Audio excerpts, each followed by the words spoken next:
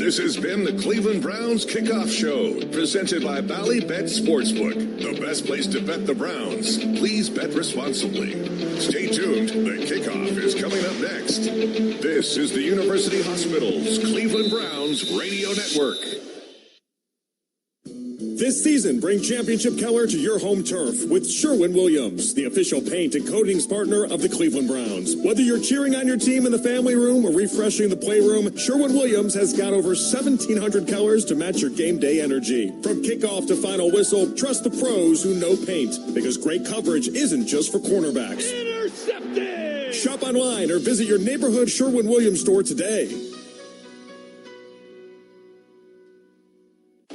Being a dedicated dog means showing up season after season. Now you can get closer than ever at the Cross Country Mortgage Campus. Enter the Dedicated Dog Sweepstakes to win Browns experiences all season long. Prizes include VIP access to training camp, the Browns Daily Podcast, lunch with a coach, and more. Plus a $25,000 home makeover grand prize. Enter now at browns.com/CCM. Equal housing opportunity. No purchase necessary. Cross Country Mortgage LLC. NMLS 3029. Hi, gang, it's Riz. Let's face it, most guys don't love shopping for jewelry. It's intimidating, stressful, pushy salespeople. Plus, there's one common denominator. You and I, we don't know anything about jewelry. That's why you go to Bookman & Son. There's no pressure, no offering, no sales pitch. They bring calm to an otherwise stressful experience. Josh, Jeff, and Nicole give you the space to look around, think it over, find the right piece, and when you're ready, they're close if you need them, but far enough away to leave you alone. Go see for yourself. Bookman & Son, where no is okay, and bookmanandson.com.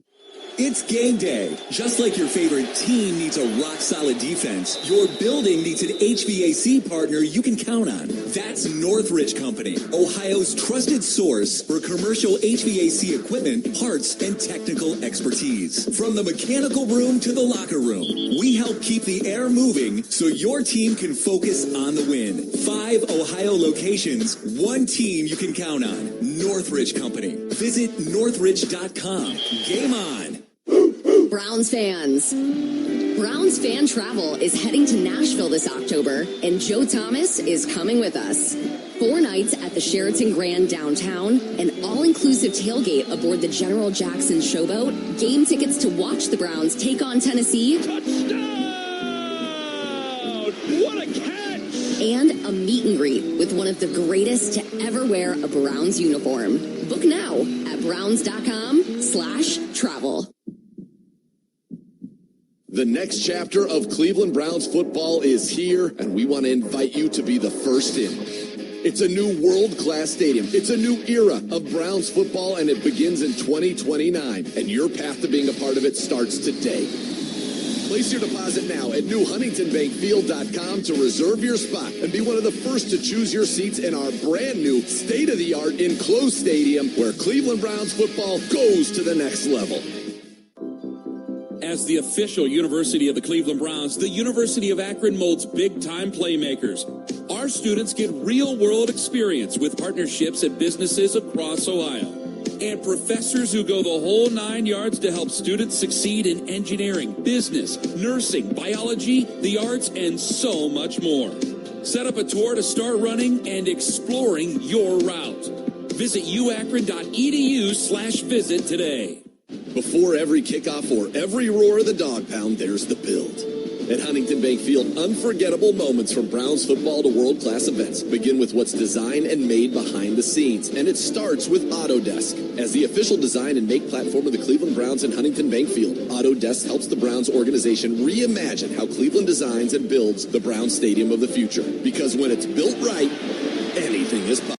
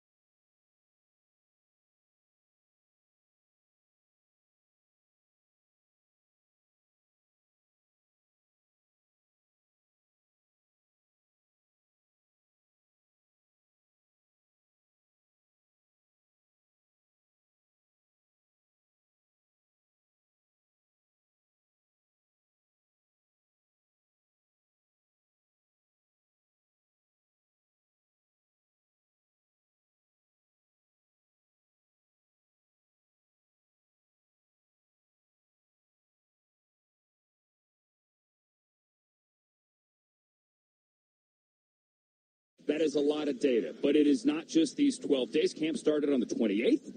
And if you want to go back, he has had face-to-face time in meeting rooms, in the hallway, late-night phone calls, I have no doubt, for the last 6.5 months since he took over. That is Todd Monken as head coach. You put all that data together, and then you come up with an answer, and then that quarterback gets the majority of the reps as we build towards week 1, which is September 13th in Jacksonville. Conversely, let's talk about the defense here, Nathan, because the defense, which we all expect to be the engine here for this team. Going to score more points, certainly more fun. You got to be better than the offense has been the last 2 years. But this defense is what you're leaning on. It has been a top 10 unit the last couple of years. That defense with a lot of guys out. So let's give it that caveat. Didn't look great Thursday against Josh Allen and a well-oiled machine. Good news is Josh Allen and that machine's not playing today. That's right. And I think there were moments where the defense did hold their own. Josh Allen had to throw it away a couple of times in a 7-on-7, but he got into a rhythm, and you see exactly why he's central casting, superstar quarterback. At times, his ability to throw the football didn't even seem human. I mean, he is everything that you want, and that's why he's been an MVP, and that's why the Buffalo Bills win playoff games every single year. It's why they are perennial Super Bowl favorites, even though they have not gotten to a Super Bowl yet. But it was great that that happened in a practice to get that exposure. Not a game, but practice. And yes, I am talking about practice because the Browns and especially their young players on defense learned a lot. They saw things they had not seen. It was a different speed. It was a different scheme. And they learned things. They had mistakes that they're able to correct now without having the consequence of those mistakes costing you a regular season game. They cost them in a practice. You give up in a 2-minute drill, a blown coverage, 60-yard touchdown. But that is going to help this defense as they get ready for Jacksonville when it really matters. Today, you are not going to see anybody on defense for the Cleveland Browns, but you will see a young group that is hungry, that's going to play a lot out of necessity. We do not have a lot of guys up to play here on defense, and they're going to get valuable reps. Yep. You know what you're going to hear as well today? You're going to hear the dulcet tones of the third member of, I'll say the third member of our booth, the third member of our team. That's right. He's on the field, but he's in the booth. Gerard Cherry, good day to you, sir. Good day to you as well, Andrew, and thanks for having me. Well, I mean, we'd be upset if you weren't here. Of course you're welcome. How do you view this thing, whether it's through the quarterback lens or the rest of the roster? Well, first and foremost, I love what Nathan had to say about being central casted. And obviously in this situation right here, we're not going to see the guys that have main character energy in the form of the starters. We're going to see the backup guys. We're going to see guys who have supporting cast roles. And if we see those guys, what we need to see first and foremost is execution, and understanding that you know what the heck you are doing when you hit the football field. And I know for some of these guys are saying, you're asking me to go an entire game? Yes, we are asking you to do just that. And don't see it as a problem. See it as a blessing, because the opportunity to go out there and prove to the powers that be that you belong on this football team is paramount, obviously. And some guys get caught in the shuffle, because I've been there. Where you're looking on the side, you see Denzel Ward chewing sunflower seeds. You see other guys just kicking and ha-ha and having a good time. Block all that out. You have to make this about your business, and your business is to do all that you possibly can do to put a great impression on these coaches, to make them say, you know what, this guy right here is a part of the solution. Yeah. Gerard, you were a second-round pick. You're, I assume, even though as a kid you were fighting for your job there, that you were safe in training camp. There are a lot of rookies that we know are going to make this team with their draft status the last 2 years. But as a young team, and as Andrew Berry said, this might be the youngest team in the NFL, the back half of this roster means everything. The back half of this roster could be in flux not only in 8 days, but throughout the season, because a young team is always looking to upgrade and always looking to improve. And if you're one of the guys that, as you pointed out in Chicago last week, got gassed in that heat and that humidity, like today, you got to show it. Yeah, you got to, and that's part of the improvement that you want to show, is that, yes, last week it was the different weather conditions and all that, but at the same time you played a lot, and it looked like you did not have gas in the tank. So here's an opportunity to right the wrong of last week, and you do not want to stack bad performances. It's all about making sure that you're showing constant improvement, especially when you're in the evaluation phase, which the many of these guys who we'll see playing today find themselves in. And going back to that second round draft pick status, Andrew, they did a good job some 20, 30 years ago of making you feel like you didn't make the team even if you were a first-round draft pick. You made the team, though. I certainly did that. Okay. And 3 Super Bowl rings later, here you are. That's right. Gerard, what do you think of the quarterback? What do you want to see from Shedeur today? I really wanted to just see Shedeur in a space to where everything we saw last week as far as the fumbling, the exchange between the center and the quarterback, the batted balls, the errant throws. You don't want to see none of those things occur. Now, do you ask him to play perfect?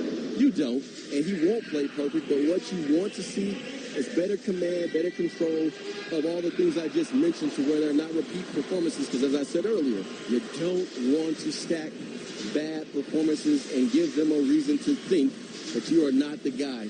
Don't give them a reason. If anything, go out there and do what you're capable of doing, and obviously that starts at the line of scrimmage, seeing things, making it happen, and making those plays and being the gamer that you are. Gerard, always a gamer, brought to you by Cross Country Mortgage throughout the day, the official mortgage partner of your Cleveland Browns, who have just now exited the tunnel with Denzel Boston in front, waving that flag and running right to the dog pound. Great to see him running out of the tunnel in his first Huntington Bank Field experience. We're about 7 minutes away from kickoff, but before we do that, friends, let's do a legal ID. Step aside 10 seconds. This is the University Hospitals Cleveland Browns Radio Network. WKRK-FM and HD1 Cleveland Heights, 92.3 The Fan. In Odyssey Sports Station. All right, Nathan Zagura, final thought here in 60 seconds before we break and get ready to kick week 2. Let's just have fun today. These are a great opportunity for a lot of young players, including, of course, the quarterback, Shedeur Sanders. Just go out there, let it rip, have fun, play clean, and you have guys today who are trying to put tape out there that says either, hey, I need to be a Cleveland Brown, or at least I need to be in the National Football League. We've got guys on defense with opportunities at cornerback, at linebacker, on the defensive line today. That's going to be fun to watch. Yeah, let's have fun. Let's stay healthy as well. And rain, stay away. There might be some showers, if not thunderstorms, in the forecast. If you're on the west side, the rain might have already hit you there. Hopefully it stays away here. We've gone in and out between humid and brilliant sunshine and some cloud cover as well. It is week 2 of the preseason, a closing argument for these quarterbacks, with Shedeur Sanders getting the entire first half. 2 quarters of football, and then Deshaun Watson. Dylan Gabriel right now scheduled for the 4th quarter. Do we see maybe a smattering of Taylor Green? I would love to see it. I don't know if we will. I'll say this, though, about the rookie 6th-round pick out of Arkansas. He had a beautiful ball into the end zone and a touchdown to Tylan Wallace on Thursday. Yeah, and then he ran one in. Yes. He looked good for a guy that had gotten no reps in weeks.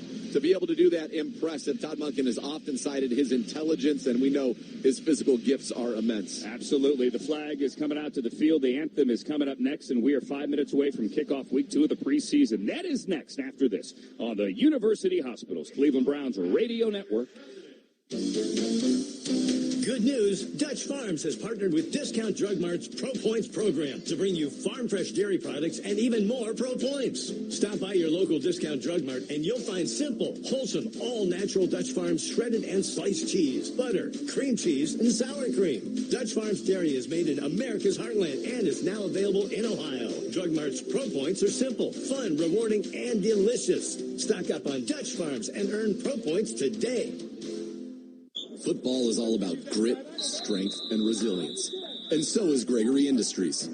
For 125 years, Gregory Industries has been the backbone of American manufacturing, delivering steel products that protect, support, and drive progress in construction and safety. Through innovation and roll-form precision, Gregory Industries shapes life-saving guardrail systems on our highways and dependable strut and fence solutions for contractors. Visit GregoryCorp.com to learn more, because America builds with Gregory.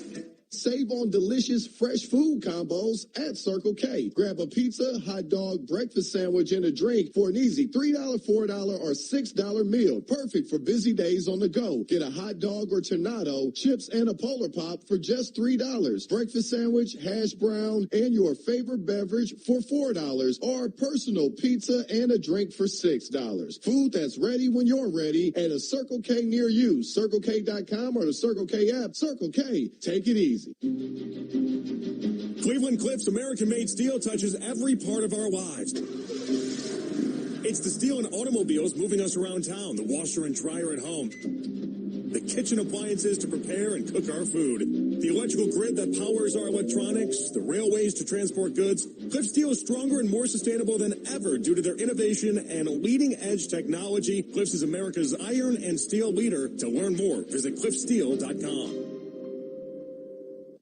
It's game day. Just like your favorite team needs a rock-solid defense, your building needs an HVAC partner you can count on. That's Northridge Company, Ohio's trusted source for commercial HVAC equipment, parts, and technical expertise. From the mechanical room to the locker room, we help keep the air moving so your team can focus on the win. 5 Ohio locations, one team you can count on. Northridge Company. Visit northridge.com. Game on. Browns fans, the 2026 season is here. Time to level up your game day experience with Vivid Seats, an official fan experience partner of your Cleveland Browns. Grab your Vivid Seats VIP lounge experience package and take game day to the next level. Enjoy all-inclusive food and drink, parking, and special access to watch the team leave the locker room before entering the field. Head to vividseats.com/Browns today. It's picked off by Denzel, 45 of the Browns. He's got to run back midfield. Vivid Seats. This is how Browns fans experience it live.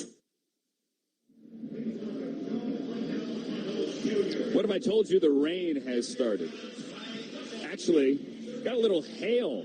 That's bouncy rain. Opening up above Huntington Bank Field as we are ready for the coin toss at midfield. The captains walking out there with Easton Mascarenas-Arnold, Malachi Corley, Mike Hall, and Isaiah Bond. Our referee today is Bill Vinovich. When last we had Bill here, it was actually for the Bills game late last year in December. Bill Vinovich back working at other Browns games, saying, you stand over here, you stand over here. Let's go down. Good afternoon, gentlemen. Heads? Tails. Buffalo, you're the visitors. What is your call? Tails. He called tails. It is tails. You want the ball? Which way you want to kick? Stay where you are. Buffalo, we're receiving the first half. Good luck, gentlemen. All right, so the Browns lose the toss. Buffalo takes the football. The Browns are going to kick off towards the dog pound to open this thing up.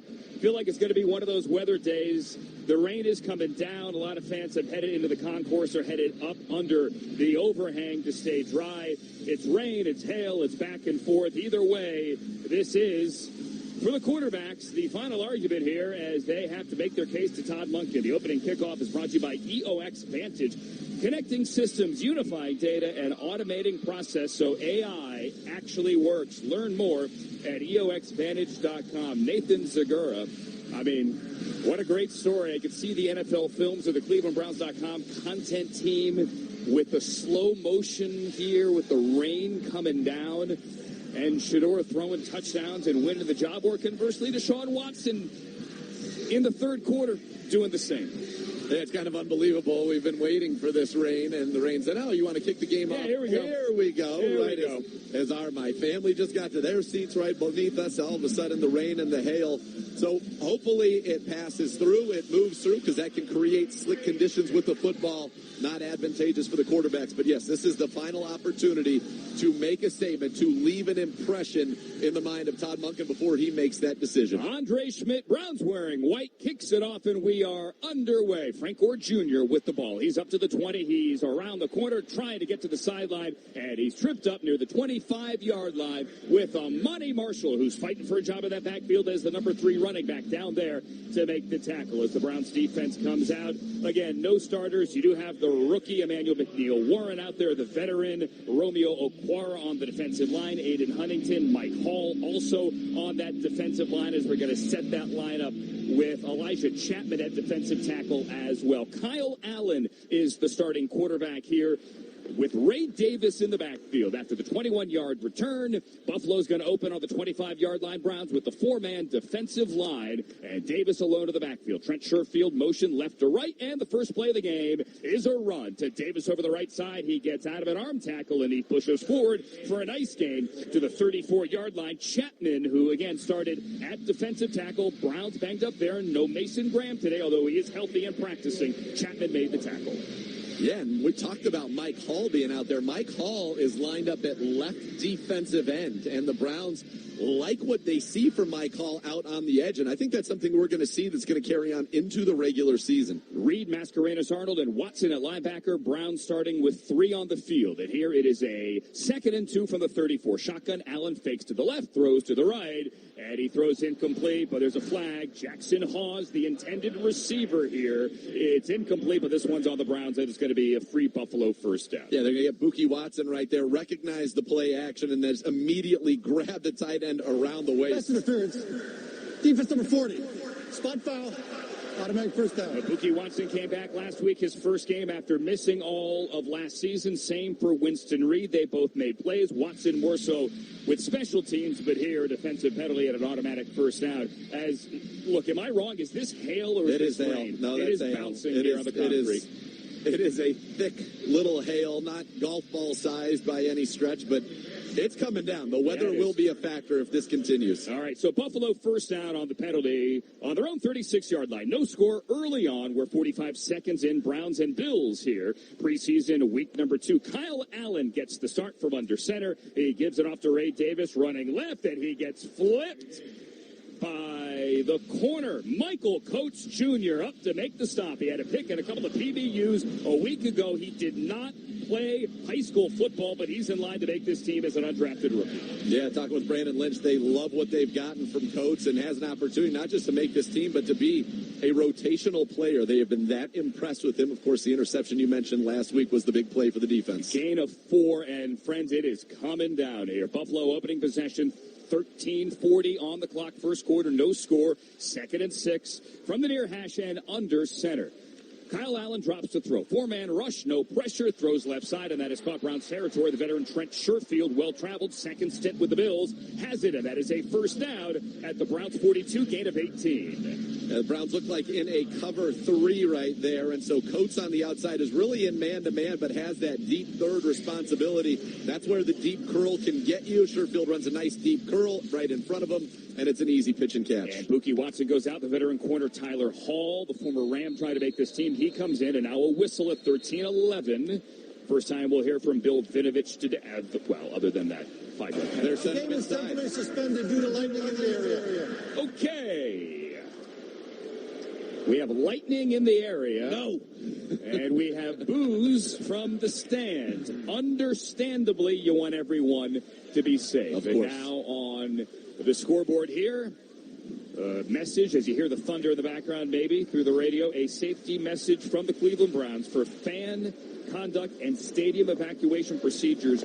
Please scan your dog tag. Everyone heading inside, the announcement has been made. Teams heading to their respective locker rooms, and anyone in the concourse here, or rather anyone in the stands, head to the concourse. Go grab yourself a beverage or a hot dog here and stay safe as the heavens have opened up. We have yet to see lightning from where we stand, but we do hear the thunder. Jason Gibbs tells us that he did Weather see, aficionado Jason Gibbs, he has storm been told chaser, that there are 2 lightning bolts. Gerard saw the lightning. Gerard, get inside, please, buddy.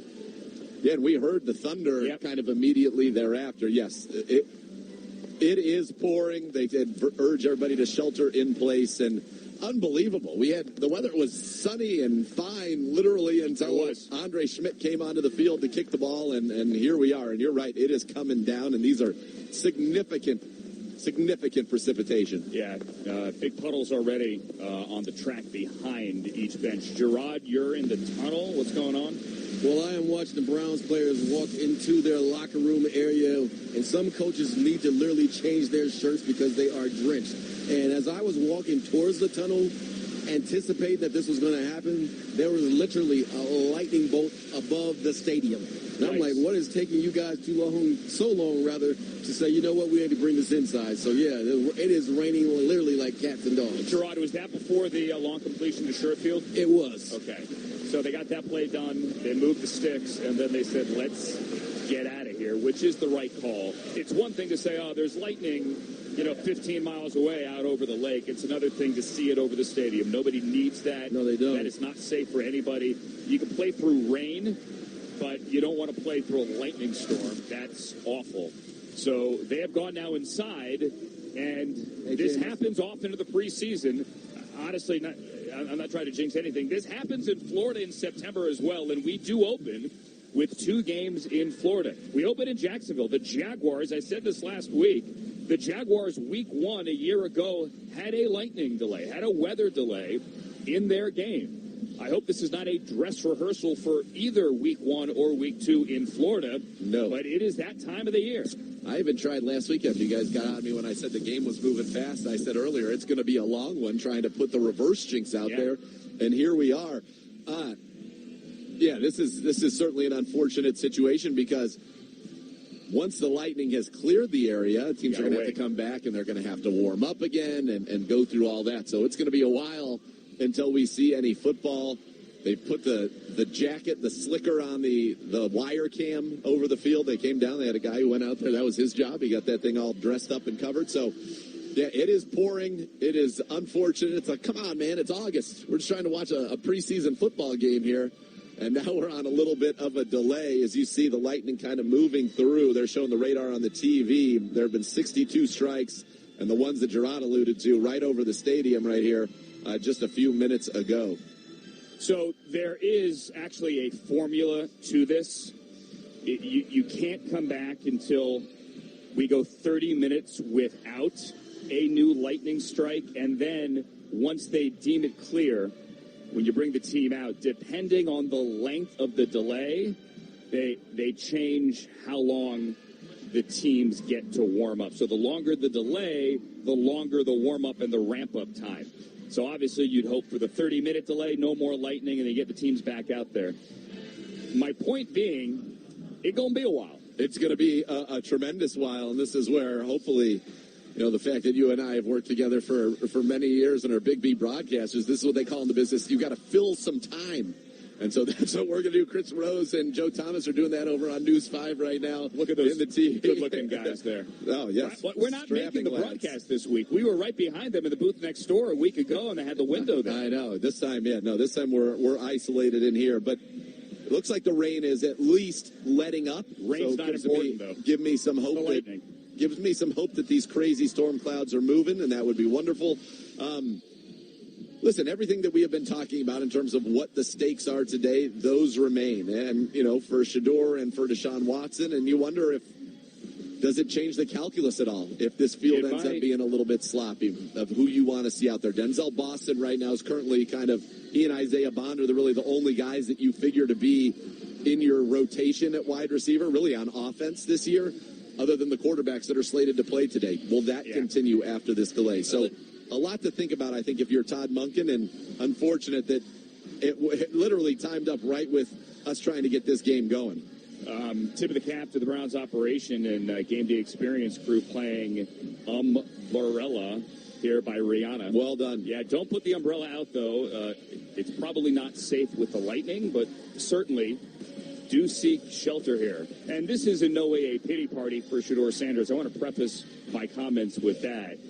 But listen, you wish it wasn't raining, and you wish he didn't have a delay, and you wish he could go out there, regardless of how many starters he is playing with, and have him get a clean half of football in ideal situations and ideal conditions. That's not how this game is usually played. We were talking with Joel Bitonio before the game, and he was talking about playing in weather, whether it's mud or whether it's snow.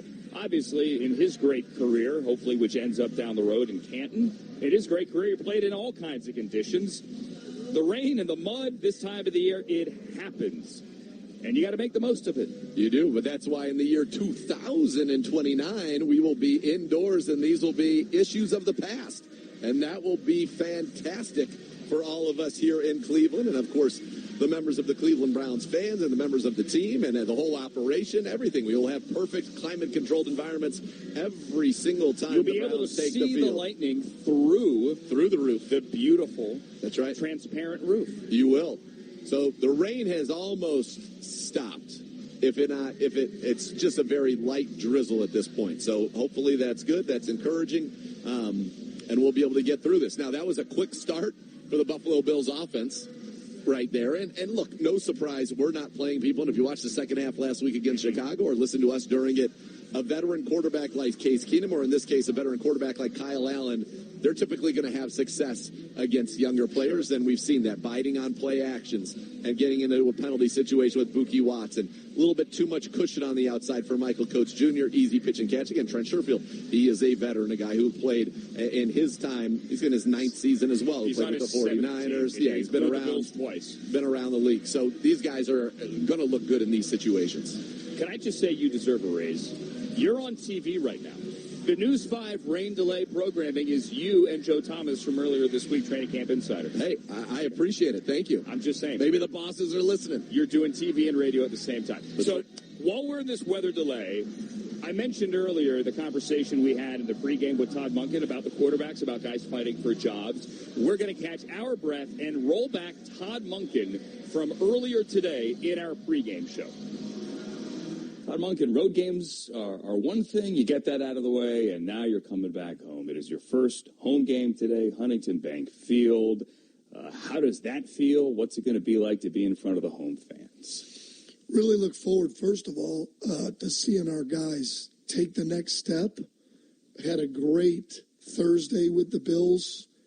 High energy, physical, went up to the line, didn't go beyond it, and really looking forward to see our guys, play off of that. After watching the film, I know you spoke after that joint practice with the Bills on Thursday, after looking at it and going through a walkthrough on Friday, what'd you learn about your team? What'd you like, what'd you not like after watching the joint practice? Well, I really thought on both sides of the ball after I watched it that our first groups competed at a really high level. I mean, it was fun to watch our defense fly around against a really, really good offense. I mean, not only they got Josh Allen, but they got a really good offensive line and good skill everywhere. And it was fun to watch our guys compete. And then offensively, I was hopeful that we get all 5 O-linemen to practice, which they did, play together. And we had basically what would be our starting group. And I thought they played well. Now we're still in the process with a few weeks left to go to just try to build our depth. Where's that going to come from? Where are the guys that are going to compete, today for opportunities to make our team? I'm glad you mentioned the O-line because obviously the focus is on the quarterback. We'll get to that in a second. But because you touched on the O-line, that had some question marks as well. How close are you to firming up your starting O-line and have the O-line where you want it to be as we get and march towards week 1? Well, it was good to see Tevin, who was able to come back and practice the day before the Bills, or 2 days before then, and then make it through the whole practice at right guard. So that was encouraging. Moving Austin Barber around from tackle and guard and getting a look there, it was less concerning than it was maybe a week ago. But I feel really good about the guys that we've got. I do anticipate that, Tevin will be our starting right guard, along with Spencer, Zion, Elton, and Titus. And it was good, again, to get out there and have them play extensive reps together. All right, now let's get to the quarterback. Shedeur is going to get the entire first half today, the opposite of what we saw last week. Deshaun's going to come in the third quarter today. What would you like to see from Shedeur Sanders today as he gets a start? Well, it'll be fun to watch him take the field as the starter, and a little bit easier than what happened last week where you come out at halftime, or even yesterday where it was 5 reps and he got to go in. I'm excited to see him and see us come right out of the block. Let's see when we take the field where we're at, especially with the guys that are going to be out there with him. And we're going to play some of the starters, but a number of them are not going to play tonight. And but I want to see him operate at a high level and progress. And he's a natural playmaker, so he's going to make some plays. But I want to see how he operates, get rid of the football, save us from catastrophic plays, which he has gotten so much better at. You had said last week that if joint practices were as real as games, then we just wouldn't have these preseason games. And obviously it does ratchet up when you do take the field for a real game. How significant, as you try to make a quarterback decision here, or any decision at any of the 22 starting positions, how significant is today as a data point in that decision? Well, what I was talking about the other day is that people weren't afraid to get players hurt. We play the preseason games. That's one of the original reasons why you played them was get your guys up to game speed. But you don't want to lose guys. So that's where the practices come into play, where it's more of a controlled environment. I'm excited because there's repercussions, right, for mistakes. There's a scoreboard. Like even yesterday, other than 2 minute and move the ball, we were just running plays. You don't have to stack anything. You just run the next play. Well, in a game, you have to stack plays. You have to be able to execute in all down and distances, be able to, again, effectively lead, the team. And I'm excited to watch him play.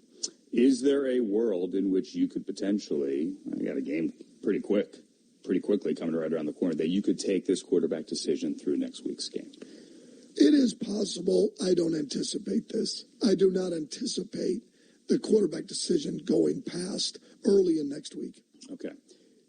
It's 3, I wouldn't call it games in 8 days, but you have a joint practice, a game, and then a game again coming up on Thursday. That's a lot of work on a team, whether it's a young team or a veteran team. How many of your decisions as to playing time did you change? Did you change anything after the joint practice in terms of who you wanted to play in this game? We didn't really change anything. Our anticipation was that some of our older veterans or our key starters were not going to play in this game, pending how we practiced Thursday, and they did a great job.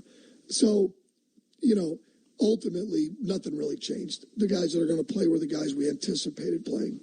How many of the veterans are we going to see today? We will see a few, but not many of the starters. You threw a red challenge flag last week. Congratulations, 1 for 1. And it really doesn't even count, sadly enough, in the official standings.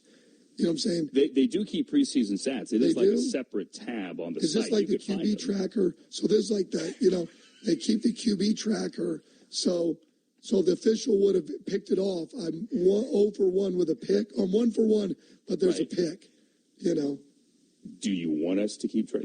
We could tweet it. I wouldn't if I got it wrong. We could. I want it because I got it right. I'm 1 for 1, so it counts, right? Because we could do a replay tracker on Twitter if you'd like. All I know is I'm 1 for 1. Okay. Because it felt like to me it was a game. It was game-like to me, right? Yes, and you nailed it. So I did. Okay. Operationally, that was there another smoothly. Question? Because I interrupted you. No, that was my question. Was that really the point? No, my question was operationally. Did it go smoothly last week for you? You nailed that. No, one. it did. It did. Overall, though, no, that was a microcosm of the whole thing. Operation Austin being upstairs, prepping me before situations, the other coaches prepping me. One came up where before, I can't remember, first quarter, into the second quarter, we could get up to the line and try to get them to jump. I was prepped to do that. Now, we didn't get them, but what's the risk? Well, if we jump, of course, then that's the risk. But trying to get them to jump. But the point was, it was good. There was a fluid conversation. Everybody was on point. Now, a lot of the guys we'd worked together before. But when that occurred with the flag, I saw it live. I happened to be looking up. And I literally thought it was more obvious than it was. It really tells you how good the officials are. It really does. Because I thought it easily bounced a foot in front. And I was ready to throw them like, well, wait a minute. Yeah, I think so. And then when you see, you have to slow it down.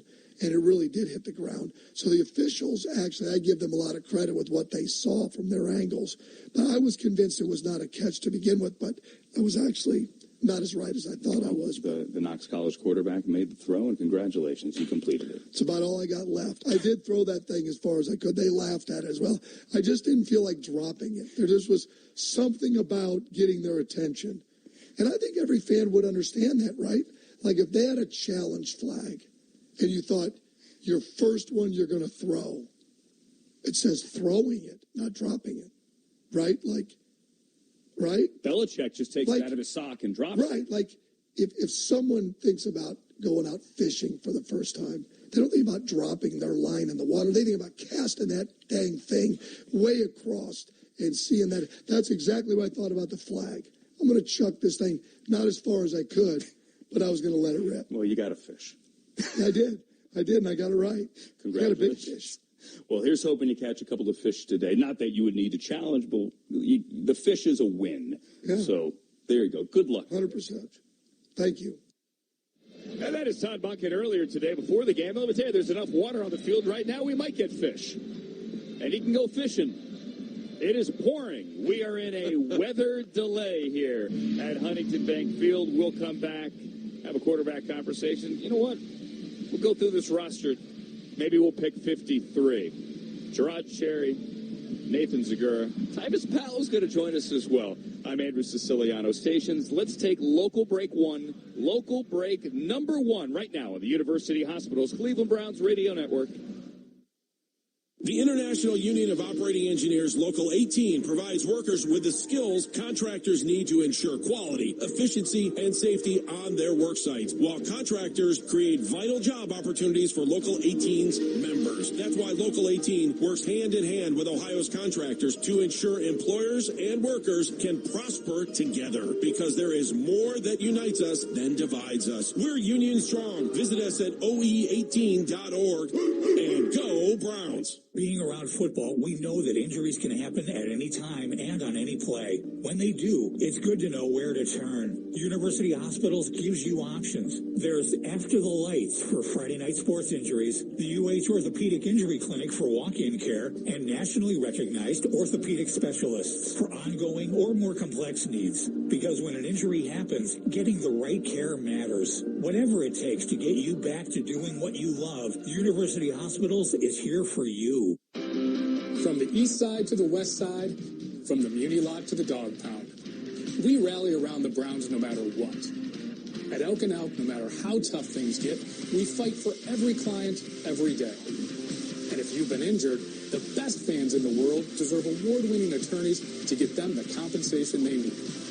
Elk and Elk is proud to stand with you at every game and every trial. Elk and Elk, proud partner of the Cleveland Browns.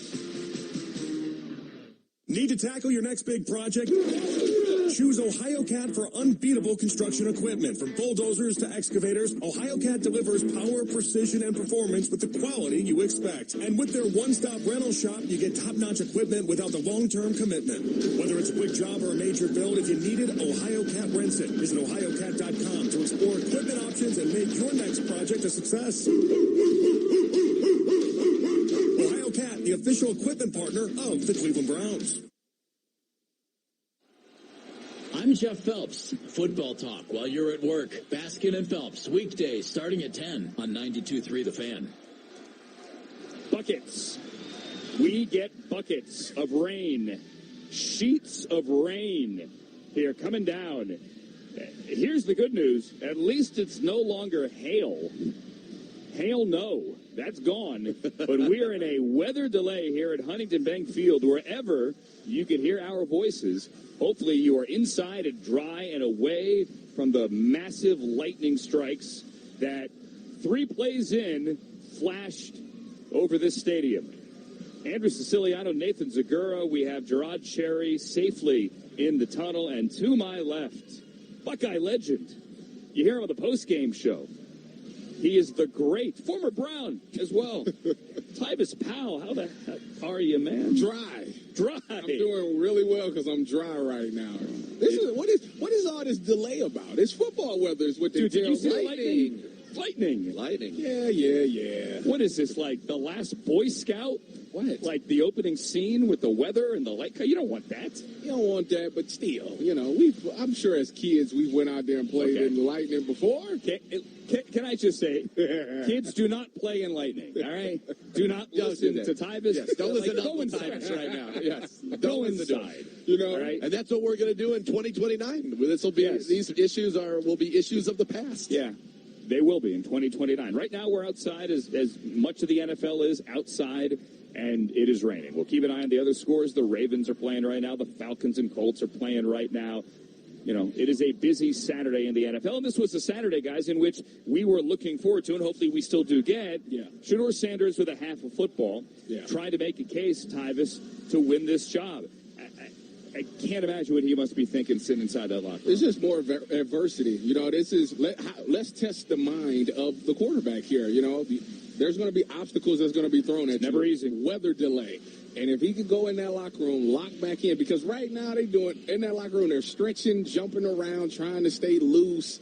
The guys that aren't playing is probably cracking jokes, but the guys that are playing are in there locked in, doing all these workouts and things like that.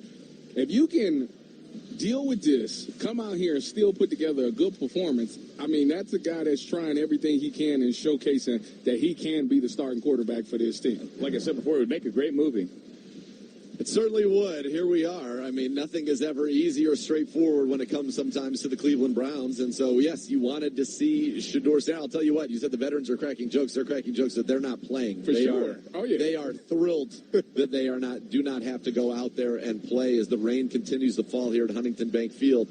But this is still an opportunity. And I said at times I wonder if it makes even Todd Monken question, do I want to put some of the guys, and it's a limited number of people that you would expect to be contributing in the season, but do you want to even put those guys out on the field? Mike Hall and Aiden Huntington on defense, Easton Mascarenas Arnold. Do you want Shedeur out there? Do you want Deshaun Watson out there? Do you want Bond? Do you want Boston? Do you want anybody? I guess you got to look at it as, you got to weigh it as, have I seen enough from them in practice? Obviously, the games hold a lot of weight because you're going up against another team, but the difference between this game and other games is that you just went against this team a couple of days ago. And the starters. Right, so you got a chance to see what guys look like. I think it's one of those situations where for the younger guys and guys that are scratching and clawing, you got to give them more of that opportunity because they deserve a chance to put their tape out there, get their resume out there, so if they don't make this team, they can make a club. I mean, that's the thing. When you look at a 90-man roster, the one thing that good organizations pride themselves on is if that guy gets cut from here, somebody picks him up because we groomed him and they want what we have. You think about the defenses in the years prior to, a lot of guys was like, we need to keep that guy. We don't. Somebody's going to take that guy. You want to see your guys go to another organization if they don't make it here. So I hope that this game resumes and those guys get opportunity. When you talk about Shedeur Sanders, I want him to get that opportunity to be a starting quarterback. Everybody does. You want it to be a fair fight. That's all you care about. Yes. And by the way, let me just say this on the record. It has been a fair fight. Yes. 100%. Okay? It has been a fair fight. Period. Full stop. Now, I wish the rain would stop. We can't control the weather. Yeah. All right? I'll tell you what. It has been one to this point. So last week when he threw his interception, he said that the ball was sandy. It was a little wetter than he thought it would be, the ball. Yeah. He got an opportunity to come out here and play again with a wet ball. And he understands. That would show that he understands, like, all right, I seen what it was like with a wet ball. I made a mistake. I want to see if he makes an improvement. I want to see if he still makes those mistakes, or did he get better and learn, okay, with a wet ball, this is how I got to go about throwing it. I think this is a good opportunity for him to showcase that. And like I said, I think that if we resume play, I think he will get his moment. Just don't know how much of the ball will go in the air. That's the thing that I don't know. We're in a weather delay. That is Tyvis Powell, Nathan Zagura, Andrew Siciliano. Browns and the Bills, they did start the game. As Andre Schmidt was approaching the ball, the heavens opened up. Actually, kind of opened up about 2 minutes earlier. And we knew there was a chance of this, but you thought it was going to hold off until 2, maybe 3, maybe 4. The forecast is always changing. I was talking to a Browns assistant coach down on the field at around 11:30 this morning, and we were both baking. I mean, the sun was really hot down there, and he said to me, I hope the rain stays away until like 3:30. That's what I think. And then we both looked up at the sun and went, but you know that when it's this hot and humid, the heat's about to break. So let's hope we can get some of this game in. And all you got was 3 plays. Buffalo went 3 plays and 34 yards. So if you include the kickoff, there have been 4 plays here, including that kickoff. And then the heavens opened up, and there was hail. I wasn't joking. I mean, it was bouncing off the concrete right in front of us. And that's what we're looking at. And we're also looking at this situation as well, where when these players come back out to the field, like you said, Tyvis, it's going to be soaked. Yeah. There is no tarp. This is not overnight where you know it's going to rain or snow. The field was uncovered because they were playing a game, and it has not stopped. Long studied cleats. Yes. Andrew. I'm impressed, though, with this field. You don't see any standing water as of yet. Yeah. Because this is relentless. Yeah. I mean, you can see some of the places where the water funnels down to the field in this corner over here where the water is literally pouring out of the stands on the track. So they've done a pretty good job. We're seeing some people maybe make their way out to the sideline now on the Bills sideline. I don't know what they're doing, but hopefully they're not members of the Bills. I'm going to take it as a sign that maybe good things are happening. Do we know if it has been another lightning strike? It's a great question. Clay Weiss, our engineer back there, has the monitor up with the severe weather. There seems to be severe weather going over Detroit and Toledo right now to our west. There is a window around Sandusky right now of clear weather. So it looks like this band is about to roll through, but do you start up again if there's another severe band coming? Traffic and weather on the 8s, by the way, if you're keeping track. I think you do. I think you get some game in instead of none, right? Give them a little bit of an opportunity. It's also like the stop-start safety issue. Depends on how much time you're going to get in between. I would love to see this game restarted for a litany of reasons, and until otherwise noted, it is going to be restarted. But we've been to games before in the preseason where lightning and they just call it. There was a preseason game years ago, I believe, between the Ravens and the Eagles where, Brian Billick and the other coach, who was it, Andy Reid, I think, were down on the field before the game, and when this field is awful, they never played the game. Oh, wow. They just said, we're going to go home.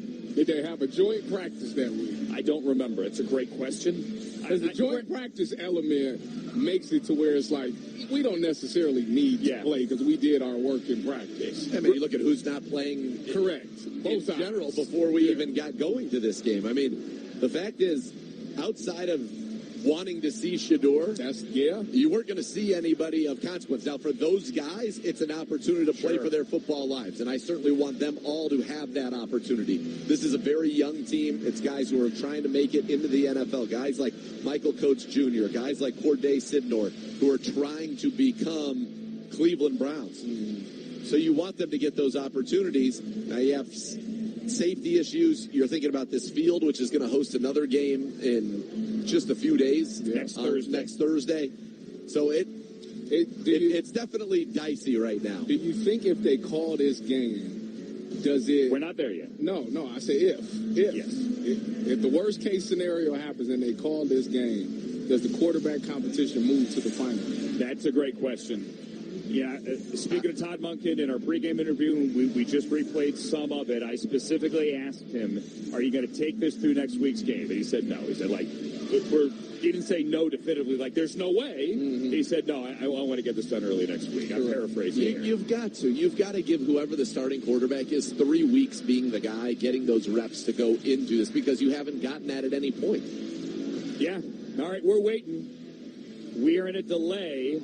When this clears, if this clears, the players will be given, at this point, 15 minutes to warm up and get ready on what is right now a wet field. It is coming down. Truly coming down. Nick Chubb retired last night. Our thoughts on the retirement and how he retired of a Browns legend after this. Stations, we're going to take a local break number 2. Right now, at a weather delay on the University Hospital's Cleveland Browns radio network. Northfield Park Racino has more variety than ever before. Discover hundreds of new VLTs now lighting up the gaming floor, bringing you even more ways to play, win, and celebrate. Experience thrilling new favorites like Huff and Lots of Puff, Dragon Spin Saga, Bomberman, and so many more. With more variety, bigger thrills, and nonstop action around every corner, there's never been a better time to play. Come see what's new at Northfield Park Racino, the place that gives you more. Must be 21. Gambling problem? Call 1-800-589-9966. Touchdown! Score big with Howard Hanna, the official real estate partner of the Cleveland Browns. As Northeast Ohio's #1 real estate provider, they're dedicated to helping you make the best move. Whether you're buying or selling, they offer tailored programs to fit your unique needs. Their expert agents are ready to guide you every step of the way, ensuring you find not just any house, but your dream home. With Howard Hanna, you're teaming up with the #1 choice for real estate and the #1 fans of the Browns. Don't wait. Visit howardhanna.com/GoBrowns to explore your winning options today. In football, design and versatility drive every coach's playbook. Gregory Fence brings that same game-changing performance to your fence installations with the C-Post. The C-Post is an American-made steel post built for today's fence contractors. Roll-formed and continuously galvanized, the C-Post is made in Canton, Ohio. Buy America compliant and built to drive both high security and residential fence projects. Gregory Fence is a proud partner of the Cleveland Browns. See the team changing the fence game at GregoryFence.com.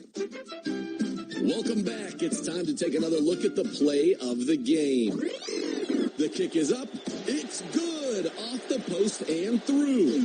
Replaying stressful moments is great for football analysis, but not so great when it comes to your insurance. If you dread dealing with your insurance company, you might have insuranoia. The good news is NJM Insurance does things differently. They go the extra yard to do what's best when things go wrong. NJM, Auto, Home, and Renters, proud partner of the Cleveland Browns. Hey, Dog Pound, it's Hanford Dixon, and you're listening to Cleveland Browns football on 92.3 The Fan. We are in a weather delay. Browns and the Bills scoreless, 13-11 on the clock, and it is coming down. Had a kickoff, and Buffalo ran 3 plays, got it into Browns territory, and then Bill Vinovich stepped in and said, get out of here, everybody, and seek shelter, because there was lightning above the stadium. Hail, rain, it has not subsided. It is truly coming down. I'm Andrew Siciliano, have Nathan Zagura here, have Tyvis Powell joining us in the booth, nice and warm and dry as well. And down in the tunnel, thankfully he is safe and reasonably dry or drying out. Gerard Cherry, what's the story down there? Well, right now we're all gathered around barely in the entrance of the tunnel just to see what's going on. The rain, as you said, Andrew, is pouring. I did get an opportunity to see Coach Monken come out of the locker room, and he had a conversation with one of the officials, getting an assessment of the situation at hand. And then there were several Browns players that filtered out of the locker room to take a look and see what was going on as well. So, like us, they're waiting. But I was told by an officer of the law who has special connections that we're looking at a 1:45 if the lightning does not reappear to get this thing going again. So we'll see if that holds up. But yeah, right now it's pretty much just standing and waiting, and it's like a waterfall down here underneath the bleachers as the rain keeps coming down. But yes, this is the type of situation, guys, where you got to get through it, you got to play in it, but you really don't want to be involved in weather conditions like this in a preseason game. No, you don't. And it is 1:45 right now.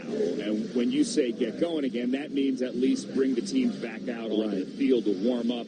And at that point, it's a minimum of 15 minutes for these teams to stretch, to get ready to play football again. Because, Tyvis, have you ever been in a delay like this? Yes, I have. Okay, so, I mean, it takes a minute to get warmed back up again. Yeah, that's why I say is guys in the locker room right now is just stretching, kicking, doing everything they can to stay loose. You're going to get that 15 minutes, but sometimes 15 minutes ain't enough. So they're making sure that those guys stay loose, keep their mind in it. Coaches is coming down, going over the last-minute game plan and things like this. Making sure that guys are still locked into the game, because it's so easy in a delay to let your mind wander off to something else. All right, let's take the time here to tip the cap and give our respect to the great Nick Chubb, because we're at dinner last night, Nathan, Joe Thomas, and myself, and we kind of knew it was coming, didn't know when exactly, and then the news hit our phones that in the most Nick Chubb of ways, I love this, Nick Chubb retired without a video, without any hype, without his social team cutting up highlights and putting it to music. Nick Chubb retired with a well-written, thoughtful, heartfelt note at 8 o'clock on a Friday night on Instagram. That is the most Nick Chubb thing of all time. He doesn't want your fanfare. He basically handed the NFL the football, as he handed the referee the football so many times on this field, just to say, I'm good, here it is, and goodbye. And then he walked away. He is one of my favorite Cleveland Browns of all time. Yes. Obviously, there's Jim Brown, and there's Marion Motley, and there's Leroy Kelly, and there's the greats of the 80s with Kevin Mack and Ernest Biner, who took the team to 3 AFC championship games in 4 years. But for our generation, we will always have Nick Chubb, and he is still running to the river. He is still that guy that wouldn't go down. He is still that guy that didn't look like a track star, but nobody ever caught him. He is still that guy that has his hand on the side of Miles Killebrew's head and planting a Steeler in the turf, getting around the left side. He's amazing, and I love the way that he said, peace out, good night, I will always be a Cleveland Brown. Gerard, you had a front row seat down there on the sideline. Nathan, so did you. Gerard, start with you as we go around the horn here. What are your Nick Chubb memories? Just the attitude and demeanor and the fierceness in which he ran. And one of the things that was amazing about him, a guy with that type of size, you generally wouldn't think, because I always say, and Tyvus can attest to this as DBs, when we watch the tape, and if we see you running away from DBs, we know you are fast. And he brought power, speed, and an elegance about his way of playing football that was just so pronounced, and you had to love what he represented, because there was no fanfare, there was no look at me, I am the man, or anything of that nature, when he truly was those things. So I appreciate the way in which he played the game with just a level of professionalism and a level of just excellence every time he was out there. And sometimes it didn't reflect in production, but you felt his presence when he touched the football field. All-time Cleveland Brown. Mount Rushmore of Cleveland Brown players. I mean, that is like the biggest role model that you ever want your kids to look up to. How Nick Chubb carried himself, the way Nick Chubb showed up. He was the one constant guy on this roster. You know, at times the offense is up and down and things aren't going great, but you knew number 24 was going to get that ball and he was going to give it everything he had. No matter what the offensive line looked like, no matter who missed the block, no matter what happened, Nick Chubb will get that ball, and it meant something to him every time he ran that ball. It seemed to me that he wanted to get into that end zone, and it's very few guys. I tell you what, I've tackled so many guys in my life, but I'm telling you right now, it's certain guys that when you tackle them, it's no, you got to bring everything, because I'm seriously not trying to go down. No, I never got the opportunity, because I would have, it would have took a lot of us. It wouldn't have just been me. He's not going to let one person bring him down. But just the ultimate Brown, the guy that everybody looked up to, it's a job well done, and we were so sad to see him go, but I love the fact that he went out on his own terms. Nicholas Jamal Chubb is what everybody would want a Cleveland Brown to be. Kevin Stefanski used to always say, if I had 53 Nick Chubbs, we would never lose. He was here to work. We had him mic'd up a couple of years ago in Baltimore, and it was a game in Baltimore in which he ran 20 times for 165 yards and 3 touchdowns, and he didn't say a word until there were about 15 seconds left, and he said, okay, I feel comfortable, we're going to win. The Browns, by the way, were ahead 40-25 at that point on the back of Nick Chubb. I remember the first time he really burst onto the scene in Oakland, 3 carries, 105 yards, 2 touchdowns. That was Baker's first start. It got to the point that they had to trade Carlos Hyde to get him on the field. And from that point on, he became one of the great running backs in the NFL. He's a 4-time Pro Bowler. He started his career averaging at least 5 yards a carry in each of the first 6 seasons. He had multiple times where he ran for 1494 and 8, 1,067 and 12 in 12 games, 1,259 and 8 in 14 games, and then the career year in 2022. 1,525 yards rushing and 12 touchdowns. He had runs of over 50 yards in 4 straight years. He was the epitome of he was here to work. The strength is legendary. The speed is legendary. The contact balance is legendary. But you talk about a lot of people get into football and they do it because it's their gift, and then they do it for the adulation. They do it for the limelight. They do it for everything that isn't football. Nick Chubb did this to play football because he just absolutely loved it. And we talk about it, you're exactly right. It's the most Nick Chubb way ever, but this is how he ended it. 12-year-old me could not have imagined where this game would take us, but 30-year-old me can look back and say we gave it everything we had. Till the day that I die, it will always be go Dogs, go Browns, Batman, outs. And Nick Chubb, I mentioned Kevin Stefanski, he was Jim Donovan's favorite player. And some of those iconic calls, you referenced it, running into the river in Cincinnati. It's just, it's magical. The Nick Chubb era was incredible, and it's sad that it has come to a conclusion, but I'm glad that he went out on his terms. You mentioned Kevin saying if we had 53 Nick Chubbs, this team would never lose. I remember talking to Kevin a couple of times, actually, about the idea that not all leaders are loud. And Nick Chubb was the ultimate leader, not with his speeches in the pregame huddle, not with anything, Nathan, you said that he said during a game. He's mic'd up. There was nothing you could use. Nothing. But just by the way he showed up and worked every day. And Kevin will tell you, and he did, both on and off the air, that as Nick came back from that devastating Week 2 injury in 2023 in Pittsburgh, and it was a very long road back, and finally he came back Week 7 2 years ago and scored that touchdown against the Bengals, that Kevin from his office in Berea would look out the window every morning and see Nick out there by himself. on that long road to recovery. And he said that he had a front row seat for all the hard work that Nick put in to get back. I'll never forget what this play sounded like when he got in the end zone here to our left. When he scored that touchdown, it was a fourth down, pitch left, Nick Chubb, and he got in the end zone, and this place erupted because he's a Brown. Like, you can go buy a jersey. There are a lot of jerseys. Obviously, everyone bought Miles' jersey. Everyone bought Bake's jersey, right? You go buy your jerseys. But that Nick Chubb jersey, that Nick Chubb jersey meant something. That was timeless, right? That's one that you don't trade in for the next guy up. That's the jersey that you keep. Like, we kept our Bernie jerseys as kids, right? Of course. You keep that jersey because he's everything you aspire to be. And he did it the right way. He did it in a way that you could be proud of. There was when you put on a Nick Chubb jersey, it wasn't just that he was a great player, he was a great man. And it wasn't, he never had to worry, Nick Chubb might do something off the field, or, he's a perfect role model. And here's the thing.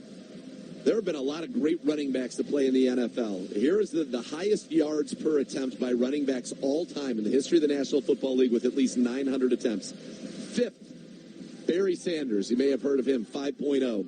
Fourth, Gale Sayers. You might have heard of him, 5.0. Third, Jim Brown, 5.2. Second on that list, Nicholas Jamal Chubb, 5.3 yards a carry. Jamal Charles, of course, number one at 5.4. But Nick Chubb was as special as it gets, and that was a very special time to get to have him on this team and be the centerpiece. You know, when I would come to town for NFL Network, whether it's training camp shows or for Thursday nights or whatever, and you'd put in your request, we, as you know, meet with your producers, like, who do we want to talk about? You want to talk to Bake, you want to talk to Miles, you want to talk to Jarvis, you want to talk to Odell, and then I would always say Nick Chubb, and, sometimes you might get pushback, he doesn't really say anything. I'm like, no, but that's why you want to talk to him, right? Because he's Nick Chubb, and we can get something out of him. We can make him smile. I was watching an interview this morning where it was me, Willie McGinnis, another former Brown, who were talking. I said, Nicholas Jamal Chubb, and Willie goes, you don't call him that. I'm like, no. And Nick's smiling. I'm like, no, Willie, it's a thing now. Obviously, Baker started, and I think he kind of embraced it, right? Yes. I don't think he wanted to embrace it at first, but he eventually embraced it because all the fans down here at the front row in Brio would be yelling Nicholas Jamal Chubb, and you know what? He just worked. That's all he did, and I think we might get back to work as well. Yes, I see some movement, and you know what? The weather delay has officially been lifted, Gerard. That's right. We are expecting for the teams to come back on the football field at 2 p.m. and then from there, a 15-minute warm-up. So we're looking hopefully at a 2:15 start of the football game. Okay, and here you go. The specialists are coming out the tunnel. Andre Schmidt and Rex Sunahara and Wes Paul and Nick Constantino, the other two punters, they are running out there to start the warm-up. And you hear the applause here from these fans that have come back from the concourse, and they are back in their seats. So we're going to take a break right now. This is a special weather 2-minute network break station. Special weather 2-minute network break. We step aside. Football's coming up soon on the University Hospitals Cleveland Browns Radio Network. Hi, Joe Thomas here, former offensive tackle for the Cleveland Browns. For over a decade, I trusted University Hospitals to keep me in the game. Even in retirement, I turned to UH for advice, including when that hip pain was keeping me from enjoying my kids, working outside, and staying active. UH got me back on my feet faster and, believe it or not, with far less pain. Get back to what matters with University Hospitals, trusted by pros and everyday folks like me. Need to tackle your next big project?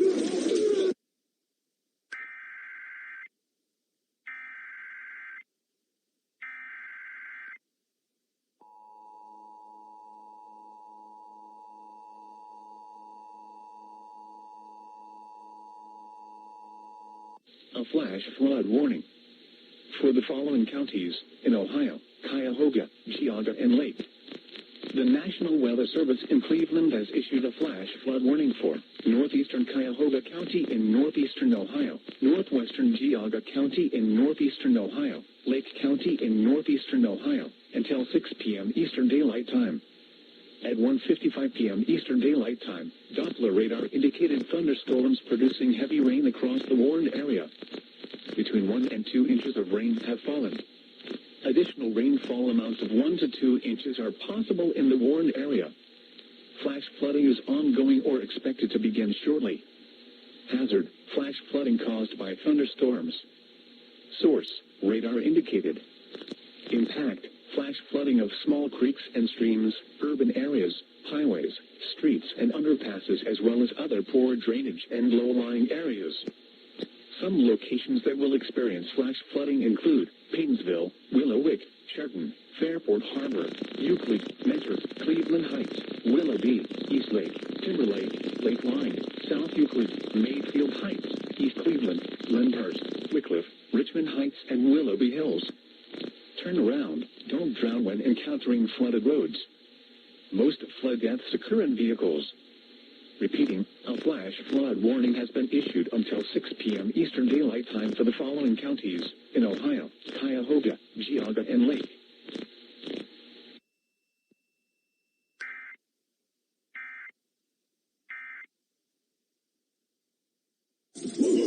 WKRK-FM and HD1 Cleveland Heights, 92.3 The Fan. An Odyssey Sports Station.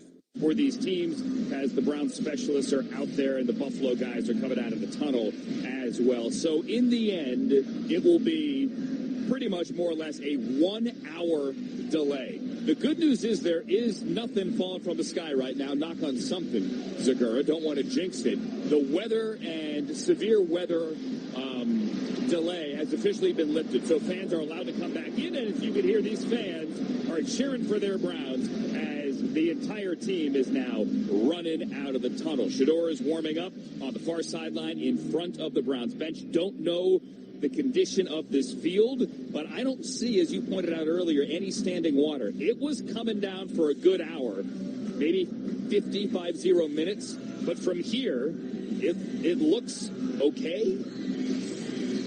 It looks good. Honestly, the field looks good. What I was kind of watching was some of the people who were trying to do some cuts, see how that felt for them, and watching the kicker, Andre Schmidt, now, who's practicing kicking about a 49-yard field goal, how that plant foot looks, and it looked good. I haven't seen anybody kick up huge parts of turf. So if that's the case, they've done a great job here with the drainage underneath this field, the base underneath this field, as Schmidt gets into one from 49, and it's good. It's good.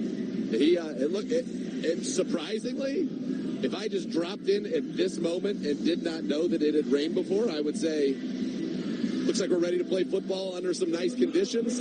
Sun's out a little bit. Here come the Buffalo Bills now, and you hear the crowd respond in kind. I do not see any changes for the Browns. The guys that were out there before are still, it all appears, they still appear to be out there and in uniform. Denzel Boston is still out there. Isaiah Bond's still out there. Mike Hall, Blake Whiteheart. I'm trying to think of guys that, we are expecting to be kind of a portion of what Tyler we do. Wallace is out there. Yeah, so Malachi Corley is out there. Shedeur, Deshaun. Carson Ryan is out there. Yeah, you're not going to see Jerry Jeudy or Casey Concepcion. You're not going to see those guys. Quinshon, Dylan Sampson, you're not going to see those guys. I'm mildly surprised that if you're not going to see those guys, that they're being held back, that Denzel Boston is going to play, but you also want to give Shedeur a fair fight, or at least a number one target for a series or two. And Isaiah Bond. Yeah, Isaiah Bond as well. And sure, Corley and Tylan Wallace, and those are guys that he has played with and has a good rapport with, good rhythm with, and so I think that's why he's doing it. Gerard Cherry, are you down there? Yes, I am, and I am right now paying close attention to the footwear, and I'm seeing some guys are still going with short studs, and some guys have long studs in them, and that's from a cleat standpoint for those who wonder what the heck I'm talking about. And the field, for the most part, looks like it's holding up. You're not seeing a lot of tear once guys do make cuts and are running across the field right now as they're doing their calisthenics, as we say. All right. Gerard, has the humidity broken a little bit? Yes, it's actually a really nice temperature right now. Actually, too nice considering what we're going to be dealing with in a couple of weeks. I think they've dealt with enough hot and humid days in Berea through 18 days of training camp. I don't mind this, to be honest with you. That's just me. You had humidity last week in Chicago as well. Do you want to turn the heat up? Is that what you're saying? Yes, you do. Because here's the thing. You can have what you do early on in training camp, yeah, it all matters, it all adds up. But ultimately, the closer you get to the conditions for playing a game, you want it to be as close as possible. And this type of weather right now does not help the cause, because you already know in Florida, we're looking at an insane amount of heat, plus with the humidity as well. So that's where it becomes an issue, especially when you're not playing a full half going into the second half as well. So conditioning does become an issue, because you can run all the 110s, the 40s, back and forth, get on a treadmill and do extra work. It still will not get you in football shape. Okay, I hear you. I just was saying I'm grateful for some cool air right now. But you are correct. This team, as Todd Monken has said repeatedly, needs to get callous, needs to find what he calls competitive stamina, and it needs to get ready for week one. All of this, it's about making the team. It's about figuring out your 53. It's about figuring out a practice squad beyond that. But it is about getting ready for week one. And it was hot. It wasn't that hot, but there certainly was humidity on Thursday. The Browns were sweating when they had the Bills for their best work at that joint practice on Thursday. Listen, it's Ohio. You're not going to get to simulate Florida. I mean, that's just the reality of the situation. But we've had sun, we've had heat, we've had humidity, we've had long practices. And one of the things that these guys can control is their conditioning. Putting in the extra time, running the extra sprints, making sure that you're ready to go. And then the funny thing is, today you're going to have the backups playing a ton of reps, because we just don't have that many people dressed today. It's going to be the starters, and it's going to be the guys that are the professionals that have to be ready to go when we get down there to Jacksonville, when we get down there to Tampa those first 2 weeks of the season, and I think they will be. I mean, it's one of the things that you talk about every year in the NFL. How do you ramp up? It used to be you played a quarter, then you played a half, then you played 3 quarters, and so you were kind of ready. Your body was ready to go have that next step in the ramp up be a full game. You don't get that anymore. That's not how it works, but that doesn't stop teams. I think the Browns will be ready to go. You're just not going to be able to simulate exactly what that's like, and hopefully we get an unseasonably cool day down there in Florida. Let's hope. When we do restart, Buffalo's going to have a first down, and they are going to be at the 41 of the Browns after Kyle Allen hit Trent Sherfield for 18 yards. So we had the kickoff, and then Ray Davis ran for 8 yards on first down. Allen threw an incompletion, but there was a penalty on Buki Watson for DPI. So it was a spot foul. And then Ray Davis ran for 5, and then Allen hit Sherfield. That was it. We got 3 plays in the kickoff. And then they said, let's get out of here, because there was lightning above the building. If you're just joining us, we are scheduled to restart in about 9 minutes. And in the end, it'll be roughly a 1-hour delay. There are 2 big bolts of lightning, or flashes of lightning above the stadium, and the officials, Bill Vinovich, said for everyone's safety, get inside and let's call it. And these 2 teams ran inside the tunnel into the safety of the locker rooms. I'll tell you what, this field's actually in really good shape. Watch the cuts that are being made by the Bills' corners right there. That's a change direction, foot in the ground, boom. You're not seeing the ground move at all. So this field was in incredible condition. Big shout out to the grounds crew. They did an awesome job, because, as I said, if you just kind of popped in here right now, you wouldn't even know that anything had happened. The field looks great. Weather seems to be good. All that you know that's different is now everybody's got their rain gear on in the event that the rain comes back. They don't want to be caught in their shirts like they were last time, except for Tarv. Tarv's still out there in his T-shirt. I love that. I mean, that's Tarv. That's Tarv. Browns linebacker coach Jason Tarver. He's a machine down there with... So Todd Monken's here talking with the official at about the 22-yard line, going through everything. But as you said, we should be good to go here in about 8 minutes and get back to preseason football and get back to seeing, Shedeur Sanders have that, as you called it, the closing argument in his case to be the Browns starting quarterback in 2026. Which is still a fair competition. I know a lot of people think it's decided. Look, Todd Monken might be leaning one way, but he can change his mind. I know your point. If it was decided Deshaun Watson's not playing today, we're not playing. I totally agree anybody. with you. And it's a point that I don't think enough people have made. If you had decided that it was going to be one of the 2, that guy would be in bubble wrap right now. Yes. Bubble wrap. Under these auspices today, especially of course. Today. Yes. Now, if Dylan Gabriel plays the start of the third quarter, then maybe you have your an answer, and that would be, I guess, conditions field related. Yes, but I would be surprised if that happened. I mean, Deshaun's been out here warming up. He's warming up right now. All right, we're getting closer to kickoff. Good. Yes, we're almost there, friends. We're going to take network break number 1 now. Network break number 1, and we'll have football shortly here at 1:15 the hour on the University Hospitals Cleveland Browns radio network. This season, bring championship color to your home turf with Sherwin-Williams, the official paint and coatings partner of the Cleveland Browns. Whether you're cheering on your team in the family room or refreshing the playroom, Sherwin-Williams has got over 1,700 colors to match your game day energy. From kickoff to final whistle, trust the pros who know paint, because great coverage isn't just for cornerbacks. Intercepted! Shop online or visit your neighborhood Sherwin-Williams store today.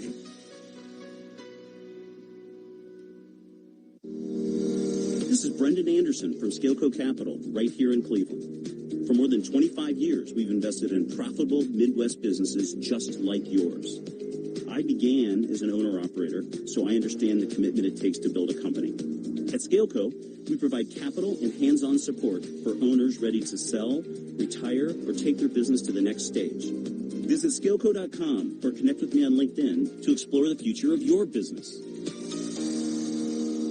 Browns fans, Minutemen and your Cleveland Browns are teaming up to support local businesses. Each month, one local business will be recognized and featured across the Browns' digital and media platforms, providing them exposure and a boost to their brand. With 40,000 entrepreneurs right here in Cleveland, Minutemen is committed to creating opportunities for local businesses on Ohio's biggest stage. Nominate a local business today at browns.com/community/local business platform. Minutemen, a proud partner of the Cleveland Browns. As the official university of the Cleveland Browns, the University of Akron molds big-time playmakers. Our students get real-world experience with partnerships at businesses across Ohio. And professors who go the whole 9 yards to help students succeed in engineering, business, nursing, biology, the arts, and so much more. Set up a tour to start running and exploring your route. Visit uakron.edu/visit today. This is the only place to talk Browns on your way into work. The Ken Carman Show with Anthony Lima. Weekday mornings on 92.3 The Fan. All right, getting closer to kickoff here, about 5 minutes away from this game restarting at Huntington Bank Field. It's the Browns, it's the Bills. We are scoreless, 13-11 on the clock, first quarter before the Lightning hit, and they decided to suspend this game. Almost ready for kickoff. Gerard, how's the field look?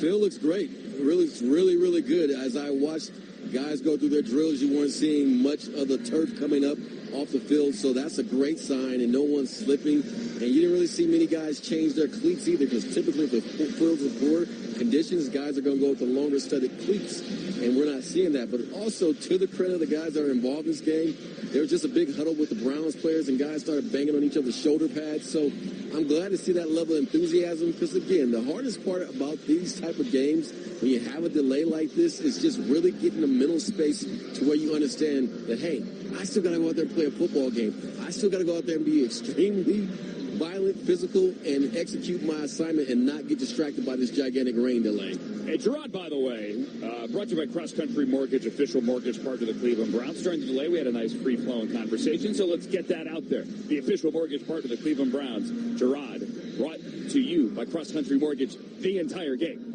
Absolutely. And this, by the way, is a unique situation. Guys are not used to a game starting without a kick. This one is not going to, in the restart, it's first down and 10 for the Bills at the Browns 42. So the guys on defense, they don't have that kick play to run down the field, get loose. A lot of those guys would be on special teams. So got to jump right out into it, and it's a defense that has been struggling thus far. This is maybe the future. I don't want to see the kickoff go away, but there are some who tell you that maybe one day. I don't want that. I don't want that. It's also, sure, that would be at the 25, 30, yes, 20, whatever they want it. Right now, you got to come out here. They're on the cusp of field goal range. We got to get right out after it here.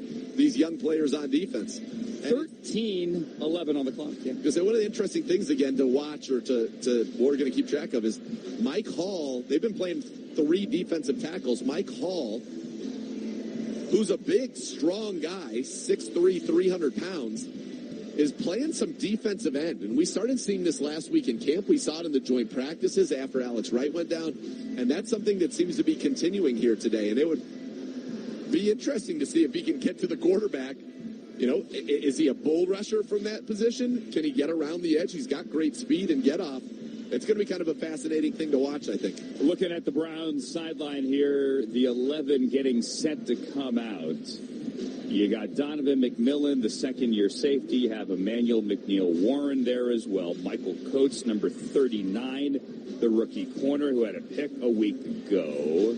Let's see. You got Chapman on the D-line, Mike Hall, Okwara, Buki Watson, Winston Reed. So it looks like pretty much the 11 that we saw on the field for those 3 plays from scrimmage. We are, at this point, 2 minutes away from restarting this game. Both teams are ready. The Bills' offense is on the field. They're going to have a first down to the plus 41, the Browns 41. If you're going, why aren't we beginning yet? Well, they set the start time. Obviously, there's a TV broadcast here as well, waiting for the News 5 crew to come back with Chris Rose and the Hoff, Joe Thomas, in the booth down the hall from where we are standing right now. So they got to check all these boxes, and there is a league-mandated warm-up time that they have to give these players. It is mandated that it's got to be 15 minutes. Once we get to that 15, once we get to a quarter past the hour, a quarter past 2 locally, here comes the Browns defense. We will have some football. Thank you for waiting, everybody. We're back to football. 13-11 remaining first quarter. Browns-Bills, week 2 of the preseason. Buffalo and Kyle Allen wearing the blue jerseys and the white pants. And the Browns defense out there, white jerseys, white pants, and your standard and classic orange helmets. We are ready to restart this game. Let's go. Come on. This is what the people came to see. Are you not entertained? Not yet. I hope to be. I hope to be. I hope so. It's the preseason for everybody. Here we go. I got the signal from the TV crew. This game simulcast as well on NFL Network. If you're outside of Northeast Ohio, hopefully you are rejoining us as well. Here we go. First down for the Bills. No score. First quarter. The clock is now winding from the plus 41. Sherfield in motion from right to left. Sets up slot left. Browns showing pressure. They bring in a play fake. Allen back to throw. And he throws. And it's caught at the 30-yard line. Up the sideline. Sherfield tackled by Donovan McMillan. First down Bills to the 24. It's a gain of 17. Slow developing play action there. They had the 2 tight ends on the right side. The Browns tried to bring some pressure. Ultimately, Mike Hall did get there as they brought Buki Watson. Mike Hall hit him right as he throws, but able to create separation. That's a mismatch. When you can get a wide receiver on a safety, that's always an advantage for the offense. Donovan McMillan made this team last year as a special teams guy, was a core special teams player, trying to stick 2 years in a row as an undrafted free agent. 12:20 remaining now first quarter from the 24. Davis gets away from man in the backfield, and he's going to get across the 20, and he's going to pick up good yardage, gain of 6. Aiden Huntington was in the backfield, but he couldn't bring down Ray Davis. Aiden Huntington was just explosive with his first step, gets right into the backfield, but it's almost like his foot got stuck in the ground. He was not able to move because he got tripped up there. Just clipped the foot of the fullback, number 48, Shane Zylstra. And Emmanuel McNeil-Warren, the rookie safety out of Toledo, came up and made the tackle. So it's now 2nd and 4. They're inside the 20. Buffalo's in the red zone from under center. No score, 11:45 remaining. And a pitch left. Davis looking for a seam. He slithers his way through the line. Brought down by Reed and Watson. He's going to be about 2 yards shy of the first down to the 16-32. Winston Reed, good to see him back. Missed all of last season with an injury. Led the team with 5 tackles in the preseason opener against the Bears, and he's going to be playing a lot today alongside Easton Mascarenas-Arnold and Buki Watson. First big third down here. Had been pretty easy for the Bills up to this point. See if the Browns can force a field goal. Browns in a base 4-3 here. 3rd and 3, 17-yard line for the Bills. They are in the shotgun. Davis is the back. Sherfield motions from left to right. Bills heavy on the right side of the line as Allen is up under center now, and he's going to play fake and roll out a little waggle. Eyes downfield, pump fake. He can run. Now he throws end zone, and it's incomplete, but there's a flag down. Incomplete in the end zone. Trey Avery's going to get flagged, and it's going to be a new set of downs for Buffalo. And this is where that corner depth comes in, and you get a little concerned. That's pass interference. Defense number 11. The foul occurred in the end zone. The ball placed the 1 yard line. Automatic first down.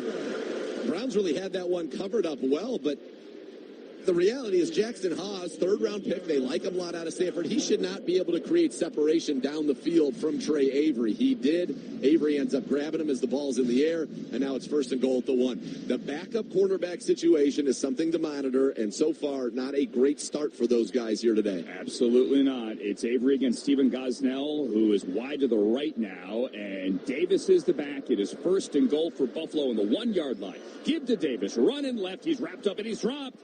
Okwara coming down the line. Davis still fighting, but the Browns are going to hold him short. He gets about a half-yard.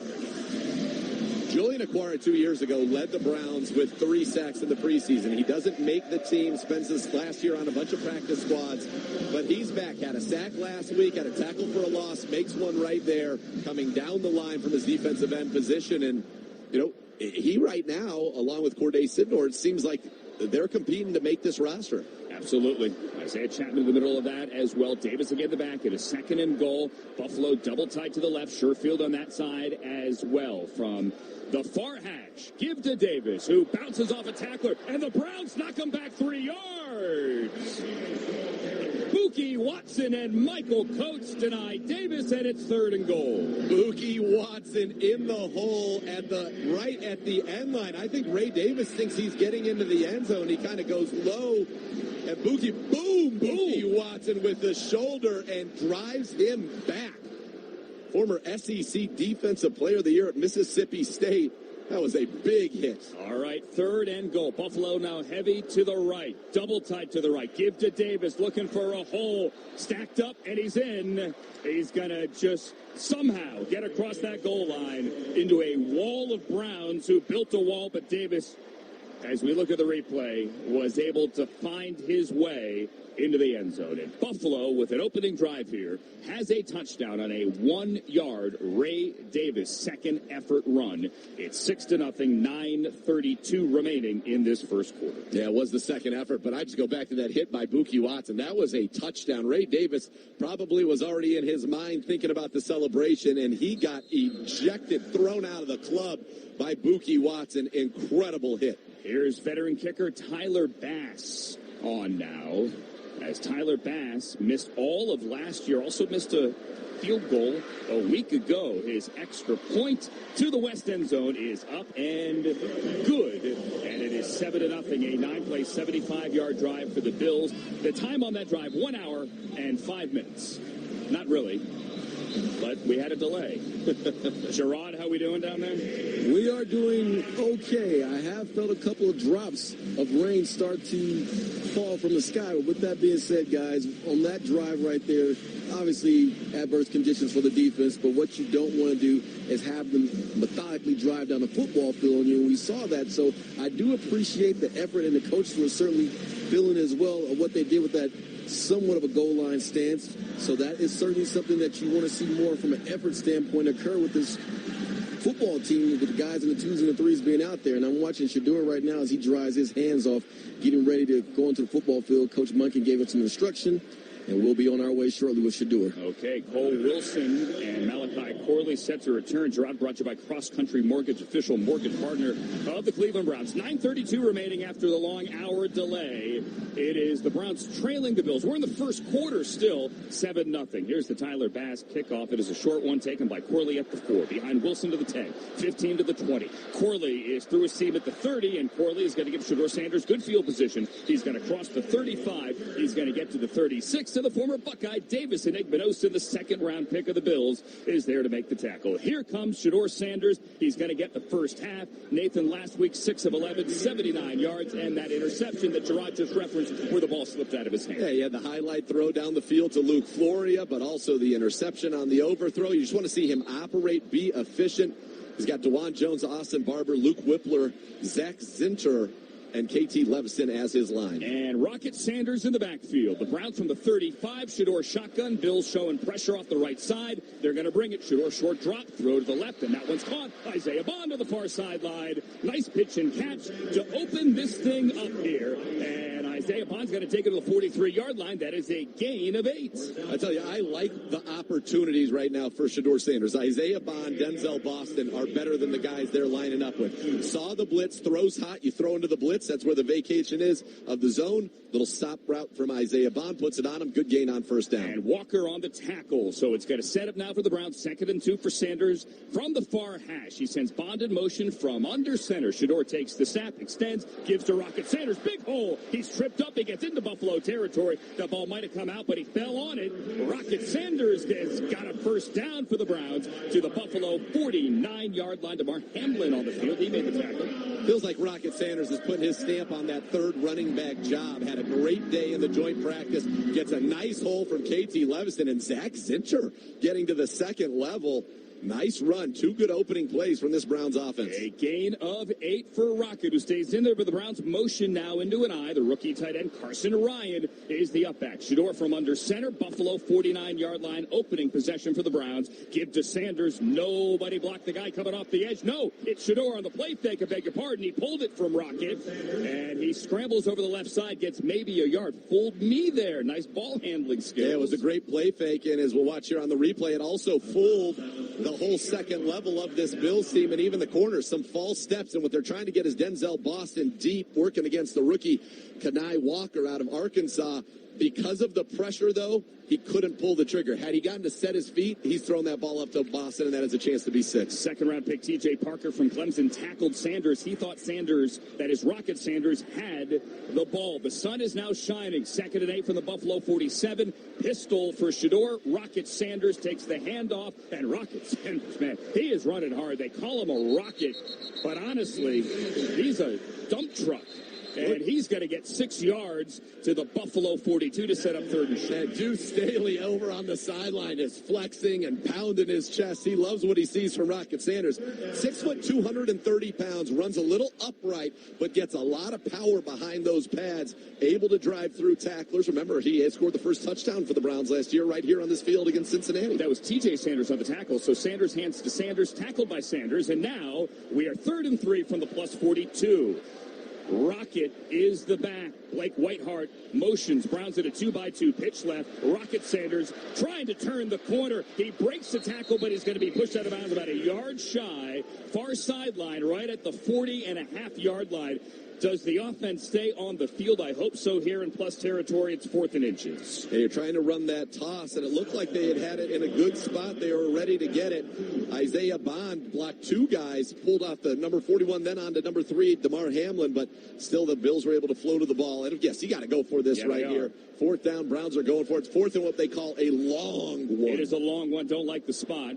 Bond and Ryan to the left now. It's Bond motioning to the right. 2 to the wide side right. Denzel Boston there as well. Shedeur shotgun on 4th and a yard. Rocket Sanders the back from the Buffalo 42. Shedeur has the ball. Has time in the pocket. Here comes the pressure. He throws. It's caught. Whiteheart first down. Buffalo 30. He's submarine, and Whiteheart is down inside the 25. First down, Browns. They convert on 4th. A gain of 16. That's the difference in Shedeur Sanders from a year ago. A year ago, he runs out of this pocket. He drifts out of it. Instead, he stayed at the top of the drop, kept his feet moving, kept his eyes, found it. You also have to give a big shout-out right there to the Browns' offensive line. He had all day to throw right there. Igbinosun with the tackle, and the Browns are moving here. 25-yard line. Luke Floria, Gage Larvidan check in. Browns go bunch to the left, and a pistol from the Buffalo 25-yard line. Now Floria in motion. Give to Rocket Sanders running left, trying to set up his blocks. He cuts back. He gets through the first line of defense. Nice feet there by Rocket Sanders to turn something into a gain of 3. Yeah, good job right there, because that was supposed to be kind of a stretch to the left side, but KT Leviston, who's playing back at tackle, tried him at guard, didn't really work out, started 7 games a year ago for the Browns there. They had a double team, but that should have been an easy block, and you should have been able to get to the edge there. Instead, Sanders has to cut it inside, still gets 3. Leviston and Zinner on the left side. It's Whippler at center. And it's Barber and DeWant on the right side. 8th play of the drive here for the Browns and Shedeur Sanders. They're down 7-0. First quarter, 5 minutes remaining. Clock moving from the Buffalo 22-yard line. Sanders, play fake. And he sets up the screen. It's Amani Marshall, far side. He's got blockers. Amani Marshall's got a first down. He's going to follow that O-line across the 15. And he's going to be tackled just shy of the 10. He's on the 11-yard line. Kenyatta Jenkins with the tackle, and that's a Browns first down. The screen game looks so much better this year for the Cleveland Browns. The variety of screens, the timing of the screens, the setup, that one was executed very well. I thought at the time he caught it, that was maybe going to the house. The Browns had the blockers out there, but still, nice gain and a first down just outside the 10. 5th touch of the preseason for Marshall. He goes out. Sanders comes in, and Rocket Sanders has the handoff from Shedeur, cutting back to the left. He's inside the 5. Rocket Sanders is making a strong bid to be the number 3 back here behind Quinshawn and Dylan Sampson. That is a gain of 6 to the 5. I've seen enough. I'm ready to call it at the Nathan Zagura desk. I'm calling Rocket Sanders the 3rd running back for the Cleveland Browns. I love the way he gets north-south. He is aggressive, runs behind those pads, and he's got this offense moving along with Shedeur Sanders. Nice drive building here. Nathan Kornacki to my right. It is 2nd and 4 here for the Browns. They can get a first down without getting into the end zone. From the 5, hand to Rocket Sanders. Dropped in the backfield. We jinxed it, and he's going to lose around 3.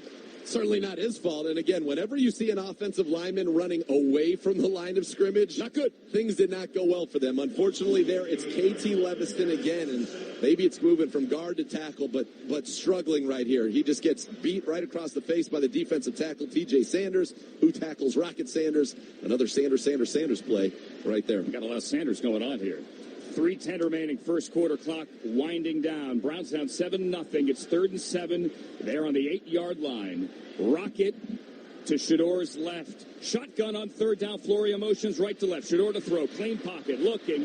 Throwing back in the end zone. Touchdown, Browns! Luke Floria! The kid who watched games as a fan in this stadium. Luke Floria from Mentor, from Kent State, has a touchdown as a Brown. They bring Floria in motion, causes confusion, blown coverage right there by the Buffalo Bills. They pass him on. 2 guys go with Denzel Boston. Shedeur Sanders, great job scanning the field, sees the blown coverage, puts it right on Floria. Touchdown Browns, great answer, and again, a great pocket. So while we had some missed blocks in the run game, great job in pass pro, great throw from Sanders, great drive to start his closing argument. You gotta love that. And now Andre Schmidt is on for the extra point. It's Sunahara, the snapback to Nick Constantino, one of 3 punters here. That extra point is up and good. That's an 11-play, 65-yard touchdown drive. A statement here by Shedeur Sanders. We are tied at 7, 2:56 remaining in the first quarter. Stations, this is network break number 2 on the University Hospitals Cleveland Browns Radio Network. Pump up the volume. Business moves fast. Orders roll in, deadlines close in. When you ship with USPS Ground Advantage, you can keep up with confidence. Every package stays in our secure network from dock to door. And with nationwide reach, dependable tracking, and upfront affordable pricing, you get built-in peace of mind. You run the business. We run the routes. Visit USPS.com/Ground Advantage to learn more. Winning doesn't happen by accident. It comes from preparation, precision, and showing up when it counts. At Cross Country Mortgage, that's what we do every day. It's how we became the #1 retail mortgage lender in America 3 years in a row. As the official mortgage partner of the Cleveland Browns, we help you make smarter moves with your money, home, and future. Find your first home or next chapter at CCM.com. Equal housing opportunity, all loans subject to underwriting approval. Cross Country Mortgage, LLC, NMLS 3029. The Lake Erie College of Osteopathic Medicine, known as LECOM, is a proud partner of the Cleveland Browns. LECOM is among the largest and most applied to medical schools. Over 17,000 LECOM alumni are delivering quality health care across the United States. With campuses in New York, Florida, and Pennsylvania, LECOM trains the next generation of doctors, dentists, podiatrists, and pharmacists. Visit LECOM.edu to learn more. At LECOM, we make doctors. Before every kickoff or every roar of the dog pound, there's the build. At Huntington Bank Field, unforgettable moments from Browns football to world-class events begin with what's designed and made behind the scenes. And it starts with Autodesk. As the official design and make platform of the Cleveland Browns and Huntington Bank Field, Autodesk helps the Browns organization reimagine how Cleveland designs and builds the Browns Stadium of the future. Because when it's built right, anything is possible. Autodesk. Make anything. Proud partner of the Cleveland Browns. Total football coverage. 92.3 The Fan, 92.3thefan.com, and the Odyssey app. All right, so the Browns have answered. Shedeur Sanders, 4 for 4 on an 11-play, 65-yard touchdown drive. Luke Floria with the touchdown. The scoring drive is brought to you by the Ballybet Sportsbook app, the best place to bet the Browns. Please bet responsibly. The Schmidt kickoff now is taken by the veteran McCole Hardman at the 25, passing to the 30. And Michael Coates is up for a special teams tackle. Chris Edmonds as well, right around the 36-yard line. You talked about what a cool moment for Luke Floria. Comes here as a fan, gets the Cats a touchdown right here in the preseason home opener, and after that play, shout out to our great spotter, Yak. Todd Monken gave him a huge hug on the sideline. That was a special moment, clearly, for Floria. And that's one of the cool things about Todd Monken. He is a football coach through and through. He appreciates those kinds of things. Absolutely. Guy grew up watching games in this stadium. Got to score a touchdown wearing the orange helmet. And now Kyle Allen is out for a second possession. Ray Davis, the back here for Buffalo. As the Browns swap out on the D-line here. He's under pressure. Mike Hall chasing Allen. He dumps it off, and a big hit by Donovan McMillan trying to make this team. Big hit after the completion of the tight end. It's a gain of around 2 to the 38, but McMillan making his statement there as well. This Mike Hall, the defensive end thing's got some legs right here, and what you cannot try to do is block him with a tight end. I mean, he was through that line, and the second the ball was snapped, if that wasn't a design boot, if that was just a straight drop that they had called, that would have been a monster hit, and maybe as quick as you can get to the quarterback. It was Jackson Hawes who caught that ball before McMillan cut him down. Sidnor playing right defensive end, opposite Hall. Now Browns showing blitz from Buki Watson, shotgun. They bring the blitz, they pick it up. Now Allen is going down. Mike Hall with the sack. Mike Hall, folks, we will remember this day because I think you're going to see more of this. So right there, Mike Hall gives an outside move, swims back across the inside, beats the tackle in a hurry, and then just closes down. Sometimes quarterbacks know I have nothing to do, and you see him stand there, and then they just kind of try to shrink. Mike Hall enveloped him. Jacques Césaire, the defensive line coach, just throw. That guy is 300 pounds moving like that. Another Brown sack presented by Enbridge Gas. Dig smart, play smart. That's a loss of 9. It's going to bring up 3rd and 17 as the Bills back up to their own 29. Got to get to the 46. Browns are going to bring 4. They spread it out. Allen to throw. Has time. Checks it down to the flat. Can Trey Avery make the tackle? He cuts down Ray Davis. Slows him down enough for a coach to come call. Actually, Reed to come calling to make the tackle on the far sideline. They got around 10. Needed 17. To the Browns defense. Forces a 3 and out and gets off the field. Myles Garrett's no longer a Cleveland Brown. Now he's a Ram. And what the Browns are going to have to be is a team that rushes the quarterback as a team. Kind of like the Rams, where you have a lot of guys with 6, 7, 8, 5 sacks. Mike Hall is going to be one of those guys this year, but a great job right there. When you get that sack, you often force a punt. The Browns do that right there with the big play from Mike Hall. Okay, and it is punt time here with Cole Wilson back to return this punt from the veteran. No, the rookie, Tommy Domo. Beg your pardon. Here's Wilson on the far sideline with a flag out already on the 11-yard line. He makes one move before being tackled after a short return on the 14. It is holding on the Browns, and Shedeur's second drive is going to start inside the 5. During the return, holding, receiving team number 83. After this, the goal, first down. That's on the veteran, Malachi Corley. Hey, coming up in 2029, the new Huntington Bank Field is going to usher in the new era of Browns football. Lock in your spot with a seat deposit starting at just $25 for reserved and club seating. Place your seat deposit today at newhuntingtonbankfield.com. newhuntingtonbankfield.com. And for Malachi Corley, trying to make this team special teams is going to be key to that, so you don't like to see that penalty. really that sixth wide receiver spot or fifth and sixth. Tylan Wallace, it feels like, has an edge to be one of those guys. And then it's Gage Larvidan. It's Luke Floria who caught the touchdown. It's Malachi Corley who helps you out in the return game and can do some of those things. It's Cedric Tillman, the former third-round pick of the Cleveland Browns that we have not seen at practice in quite some time. So a lot of competition. This room, it's just a completely different room. It used to be hard to get to six receivers. Now it's going to be hard to get to six, to cut it down to six receivers. They're going to spot this on the 7. So the Browns have a long field. We are 7-7. We're under a minute remaining first quarter after the hour-long delay. 39 seconds remaining in the quarter. Shador is going to operate from under center to the far hash. Whippler is the center. Rocket Sanders is the back. He stands 1 yard deep in the end zone. Same O-line as the opening possession. Shador on first. Now gives to Rocket Sanders, looking for a hole. Goes right, cuts it back left, and gets a short gain. Maybe a yard, maybe two. Javon Solomon on the tackle, and we're under 30 seconds remaining in the quarter. It's been, fortunately, after the delay, first quarter's been moving, which is nice to see. Brown's going to go hurry up here. With Rocket Sanders hanging here and Shador going shotgun, bunch to the left. Bills jumped off sides, and they're going to blow it dead. They're not going to move it. They're not going to let him play as DeJuan met the move. Defense number 56. 5-yard penalty. Still second down. So you take that. Javon Solomon, who made that last tackle, jumped off sides, and DeJuan Whitwood. And how about Shador? The cadence. We saw him do this in the joint practice. He gets them off sides, and what does that lead to? A throw, free play, down to Isaiah Bond, who's a pass interference. Would have been about 40 yards for the Cleveland Browns. Right here, he does it, helps them get from being backed up. And that will do it for the first quarter, Mr. Siciliano. Yes, it will. A first quarter that saw us delayed by an hour, but now the sun is shining and Shador's playing well. It is the end of one. Thank you, Bill.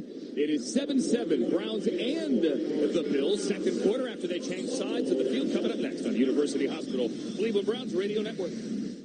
Chest congestion is awful, and it's even worse when it comes with a cough or stuffed up nose. That's why Mucinex has maximum strength tablets for more than just chest congestion. Mucinex DM also relieves coughs, and Mucinex D also relieves nasal congestion. Maximum strength Mucinex tablets go to work fast and provide long-lasting relief. Only Mucinex fights your symptoms for up to 12 hours with one dose. Mucinex in, mucus out. Available at Discount Drug Mart, the official drugstore of the Cleveland Browns. Use as directed.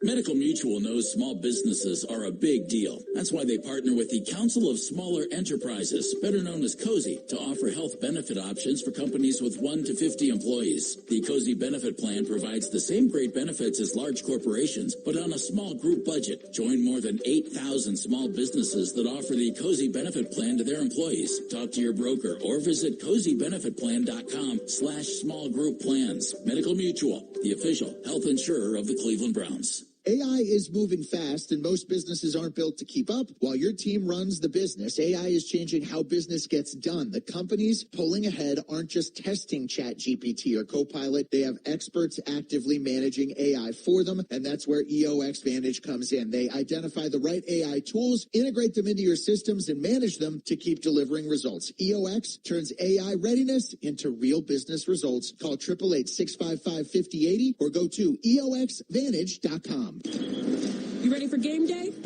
You got the Browns hoodie, the Browns knit cap. What's missing? The Huntington Bank debit card with the Cleveland Browns logo. That's it. Huntington Bank is proud to be the official bank of the Cleveland Browns. So come get that debit card to complete the fit. Let's go, Brownies! Woo, woo. Let's get more for money. Switch to Huntington Bank. Welcome. This is Browns beat reporter Gerald Ryder. Get the latest from Berea for me right here on 92.3 The Fan and 92.3thefan.com. Opening up the second quarter here at Huntington Bank Field, Browns and the Bills tied at 2. The quarterly first down tracker presented by Kia, movement that inspires. Buffalo 5, the Browns 4. Each quarterback 4 for 4. Kyle Allen, and here's Shador Sanders, who opens the quarter with a 2nd and 4 after drawing Buffalo off sides at the end of the first quarter. 2nd and 4 on their own 13-yard line. Rocket Sanders the back. Shador from under center. Carson Ryan motions left to right, back to left, and now he's the lead blocker ahead of Sanders, who runs through the hole and runs runs hard, and he gets a first down. He's going to get out to the 19-yard line. Phil Mathis, the former Alabama defensive lineman, former commander with the tackle. Great job right there by the line, getting some push. And if you let Rocket Sanders get downhill, he will run through tacklers. He ran right there through Phidarian Mathis, who's 312 pounds. He knocked him almost off of his feet carrying the football right there. 8 carries, 26 yards for Rocket Sanders, who scored the Browns' first touchdown a year ago, week 1 on this field. He stays in there. It's time for a little play-action shot right here. We're running the ball a lot. Browns now 2 to the wide side left as Ryan motions into the backfield. The up back. Here is your play fake. Shador pats the ball, looks downfield. Now the pocket collapses, and he is going to run. He's going to get back to the original line of scrimmage. Let's see if they call this a sack. He's right at the line of scrimmage. 3 Bills converged, including the former Ram Michael Hoyt. So 2-man route concept. They're going to have Corley doubled. So what he wants is Isaiah Bond out of the slot. Bond's telling that he's running a deep over, which is a common route in this kind of a play-action concept. But it was really an overstop and tried to bring it back out. Lost his footing a little bit. I don't know if it was the turf, but ended up being covered. So Shador had to eat it, and now we get 3rd and long. All right, officially a gain of 1, so it second is 2nd and 9 here. It is not a sack. Rocket the back here, and out of the gun, you give to Rocket, and he doesn't have a lot of running room over the right side. It is Dewan and Zach Zinner on that right side. I beg your pardon, Dewan and Barber, Austin Barber, the 3rd-round pick out of Florida on that right side. Gain of around 2, 3rd and 6 now. Browns on their own 22-yard line. Got to get just across the 28 to keep this going. Yeah, Dewan got blown off the ball there by Landon Jackson. He's got to do a little job getting lower and anchoring right there to get going forward. 3rd down so far. Last time we saw 3rd down, Shador Sanders threw a touchdown to Luke Floria. Bond and Larvidan to the left. You got Terry, the new tight end, checking in as well. Wing to the left. He's wearing 85. Shador shotgun. Buffalo brings 4. Shador gets it out to the left. Sanders got to make one man miss. He did. Got to make the next man miss. He doesn't.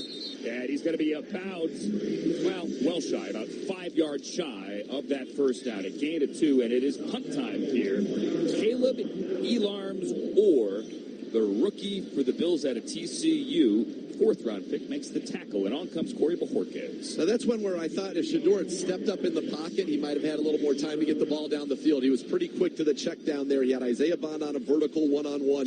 Thought there were some opportunities. That one, maybe when they watch that back, just step up in the pocket. He still has a chance with his eyes downfield to pick up the first down rather than just check it down and have to punt. All right, Corey Bojorquez on to punt here for the Browns. Had one opportunity a week ago, a 51-yarder there. Here the lefty boots it high into the air. Davis is going to let it bounce, and it's going to hit inside the 30. They're going to spot it, let's see, right at the 27-yard line. Timeout on the field. 12:04 remaining in the first half. We are tied at 7 after Corey Bojorquez boots it 49 yards on the University Hospitals Cleveland Browns radio network. Keep the summer fun going for the whole family in the roomy, new built-in-the-USA Toyota Grand Highlander. Now through August 31st during Toyota's national sales event, get 5.99 APR financing on any new 26 Grand Highlander or Grand Highlander Hybrid with approved credit through TFS. Or take advantage of a customized lease just for you. And every new Toyota comes with no-cost maintenance included. For complete details, go to Toyota.com. Toyota. Let's go places. Star 102. When life is loud, let us be your feel-good filter. Cleveland's feel-good favorite. Star 102. In the car, while you work, or winding down. Cleveland's feel-good favorite. Star 102.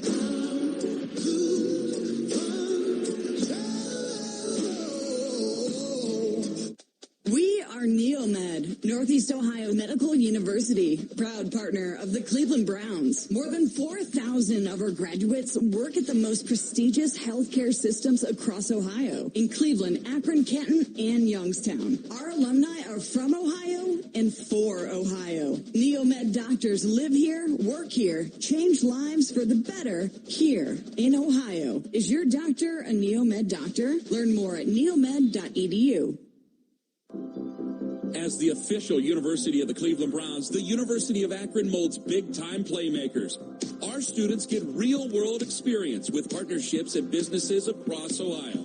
and professors who go the whole 9 yards to help students succeed in engineering, business, nursing, biology, the arts, and so much more. Set up a tour to start running and exploring your route. Visit uakron.edu/visit today. Hey, Browns fans, it's Nick Wilson. Talk about the game on your ride home, the afternoon drive, weekdays at 2 on 92.3 The Fan.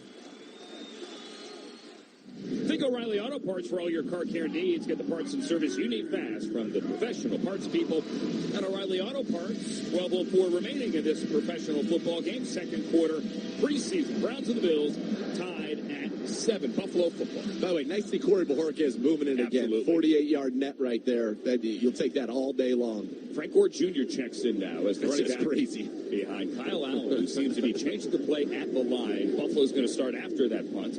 They're on 28-yard line. Allen hands to Gore. Big hole over the left side. And Gore fights like his old man through a Mookie Watson tackle. And gets out to the 35-yard line. That is a nice gain of 7 on first down. So Sidnor and Julian Aquara are your ends. My guess is they've seen enough of Mike Hall. I would hope so. I've seen all I need to see. They saw good. Yeah, they saw quite good. Out there at like a 7 technique, even in a wide 9, put moves on linemen at 300 pounds. That was nuts to watch. It looks like Mookie Watson is now playing middle linebacker. He's got the green dot. 2nd and 3. Gore, the lone setback. Sherfield motion play fake and a rollout and a dump off. Sherfield has it. McMillan wraps him up immediately. Tyler Hall up for the help as well. That's going to be no gain, and it's going to set up 3rd and 3. Great recognition by Donovan McMillan. When they went in the motion, that was actually the responsibility of number 29, Tyler Hall, was Sherfield. But McMillan reads it, sees what they're trying to do on the action, gets out there, makes the tackle behind the line of scrimmage. Very well played right there. Donovan McMillan, last year only 31 defensive snaps as a rookie. Great on special teams, getting some run here, certainly defensively these first 2 games. Gore stays as the back. 3rd and 4 for Buffalo, their own 34-yard line. Brown showing a 5-man pressure. Allen shotgun. They bring 4. Allen back to throw. Pats the ball over the middle, and it's incomplete. Broken up near midfield by Hall, and it's 4th down. Hardman, the intended receiver, and that is the first incomplete pass for either team here today. Well into the second quarter. Tyler Hall had a pass defense last week. He gets one there. Great sticky coverage. And able to get with his right hand, get that ball out of there, away from the defender, force the punt now as the Browns defense looking much better with this unit than it did a week ago. Absolutely. Gerard has 3 Super Bowl rings. That's Tyler right. Hall's got 2. One with the Rams, one with the Seahawks. Well-traveled veteran corner.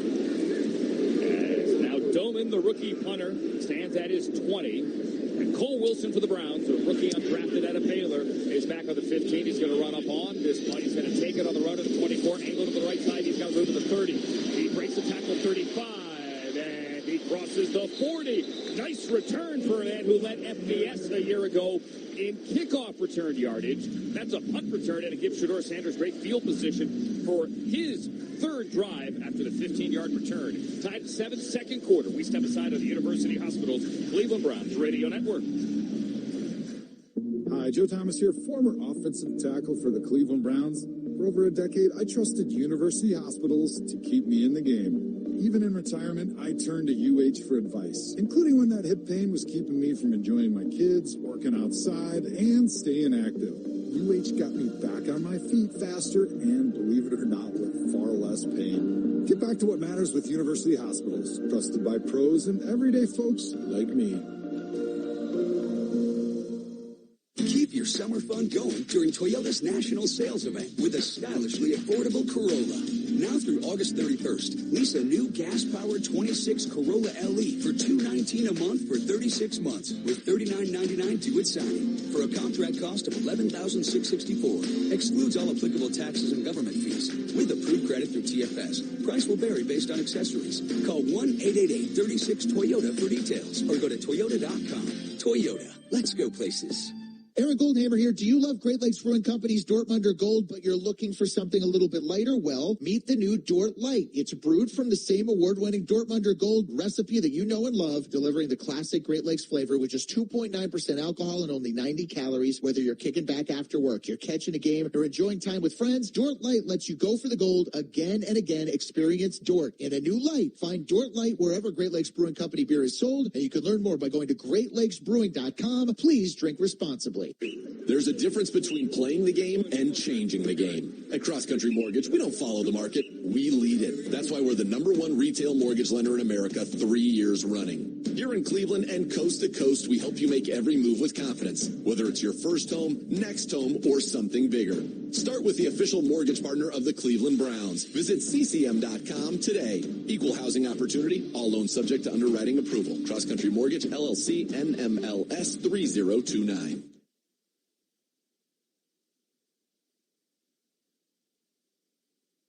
Browns. 92.3 The Fan. All right, we are tied at 7. Browns defense got off the field.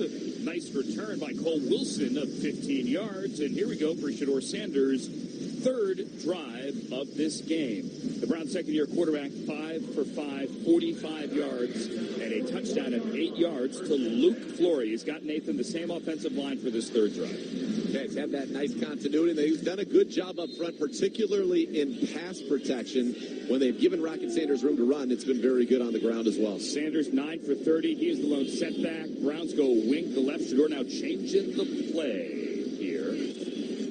Terry is in the game. Wing to the left. Fake pitch left. Roll out right. Shedeur on the run. Throws it. It's caught by Ryan. Carson Ryan, the rookie tight end, down the sideline. He gets tripped up. He somersaults and he gets a first down into Buffalo territory to the 46-yard line. That is a first down and a gain of 13. Yeah, 6 for 6 now for Shedeur Sanders, and that's built off of the play we ran earlier. We ran that exact toss action. This time you show it all the same. Leak the tight end out on the backside. You got an intermediate route with Isaiah Bond. Good recognition. Shedeur Sanders putting on. The layups have to be layups. Yep. That's what they've been today, and this is very encouraging for number 2. We have 3 wide to the right, and now they condense the formation with Ryan wing to the right. Wallace to the wide side left. Shedeur, little end around to Bond, coming from the right to the left. He's at the 45. He lowers his shoulder. He gets hit hard. And he gets to the 42 for a gain of 4. Gerard Cherry, how's it down there? It is going great. The rain is holding off, and I am impressed with what I'm seeing so far from our 2s and 3s in comparison to last week. You're seeing much more aggressiveness at the point of attack for the offensive line, and you're seeing the defense get penetration as well. I give these players a lot of credit, and I give these coaches a lot of credit. There's clearly a difference from what we saw on the field in Chicago to the joint practice to today. Gerard brought to you by Cross Country Mortgage, official mortgage partner of the Cleveland Browns. We go wing left, wing right, Terry and Ryan. The Browns now in Buffalo territory, 2nd and 6. Sun is shining, tied at 7, 9 minutes remaining. Second quarter, Shedeur from under center, give to Sanders, running right, and he gets hit coming down the line of scrimmage by Greg Gaines, veteran defensive lineman, former Ram, former Buck, just came back to the Bills, gain of 1. Kingsley Egwakin is in at center for Luke Whippler, and he was one trying to pull out and get ahead of that play. So what you see there, the Browns call 2 plays into the huddle every time. When everybody goes up and they put the hands out, as we talked about, that's the check into the second play. So Shedeur saw something, thought it was a good run look, too high safety, but unfortunately the block up front didn't sustain it. Now 3rd down for Sanders. Browns, 1 of 3 on 3rd down. 1 of 3, and here they face a 3rd and 5. Got to get to the Buffalo 36-yard line. Shedeur shotgun, rocket the back. Browns at a 2-by-2. Floria motions to the slot right. Buffalo brings 4. Shedeur has time to throw. Now the pressure. He's hit in the head. No flag. Shedeur's going to run. There's the flag. He's going to scramble. He's across the 30. Big gain. Shedeur's got the first down. He checks the watch. He puts that wrist up. He's got a first down, and it's going to be a hit to the head on the quarterback. Holding. Oh. 770. 10-yard penalty. He got smacked in the head, Bill. He did. They're going to get, I mean, that is as ticky-tacky a hold right there on Zach Zinter. Zach Zinter, yes, he had the jersey. Shedeur's already passed him. That is a tough call. You see Zinter turn around immediately and say, come on. And Shedeur's able to scramble for 13 yards. One of the things people don't realize about Shedeur last year, he ran it 21 times for 169 yards, 8 yards a run. That should have been not only a personal foul for a blow to the head of the quarterback, but he hits him right in the head. It was a punch to the side of the head. If he wasn't wearing a visor, he's getting his eyes gouged out. You got to be kidding me. 3rd and 15. Browns now back up to their own 49-yard line. 3rd and long. Got to get to the Buffalo 36. Shotgun under the bright sun. Shedeur back to throw all kinds of time. Takes the shot. Floria's got it. And he's got a first down. Luke Floria across the Buffalo 30. Tackled at the 29. They needed 15. They get 21. It's 3rd and Floria, and he comes through. Floria! What a throw right there. Shedeur Sanders again. What a pocket from his offensive line. But he stayed in the pocket. He didn't drift. Eyes down the field as Luke Floria run the deep over, clears the zone. He puts it right on him. Shedeur Sanders is either making it hard or making it easy, depending on how you're looking at it for Todd Monken. Damar Hamlin with the tackle. Browns new set of downs. Buffalo 29. Coming up on 7 minutes remaining. Clock moving. Second quarter. Give to Sanders running left. Trying to get around the edge, and he can't do it. Davison Igbinosun, the Buckeye, pounds his chest, the second-round pick. He was the last line of defense where Rocket would have taken off. That's not his game.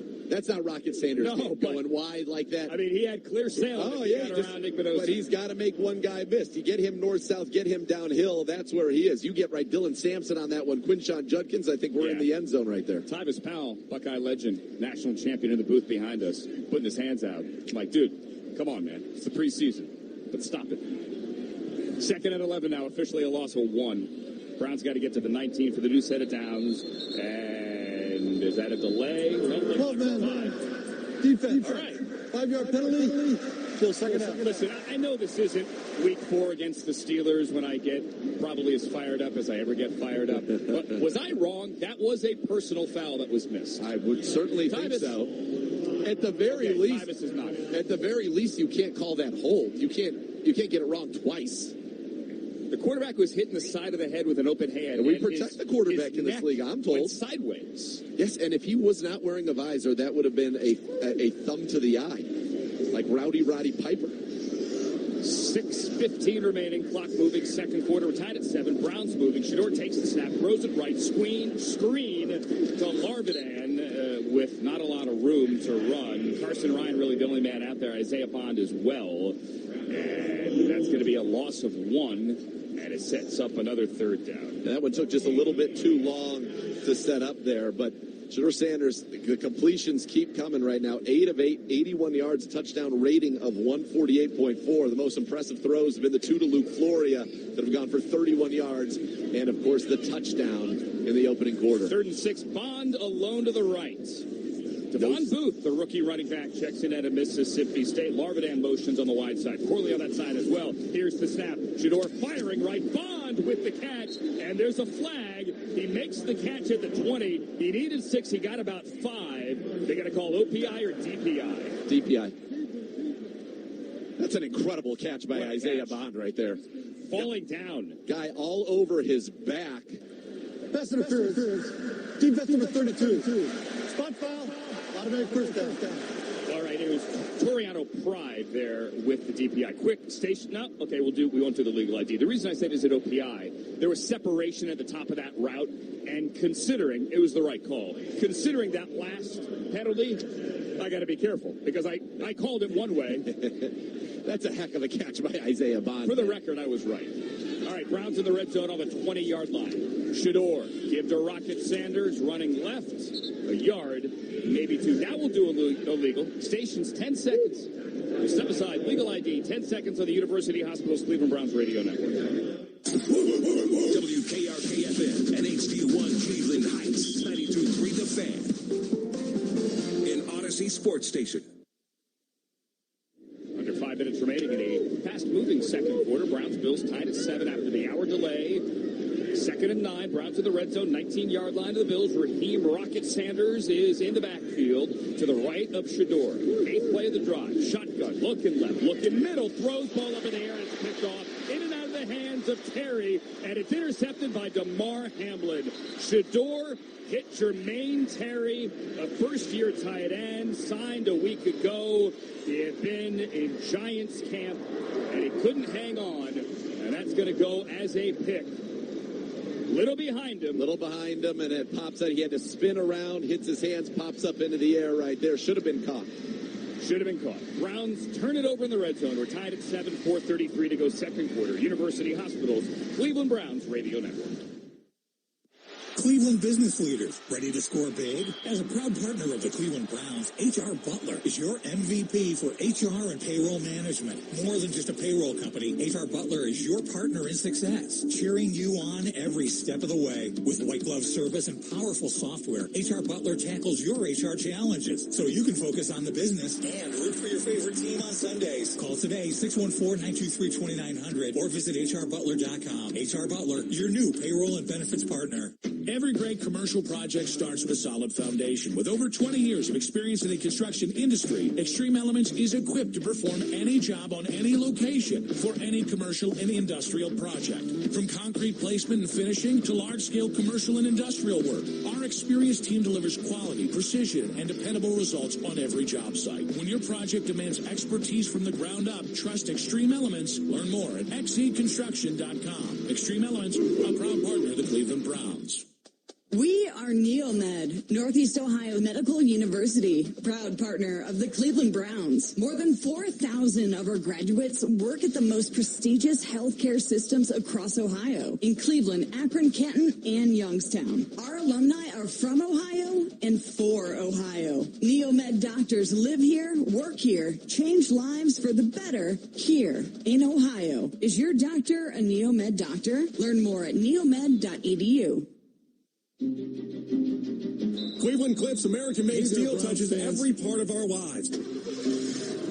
It's the steel and automobiles moving us around town, the washer and dryer at home, the kitchen appliances to prepare and cook our food, the electrical grid that powers our electronics, the railways to transport goods. Cliff Steel is stronger and more sustainable than ever due to their innovation and leading-edge technology. Cliffs is America's iron and steel leader. To learn more, visit cliffsteel.com.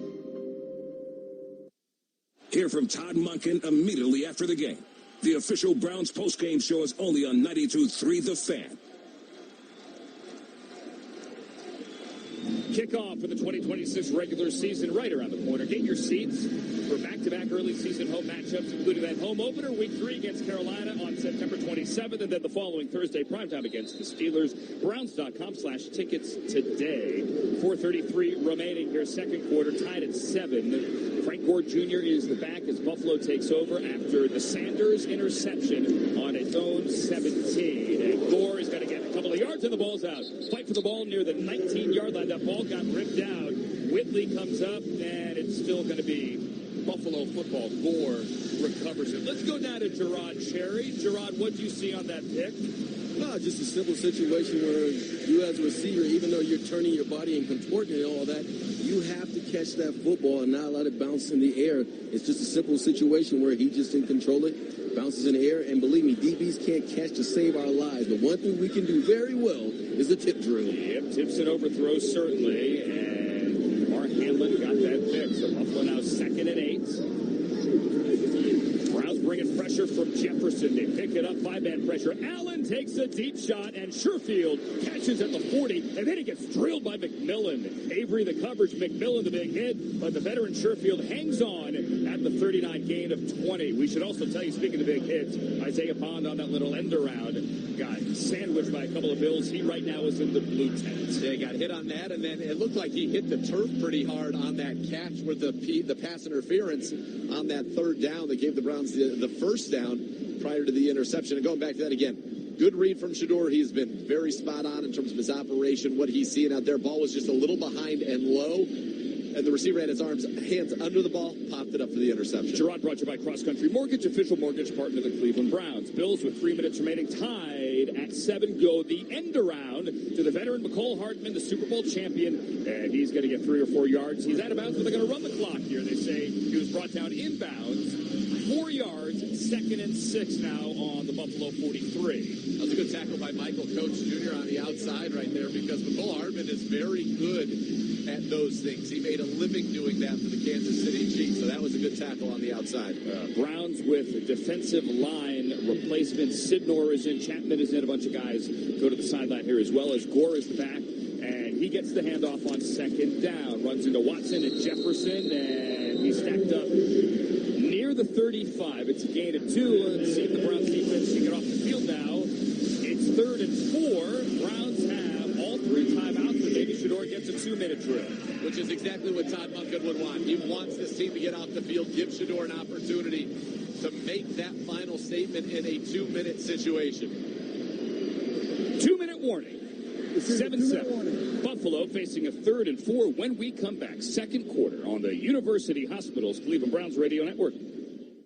From the east side to the west side, from the Muni Lot to the Dog Pound, we rally around the Browns no matter what. At Elk and Elk, no matter how tough things get, we fight for every client, every day. And if you've been injured, the best fans in the world deserve award-winning attorneys to get them the compensation they need. Elk and Elk is proud to stand with you in every game and every trial. Elk and Elk, proud partner of the Cleveland Browns. Here on Cleveland Browns Radio, we know that football season isn't just about Sundays. It's Friday nights under the lights, Saturday mornings at the Pee Wee Field, and every game in between. And when your athlete gets hurt Friday night, you don't want to wait until Monday. That's why University Hospital's Straczynski Sports Medicine Institute offers After the Lights walk-in injury care at UH Ahuja Medical Center. Friday nights from 8 till midnight. No appointment needed. Dog Pound, are you game day ready? Cleveland football is back, so taste what pork can do and add nutritious and delicious pork to your tailgate menu. Ohio pig farmers are raising wholesome and versatile pork to be the nutritional powerhouse that you need to watch every Browns touchdown this season. Head over to ohpork.org to find game day worthy recipes and learn more about how real Ohio pig farming families care for the land, the water, and their people every day. This ad is paid in part by the Pork Checkoff. Hey, football fans! Every day is game day at Ken Kinley Kia, where we love our hometown team. We've got over 1,500 new Kias, and we're making deals. Just sign and drive with zero do-it signings at all 4 convenient Ken Kinley Kia regional superstores in Medina, Mentor, Alliance, and Boardman. Or visit us online at KenGinleyKia.com. Tell them that Kinsey sent you, because I want to see ya. And a Ken Kinley Kia.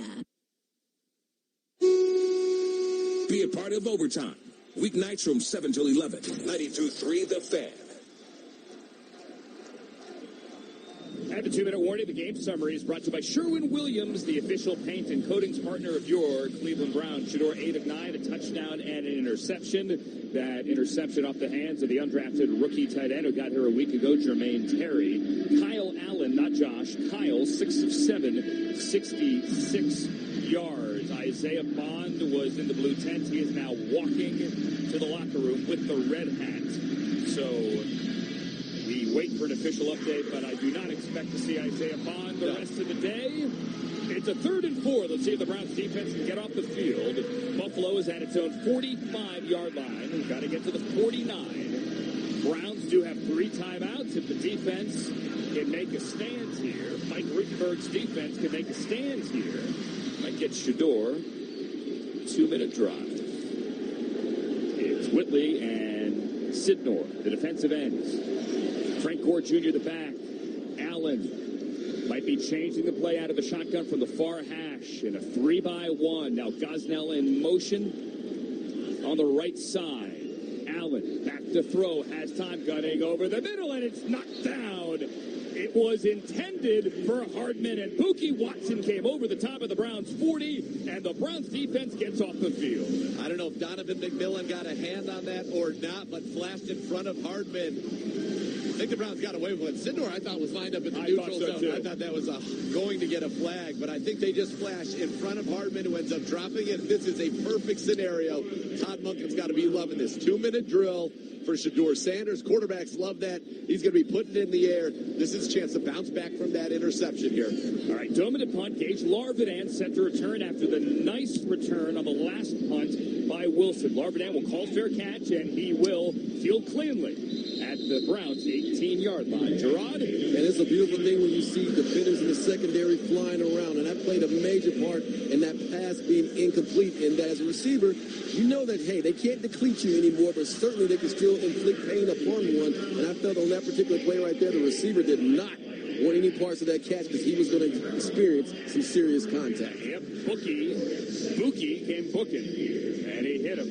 Gerard Cherry brought to you on the sideline all game long by Cross Country Mortgage, official mortgage partner of the Cleveland Browns, who have 3 timeouts and 1:48 with which to work. 83 yards away from the end zone. They're going to open up on their own 17-yard line for hash. Tylan Wallace breaks the huddle. He's going to the right. It's Larvidan to the left with Floria, who has an 8-yard touchdown earlier. And now Devon Booth is the back, motions, and sets up to Shador's right hip. Sanders, crowd quiet, has the shotgun snap, back to throw, sets up a screen. Booth destroyed in the backfield. He breaks the tackle, and then he gets hit again on the far sideline. Joe Andreessen, Buffalo Joe, smelled that out, and it's going to be a loss of 7. Well, that's the second time we've seen Kingsley Egwalk in at center. He's the one responsible for getting out there and being that lead blocker in the screen, and he just does not get there soon enough. He waited just a beat too long, and Andreessen was able to fly over and make the huge hit, backing things up here. Now Shador behind the sticks with 2nd and long. And the crowd booing as Booth got hit over there on the sideline. 2nd and 16, officially a loss of 6.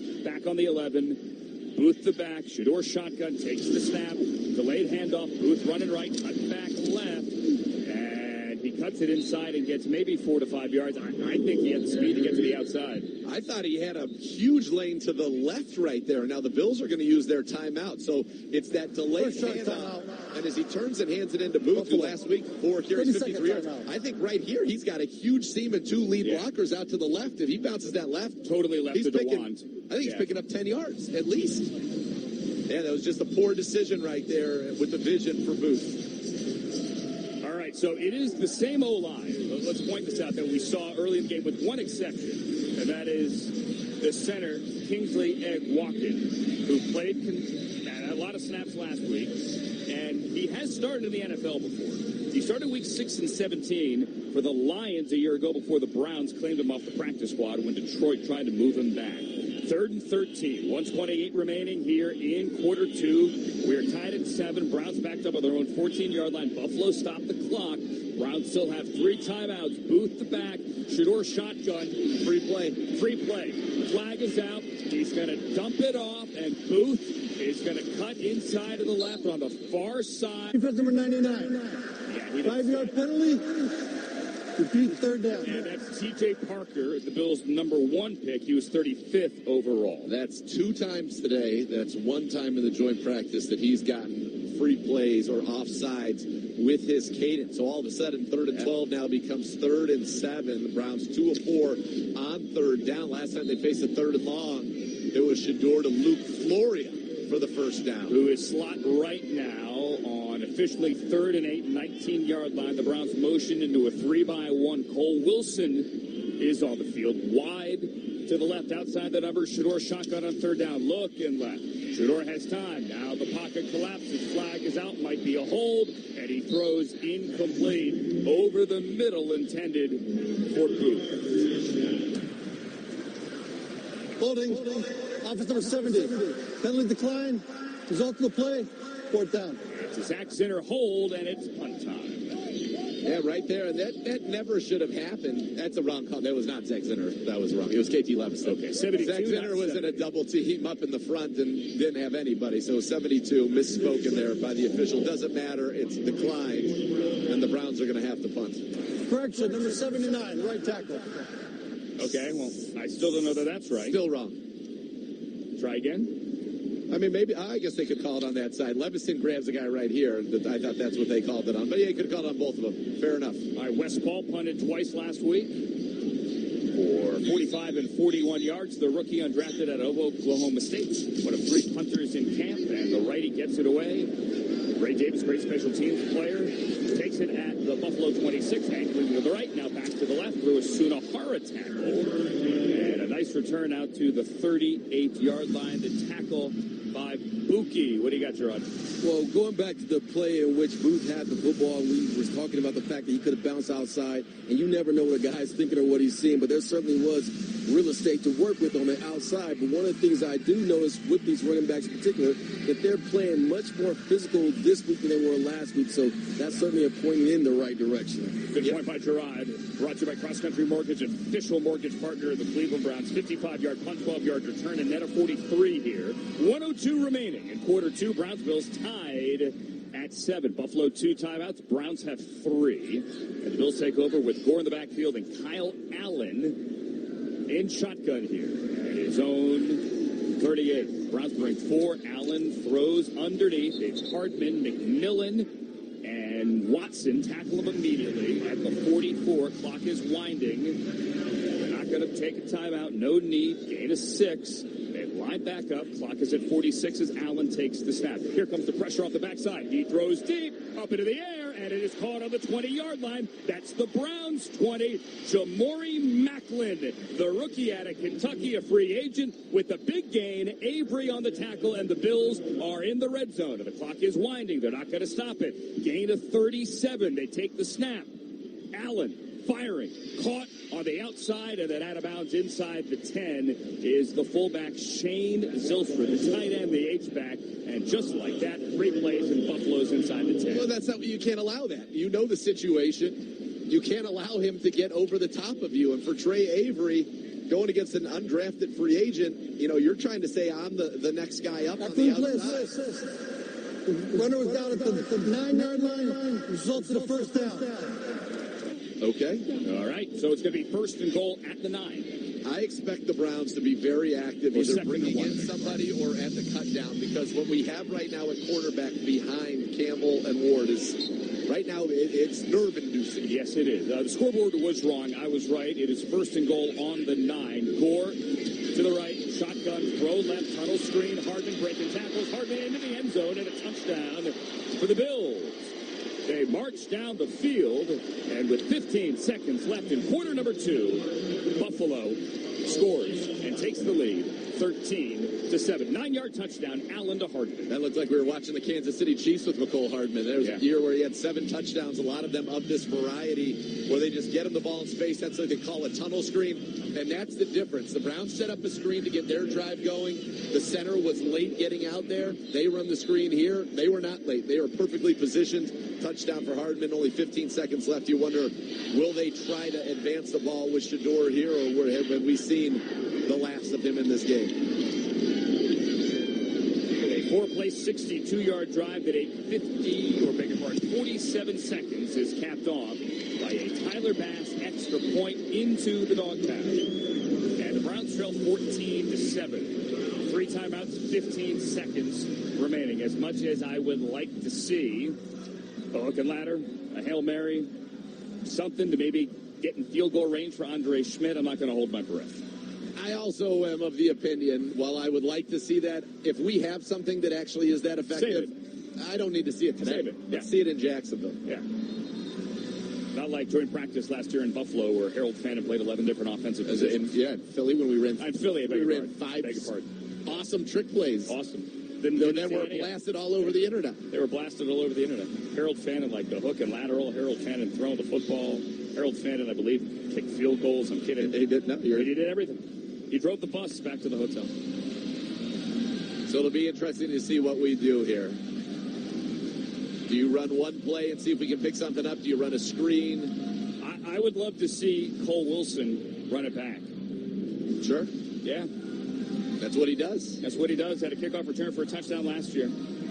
Again, led FBS in kick return yardage a year ago for Baylor, and it is going to be Wilson. He'll take it on the 1-yard line. Here he comes. 5, 10, 15, 20. Middle of the field. Jumps over a tackle. Flag is out from behind. 2 flags. And now a 3rd flag. It is a lot of laundry on the field as Wilson brings back across the 30. That guy likes to be the last guy to throw a flag party. It was the same. He picked it up. He threw it about 30 yards the first time.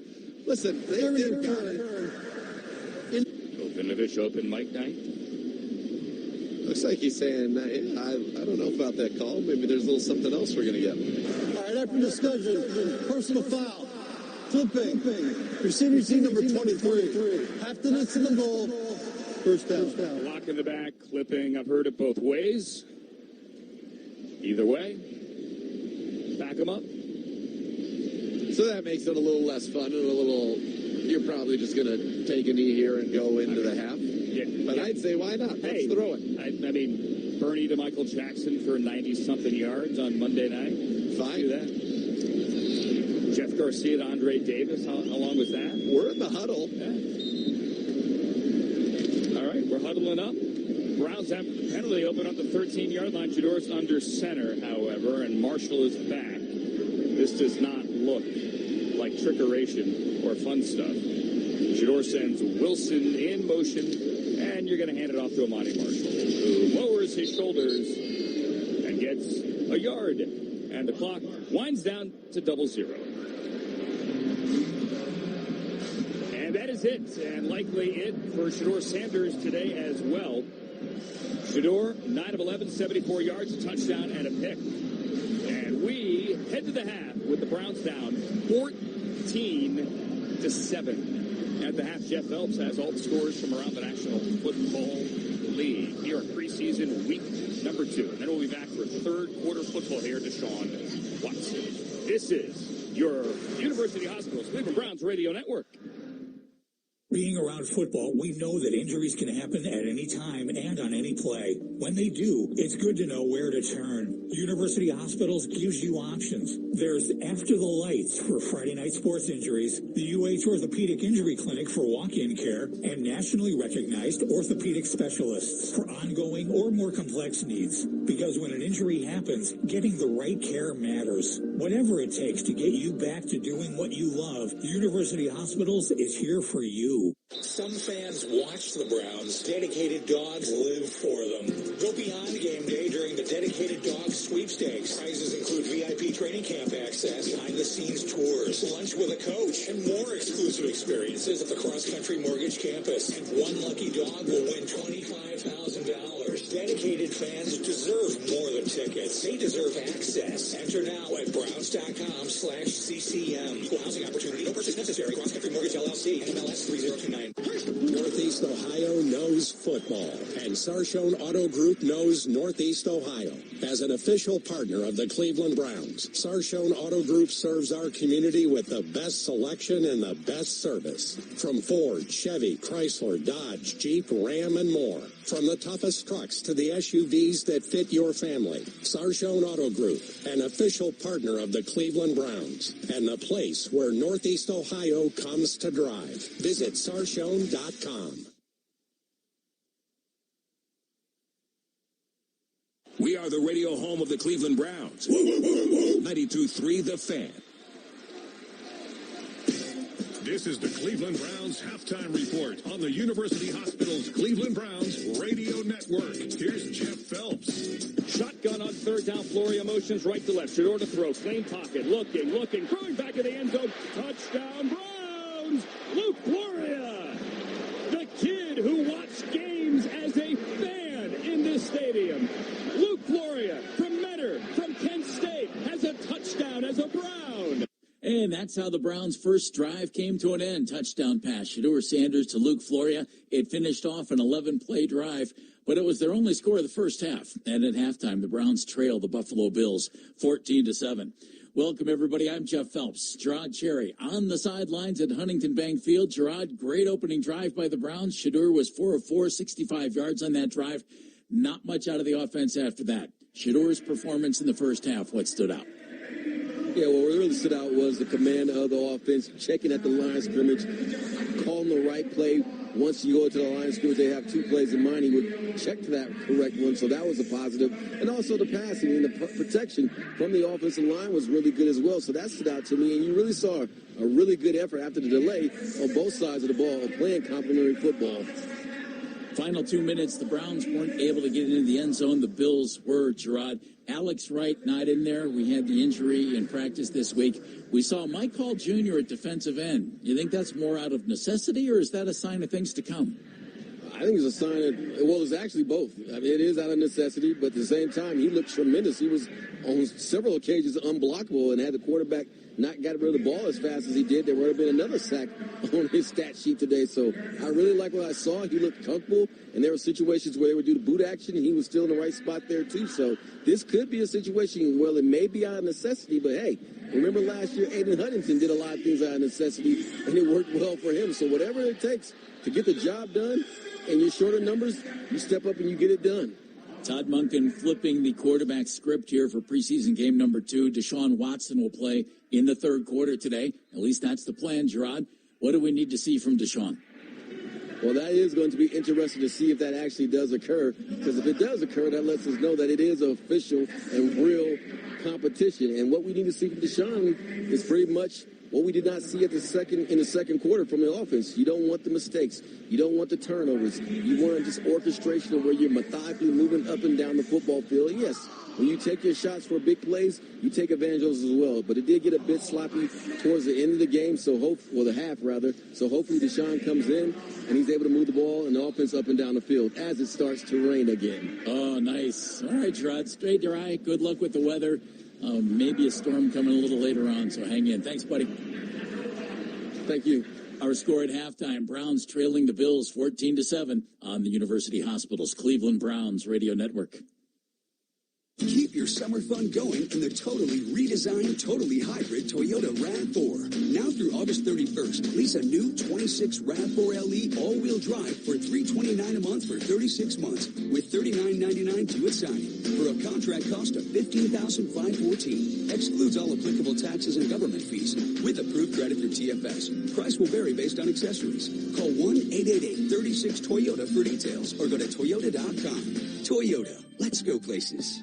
Star 102. When life is loud, let us be your feel-good filter. Cleveland's feel-good favorite. Star 102. In the car, while you work, or winding down. Cleveland's feel-good favorite. Star 102.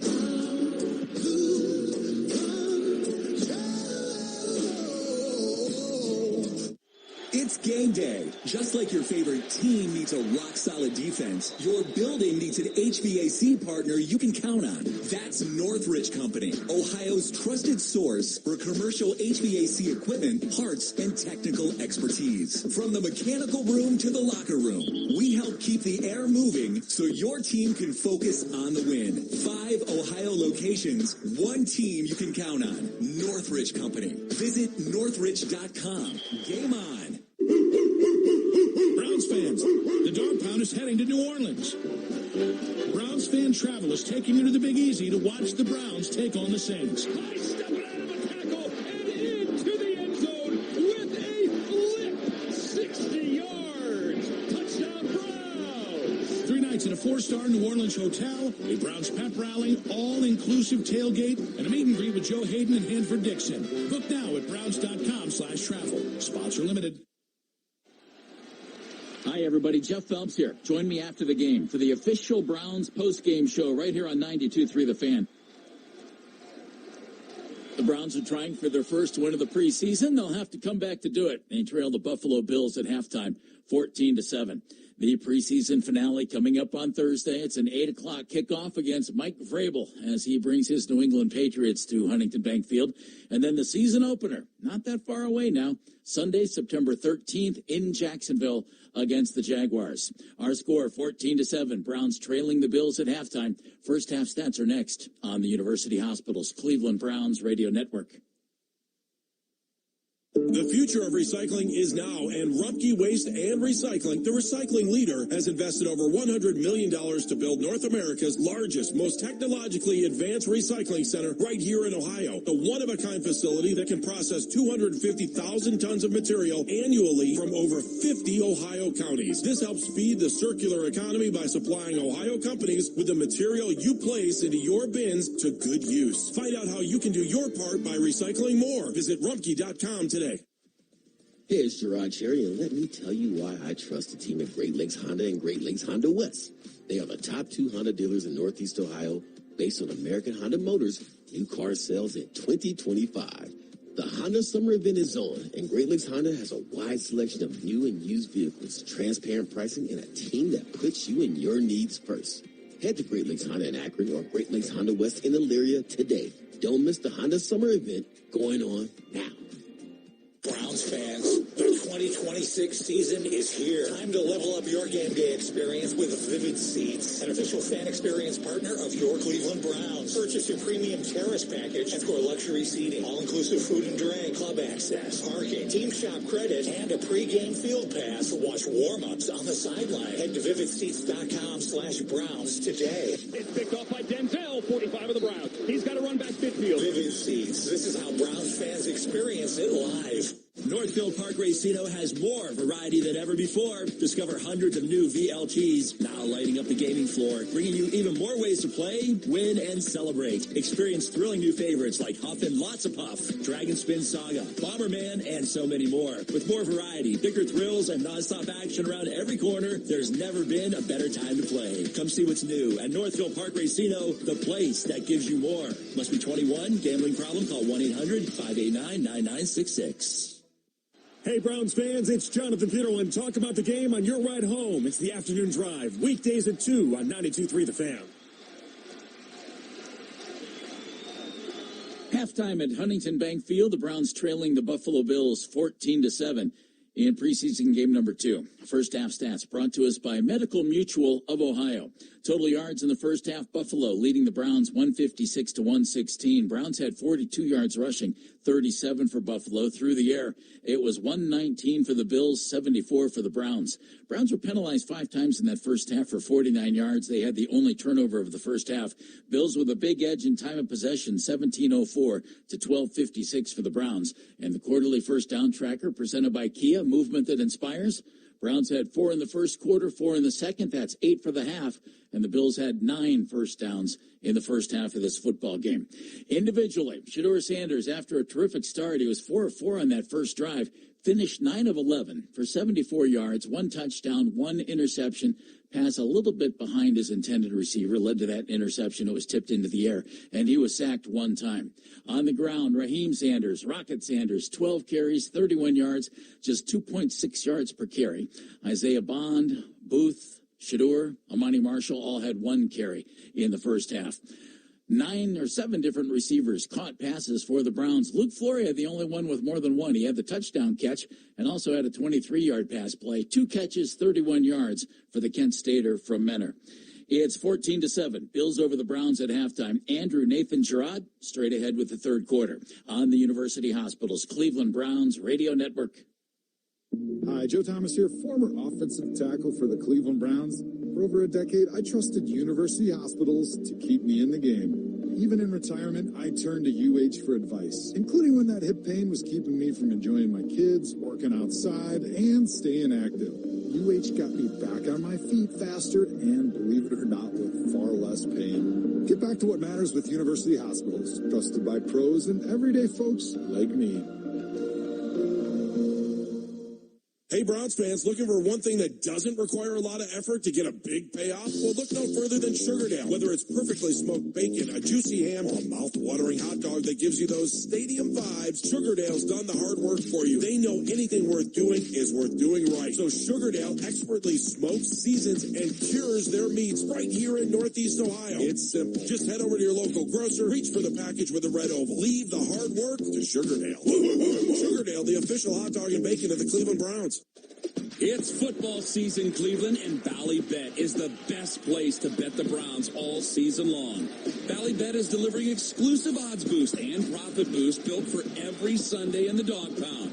Sign up with the promo code BackTheBrowns, and you could score up to $400 in bonus bets if you win your first wager. Ballybet, an official sports betting partner of the Cleveland Browns. 21 and over, Ohio only. See app for terms. Gambling problem? Call 1-800-589-9966.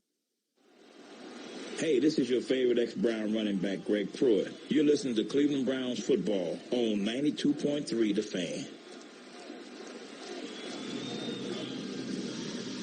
Oh, my God. Did I do it again? I hit the button. Hey, guys, we're back for the third quarter.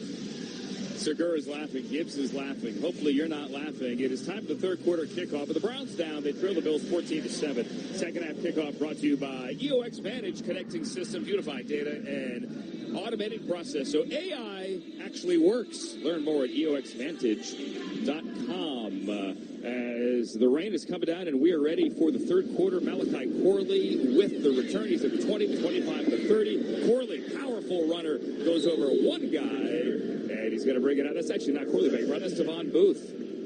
Yep. Is that? Yep. Gain of 28. And we are back and ready for some football. And there are some boos. Report them and call it like we see it. Some boos for Deshaun Watson as he comes out to play the third quarter. Deshaun last week, Nathan, 11 of 15, 126.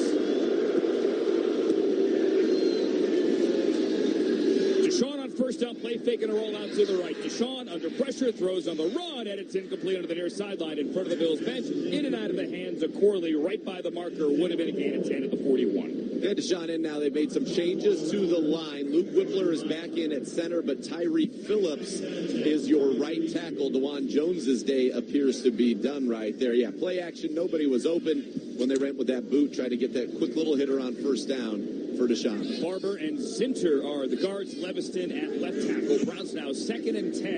Deshaun out of the gun with Marshall the back from the 32. Gives to Marshall, sweep right. Looking for blockers. There are none. Nowhere to run, and Marshall tackled behind the line. It's going to be a loss of 1 and 3rd and 11. Javon Solomon with the tackle. Now, Austin Barber on that one took the cornerback, or the safety, Sam Franklin Jr., and rode him all the way into the Bills bench, and there got to be a little fisticuffs right there. Literally takes him off the screen. That was about the highlight, though, for the offensive line on that play, and Deshaun Watson immediately in 3rd and 11. Let's see if he can convert since Florian Larvidan to the left. He's got Booth in the backfield out of the shotgun. Booth motion to check the coverage. Buffalo with a 4-man pressure. Deshaun back to throw. Up in the pocket. Looking downfield. Firing over the middle. Ball tipped up in the air, and it's incomplete. He wanted Larvidan. 3 Bills around him at the Browns 45. That ball hung in the air for a bit, hit the ground, and the Boo Birds are out as it is punt time, and West Paul takes the field. Yeah, 3rd and long. Watson gets a nice pocket, steps up, tries to rip it. Not a whole lot of room there. Really tried to force it into a window that maybe didn't even exist. Gets batted up in the air. Unfortunately for the Browns, it falls to the ground. Jordan Hancock, the Buckeye, had a pick of Deshaun in the joint practice on Thursday. He was the underneath guy who got a hand on that one. Paul now back the punt. He's a righty. He's a rookie. Hardman backpedaling, waiting. And he fields up over his right shoulder at the 15, running to the right away from Sunahara. And tackled from behind by the other Fano, Logan Fano. Far side, 30. Time out of the field. Browns go 3 and out in Watson's first drive. 14-7, Buffalo with the lead on the University Hospitals Cleveland Browns Radio Network. Your Cleveland Browns and Einheit Electric have teamed up for another electric season at Huntington Bank Field. As a proud partner of your Cleveland Browns, Einheit Electric keeps the lights on and the energy flowing both on and off the field. Serving the Northeast Ohio region for over 114 years, Einheit can cover all your construction, commercial, industrial, and residential electrical needs. Einheit Electric Construction Company, your premier electrical contractor. Here we go, Brownies! Here we go! And proud partner of the Cleveland Browns.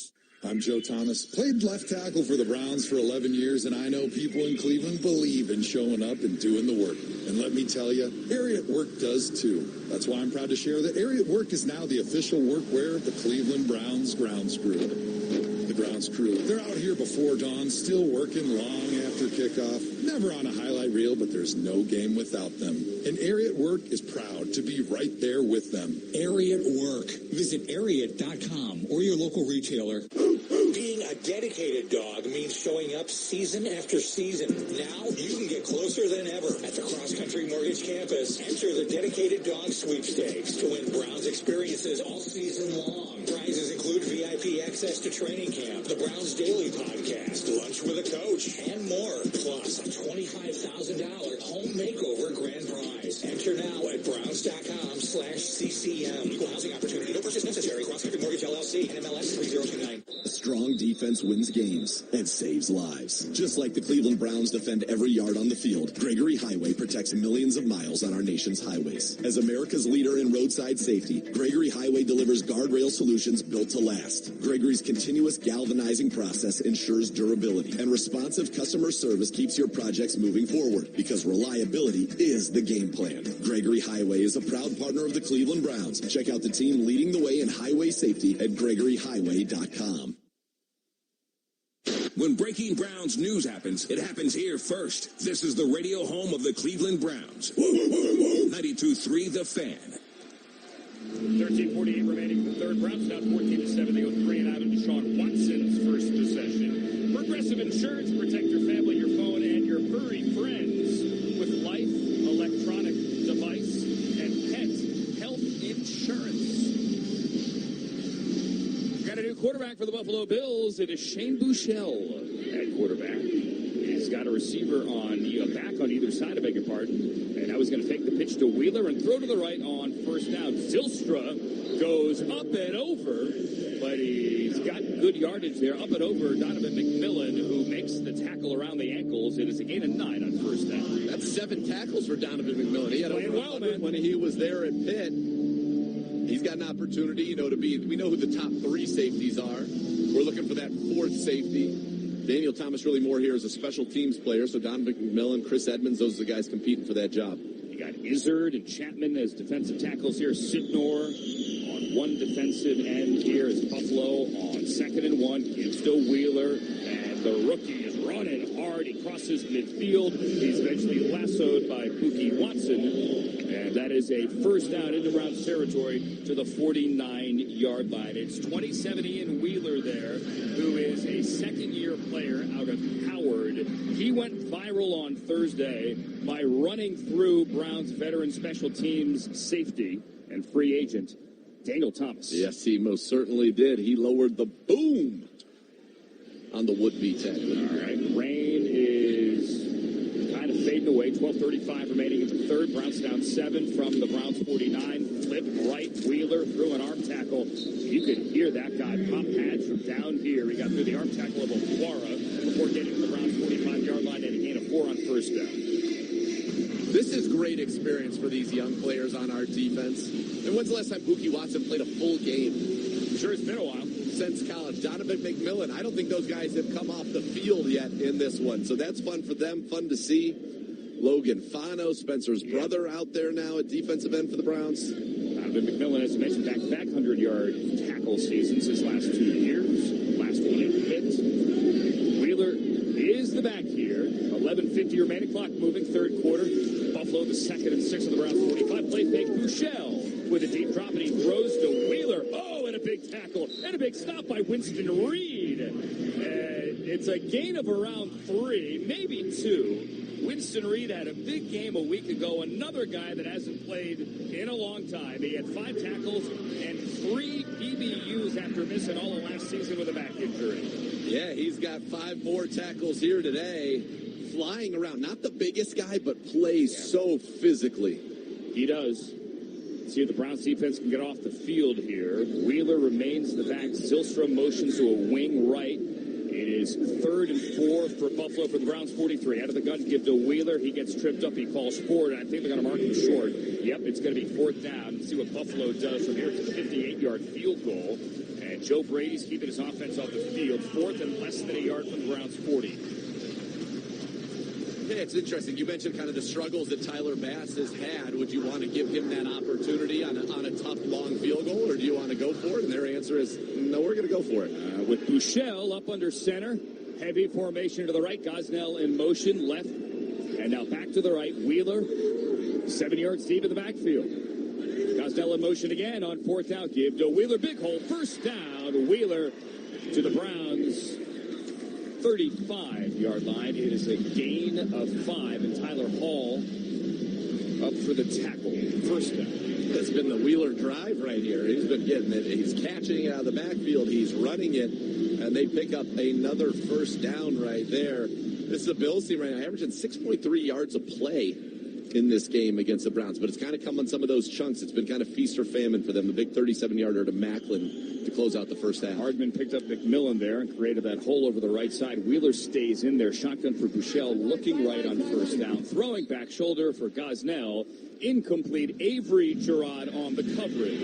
Yeah, so a nice job on Avery's part right there of not allowing much separation between he and the receiver. And one of the things, too, that route that you just saw ran by Cresswell, that's one of those deals where it has to be bread and butter for an NFL wide receiver to make that play. So the miscommunication right there between the quarterback and the receiver. But the thing I'm looking at right now is your body language. How much tempo are you bringing to the football field right now? Because those things are so pronounced and they stand out on film. So when you're in the midst of a game, and everybody around the league knows the situation here, we all talk. So how are you looking on film? Are you flying around? Are you being ultra active in the process and making plays? Those things show up. Here's a great opportunity. And we're seeing McMillan, for example, right there, who made the tackle. He's certainly doing his part today. McMillan up to clean it up after Wheeler. Gerard brought you by Cross Country Mortgage, official mortgage partner of the Cleveland Browns, after Wheeler broke a couple of tackles near the line of scrimmage to get around 5 yards on second down. It's 3rd and 4. Yeah, it looked like big Josiah Izzard had an opportunity to get him in the backfield, and Wheeler was able to get through as the sun is now out. I mean, it goes rain, while it's raining. Sun, it is rain, it goes sun. It's actively raining with the sun out. Frank Gore, the back here, he is 5 yards to Buechele's right. Even with the quarterback who's in the shotgun and pre-snap movement and flags, back Buffalo up. Everybody moved except their center, Cedric Von Prongranger. Full start. Offensive number 83. 5-yard penalty. Still third down. Sounds like a guy Joe Thomas coached in Munich. I was going to say, it's exactly right. He sounds like a count or a duke from Europe. It's the preseason. I mean, it is actively raining, and it is bright sun. All right, here we go. Rain, it is a sun shower right now. 3rd and 9 for the Browns, 34 for Buffalo, going right to left. Opening possession for the Bills, 3rd quarter. Browns now 14-7. Buechele takes a shot. Left side. No flag. Incomplete at the goal line. He wanted Jamori Macklin, the rookie who had a big game to set up Buffalo's touchdown at the end of the second quarter. He couldn't connect. It's Michael Coates running stride for stride. Good coverage. I was worried they might throw the flag. There was a lot of hand fighting right there, and I mean, he got away with it. He's grabbing his arm. Grabbed his arm with 2 hands and pulled him back. Hey, we'll take it. Let's force the field goal. Yep. Run the clock. Tyler Bass, who missed all of last year. Remember, Matt Prater came out of retirement. That was a great story. Bass missed last week from 45. Missed a couple of kicks Thursday in Berea, but was good on his 2 extra points in the first half. This is from 53 to the west end zone, and it is good. And Buffalo extends the lead to 17-7 on a 10-play, 34-yard drive. As we step aside now, Browns now 10, get the ball back on the University Hospital's Cleveland Browns Radio Network. Northfield Park Racino has more variety than ever before. Discover hundreds of new VLTs now lighting up the gaming floor, bringing you even more ways to play, win, and celebrate. Experience thrilling new favorites like Huff and Lots of Puff, Dragon Spin Saga, Bomberman, and so many more. With more variety, bigger thrills, and non-stop action around every corner, there's never been a better time to play. Come see what's new at Northfield Park Racino, the place that gives you more. Must be 21. Gambling problem? Call 1-800-589-9966. Touchdown! Score big with Howard Hanna, the official real estate partner of the Cleveland Browns. As Northeast Ohio's #1 real estate provider, they're dedicated to helping you make the best move.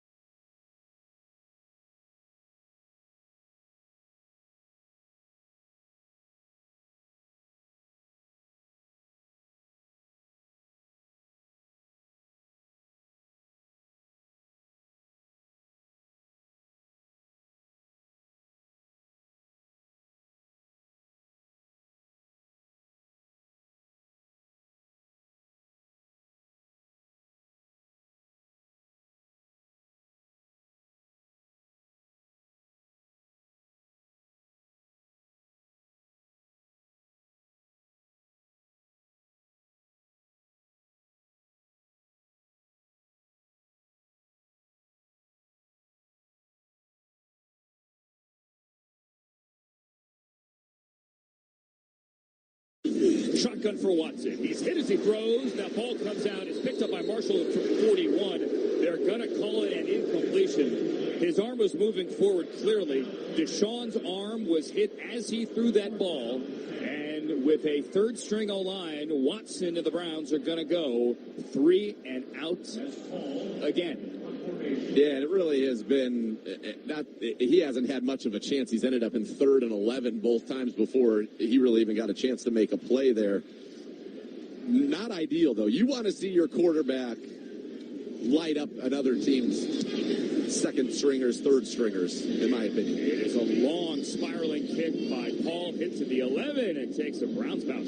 That thing just died.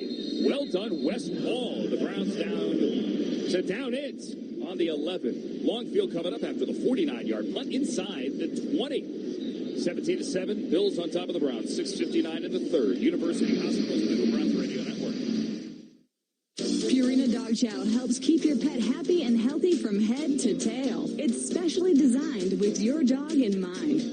Visit your local discount drug mart and pick up Purina Dog Chow today, or visit us at Purina.com for more information on some of the most popular and trusted pet food brands.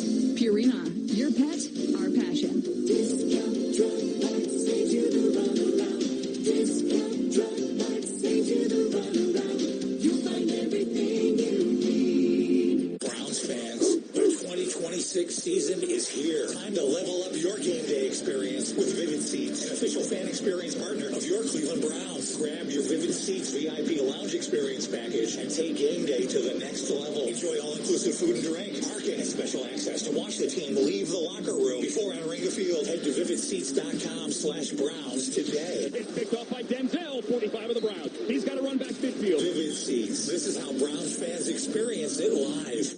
Before every kickoff or every roar of the dog pound, there's the build.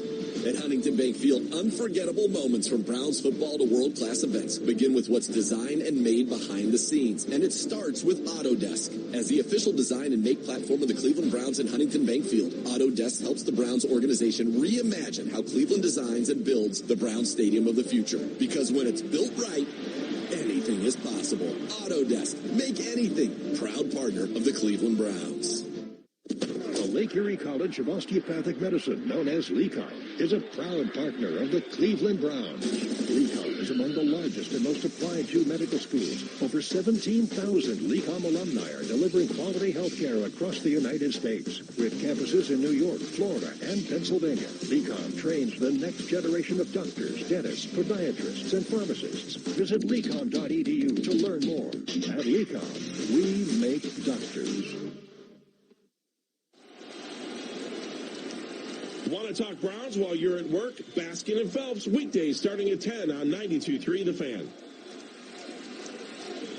The copyright on this broadcast owned by the Cleveland Browns. All rights to the broadcast are reserved, and a rebroadcast, recording, retransmission, or other use of the broadcast without the express written permission of the Cleveland Browns is prohibited. Deshaun Watson booed in his first action here at Huntington Bank Field since the Achilles injury back week 7 of 2024. Browns down 17-7. Defense now on the field.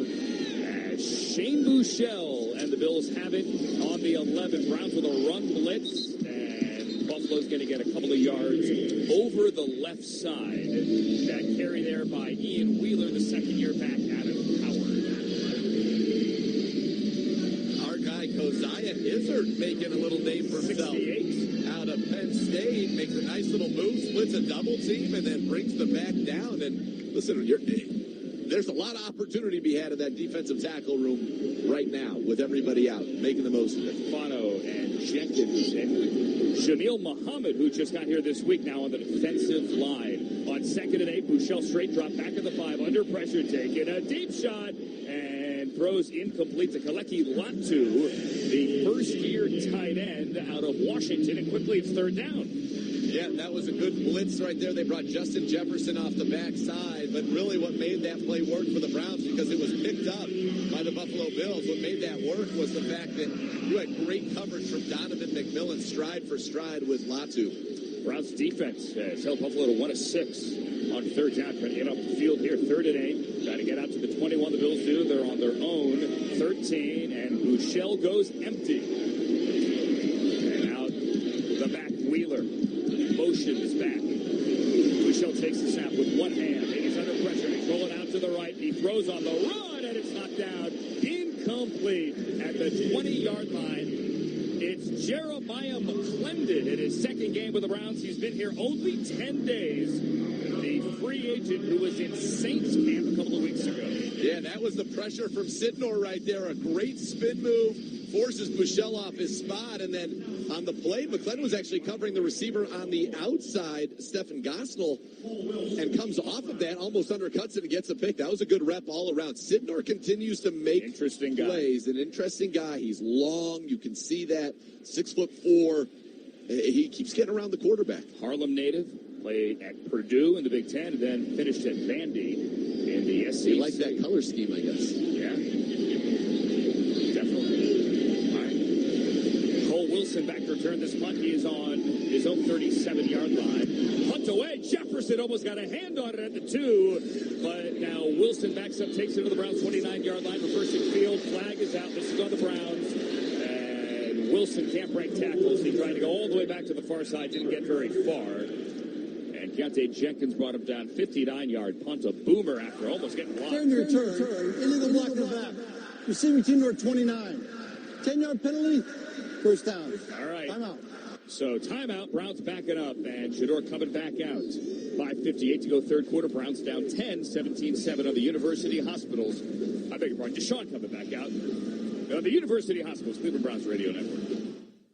Being around football, we know that injuries can happen at any time and on any play. When they do, it's good to know where to turn. University Hospitals gives you options. There's After the Lights for Friday night sports injuries, the UH Orthopedic Injury Clinic for walk-in care, and nationally recognized orthopedic specialists for ongoing or more complex needs. Because when an injury happens, getting the right care matters. Whatever it takes to get you back to doing what you love, University Hospitals is here for you.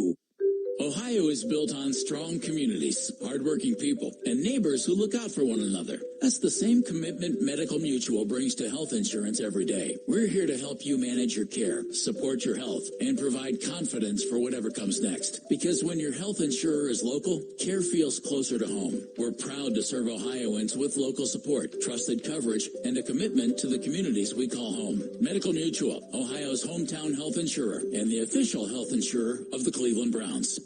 Before you tackle your next big play, make sure you're playing smart off the field, too. As a proud partner of the Cleveland Browns, Enbridge Gas reminds DIYers and contractors to always contact 811 before digging. Whether you're planting a tree, building a deck, or installing a fence, knowing what's below helps keep your project and your community safe. It's free, it's easy, and it's a smart play. This season, remember, dig smart, play smart. Learn more at enbridgegas.com. Enbridge Gas, proud partner of the Cleveland Browns. Gerard Cherry here for Northeast Factory Direct, and I don't know about you, but this time of the year always has me spending more time outside. I'm out there enjoying the backyard as much as possible. Now is the perfect time to check out Northeast Factory Direct's patio specials, outdoor furniture, fire pits, dining sets, and more. Plus hot tubs and saunas if you want the full backyard experience. Stop in and mention my name, Gerard Cherry, for a special discount. Locations in Cleveland, Euclid, Macedonia, and North Canton. Hear from Todd Monken immediately after the game. The official Browns postgame show is only on 92.3 The Fan. Living on a prayer playing here at Huntington Bank Field. 5:58 remaining, third quarter. And it is the third drive for Deshaun Watson, who is 1 of 4 for -1 yard. Browns down 10, 17-7. Browns over on their own 19-yard line. Play fake and straight drop. Deshaun up in the pocket, firing over the middle, and that is caught. Sliding Malachi Corley with the completion, with the reception, I beg your pardon, that is the first down. He gets up and he takes it to the 42-yard line. So the first big play here. A gain of 24. Watson in the quarter. He almost short-armed that one. If he puts that up at the chest of Malachi Corley, he's running. I don't know if he's going to get around the edge, but that ball was a little low there from Deshaun Watson. First down. Thought that was the case. All right, legal ID stations. Let's take 10 seconds. Legal ID on the University Hospitals, Cleveland Browns Radio Network. WKRK-FM and HD1 Cleveland Heights, 92.3 The Fan. Tennessee Sports Station. 1st and 10. Browns have it on their own 39-yard line. Terry, the tight end, in motion. Marshall is the back. Offset eye here. Deshaun from the near hash. He's going to give to Marshall. Run it up the middle. No running room whatsoever. Hit it the line. Of a yard on forward progress to the 40. St. Durant. Penn State Nittany Lion in the tackle.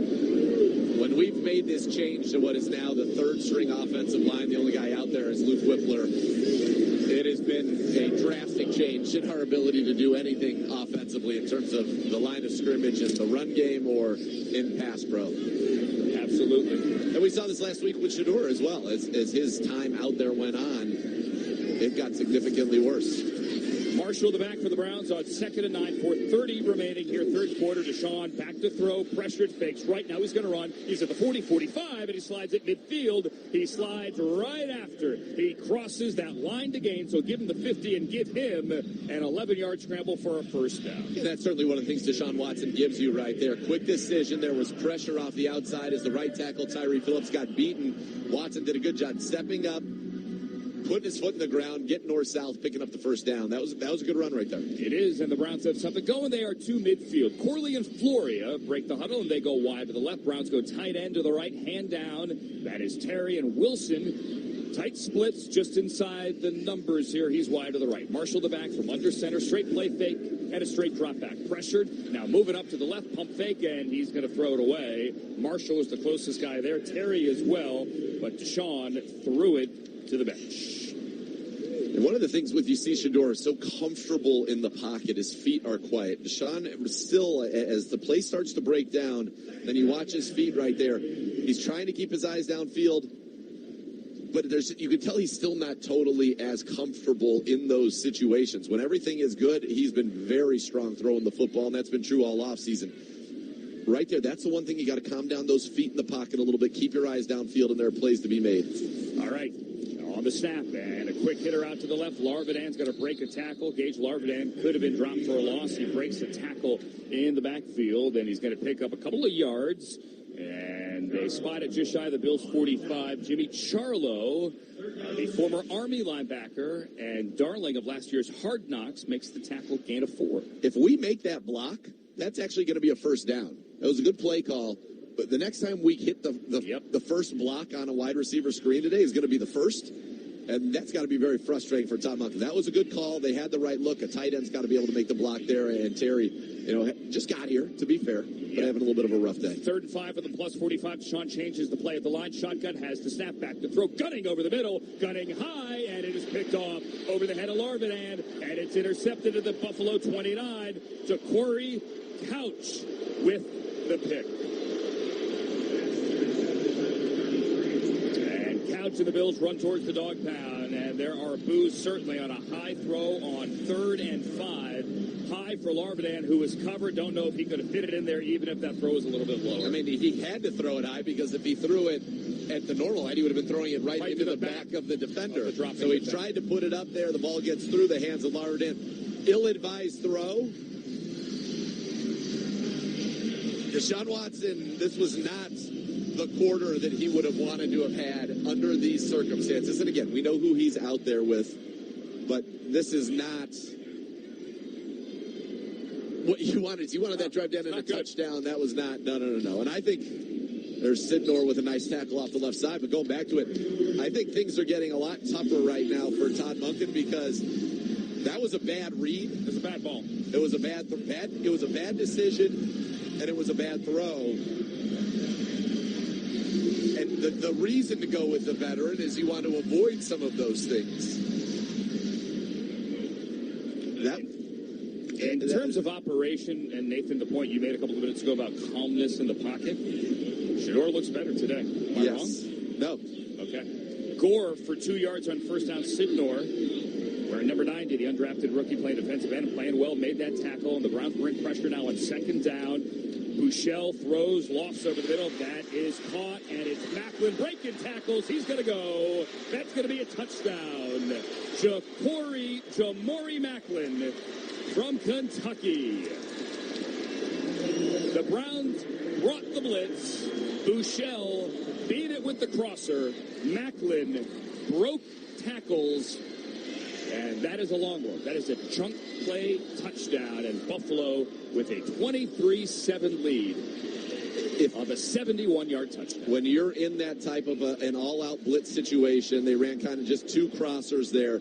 That route was won by Macklin on the release. If you're going to be up in press coverage, and we can bring Gerard in the second half, but if you're going to be up in press coverage, you've got to get a hand on the receiver. He got shook right off the release. He's trailing the whole way. That's easy pitch and catch. Bouchel puts it right on him, and a touchdown for the Bills. And now pass on for the point after try. 2:07 remaining in the third quarter.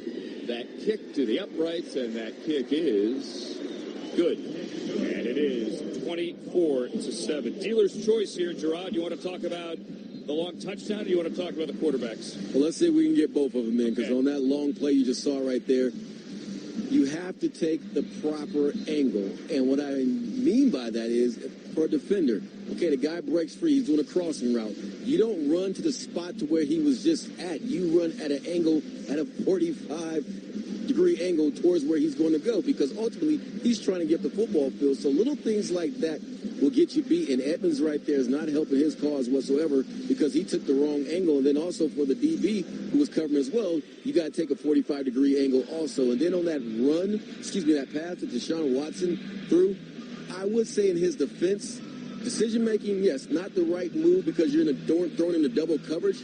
However, if your receiver puts his hands on the football first, you can't say that was necessarily a bad throw.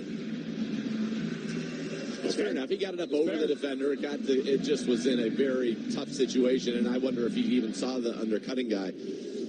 Tough. Just not what you wanted if you were Deshaun Watson or if you were Todd Monken, and that was your lean going into this game. Listen, Shedeur Sanders has certainly been more impressive. Now Deshaun Watson's going to get one more opportunity, and I think this is a big one. It is. If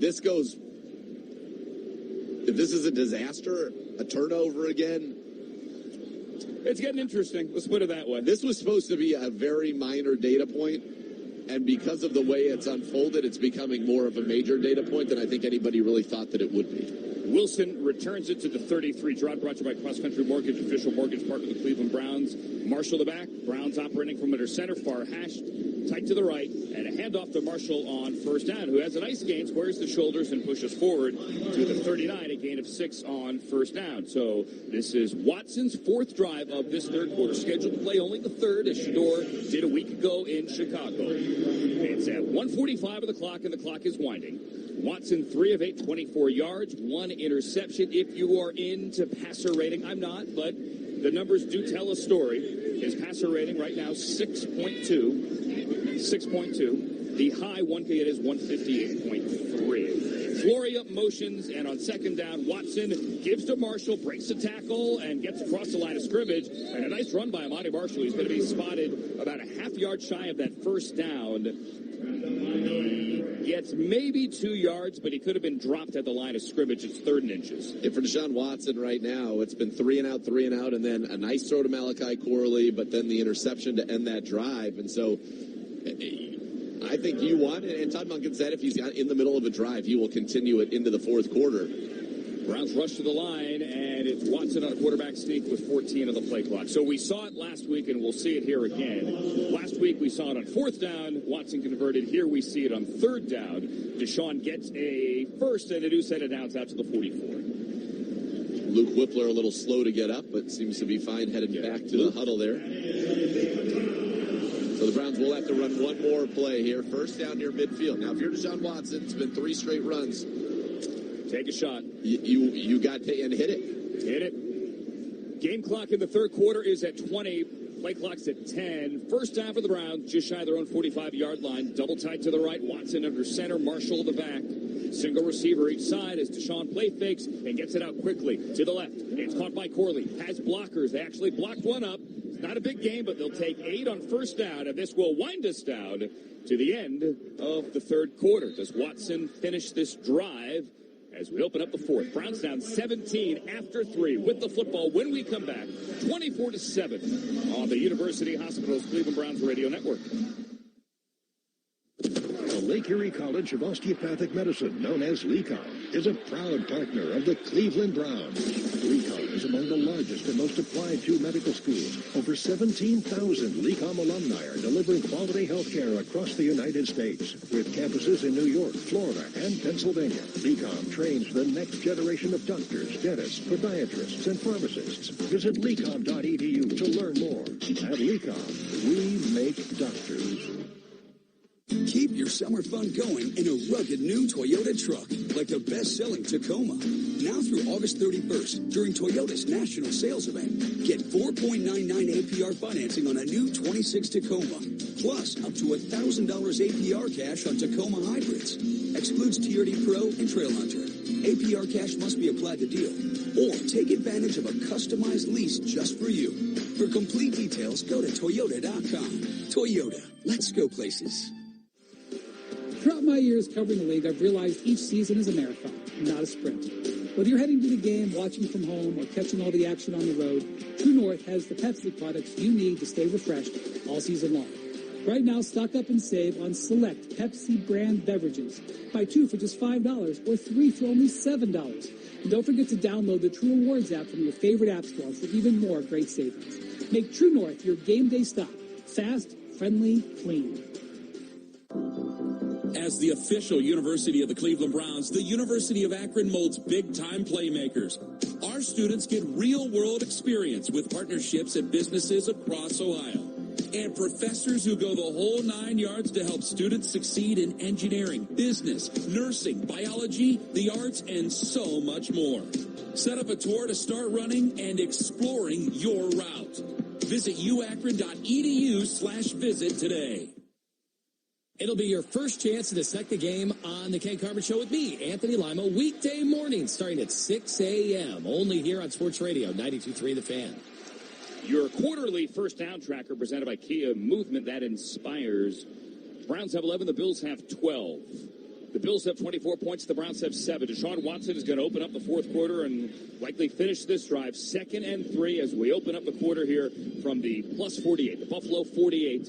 Amani Marshall, second year back out of App State, is behind Deshaun, who's changing the play at the line. 10 of the play clock up under the center. It's Luke Whippler who snaps it back, and the give to Marshall, finding a hole. And Amani Marshall, nice run over the right side. He patiently weaved his way with Browns O-lineman in front of him, and he's going to take it to the 42-yard line. That's a gain of 7 and a new set of downs. He's had a couple 7-yard runs on this drive, which is good for Amani Marshall. It's been tough sledding early on, but now getting a little bit of room, getting a little bit of rhythm here, and the Browns into Buffalo territory in a drive that I think is pretty important for Deshaun Watson to end this one in the end zone. He's 4-9. Watson is 31 yards and an interception. New set of downs, plus 42. Buffalo showing pressure on the line. They're playing a 3-4. Marshall with the run, knocked backwards, and really a quick whistle here on his forward progress being stopped. Give him a yard to the 41. 8th carry of the day for Marshall. And there's really only been the one pass that was the screen out to Corley, right? That's the only. It's pretty conservative. It's the only pass play we've seen. And honestly, let's throw this out there. Does the conservative play calls here tell you anything? It does not. I don't know. More confused than I was earlier. Más confundido de confundido, as a little kid once told me in an airport in Lima, Peru. They're more confused than confused. They got timeout. And a timeout. First charge timeout. Cleveland. 30-second timeout. Gerard, are you? I don't want to. Nathan said confused. I'm curious. What about you? Yeah, I'm befuddled because I came into this situation thinking it was a done deal and totally going against what you and Nathan have been saying earlier, that the decision had not been made. But now with the body of work we've seen in this second half from Deshaun Watson, it is completely up in the air of whether or not Todd Monken can make a sound decision on who should be this guy, because you can make an argument for both Shedeur as well as Deshaun. And we're deep into the bench. Ben Patterson, a rookie wide receiver from Texas Permian Basin, is in the game. Wide to the right. That's a real school. I didn't make that up. 2nd and 9 for the Bills, 41. And it's Patterson who caught it. Deshaun got it out quickly, and Patterson caught it, tackled by Jordan Dunbar on the far sideline for a short gain of around 4. Gerard brought to you by Cross Country Mortgage, official mortgage partner of the Cleveland Browns. You're making a face. What? If this was done before this game, Deshaun Watson's not playing. I agree with you. He's not playing today under these circumstances. And to be no clear, way. Gerard, when you say you thought it was done, you didn't think that we weren't telling the truth. You thought that this is what was going to happen. I didn't even think Deshaun Watson was going to see the second half, to be honest with you. I didn't think he was going to go on the football field, so believe me, I was astonished. He said he was going to play. Monken did. He kept his word. Taking a deep shot. Corley left side. Can't bring it in at the 10. There was your shot. They were pressing, and Watson, deep ball down the left sideline. And it is 4th and 5 now. The Browns offense stays on the field on the plus 37. That was the one, and he got the look he wanted. Good release from Corley, and he just put an inch or two too much on it, just off the fingertips of Corley. Incomplete. 4th and 5 now. This is a big play here. All right. At least we've got ourselves some drama in the fourth quarter of the second preseason game. Booth to back. Browns going for it, 4th and 5. They're on the Bills 37. Got to get to the 32. Shotgun here. Booth to the left. It's a 3-by-1. Watson straight drop. Pressure coming. Fires behind Florian. Incomplete. That ball got tipped at the line as he got it away. Dwayne Carter, Ohio kid from Pickerington, got a hand on it. And you hear the boos. The Browns turn it over on downs. And that is likely the end of Deshaun Watson's day. Yeah, he had a nice pocket right there and just was able to pull that out. Man, tough. He had Floria open on the crosser. We step aside now on the University Hospitals Cleveland Browns Radio Network. Good news, Dutch Farms has partnered with Discount Drug Mart's Pro Points program to bring you farm fresh dairy products and even more Pro Points. Stop by your local Discount Drug Mart and you'll find simple, wholesome, all-natural Dutch Farms shredded and sliced cheese, butter, cream cheese, and sour cream. Dutch Farms Dairy is made in America's heartland and is now available in Ohio. Drug Mart's Pro Points are simple, fun, rewarding, and delicious. Stock up on Dutch Farms and earn Pro Points today. You know the Browns game doesn't start at kickoff. It starts in the parking lot. With Just Park, official partner of the Cleveland Browns, you can book parking in advance and then stroll right up to Huntington Bank Field. No fumbles, no flags, no delays. Whether you're a season ticket holder or just heading downtown for a Sunday showdown, parking shouldn't be the hardest part of game day. Score your parking pass now at huntingtonbankfield.com and make your next game day a win before kickoff. That's huntingtonbankfield.com. We are Neomed, Northeast Ohio Medical University, proud partner of the Cleveland Browns. More than 4,000 of our graduates work at the most prestigious healthcare systems across Ohio, in Cleveland, Akron, Canton, and Youngstown. Our alumni are from Ohio and for Ohio. Neomed doctors live here, work here, change lives for the better here in Ohio. Is your doctor a Neomed doctor? Learn more at neomed.edu. It's game day. Just like your favorite team needs a rock-solid defense, your building needs an HVAC partner you can count on. That's Northridge Company, Ohio's trusted source for commercial HVAC equipment, parts, and technical expertise. From the mechanical room to the locker room, we help keep the air moving so your team can focus on the win. 5 Ohio locations, one team you can count on. Northridge Company. Visit northridge.com. Game on. I'm Jeff Phelps. Football talk while you're at work. Baskin and Phelps, weekdays starting at 10 on 92.3 The Fan. Okay, Browns down 24-7. We are 12:53 remaining on the clock here in the fourth quarter. This game was delayed for an hour. The rain and lightning that hit Northeast Ohio here by the lakefront earlier today. So, yes, it is 4:21 here in Cleveland, but we still have plenty of time left in this game. Shane Buechele and the Bills take over, and Frank Gore is popped at the line of scrimmage there by, is that Jameel Muhammad? It is, 67, who just signed a week ago. Logan Fano, maybe 97 there as well. Let's continue the conversation here with Gerard. Gerard, I asked you, as Shedeur played well and Deshaun did not, just now in the third quarter, were you surprised? And what I meant to ask was, did you think Todd Monken had made up his mind, or you're surprised because you would have played Deshaun? I thought he had made up his mind, and I would not have played Deshaun, thinking, okay, we've got a rainy situation out here. Your quarter, I'm thinking that, okay, you've already made your decision with Deshaun. And obviously, to Todd Monken's credit, he shot to a straight and was forthright in that he said this was a quarterback competition.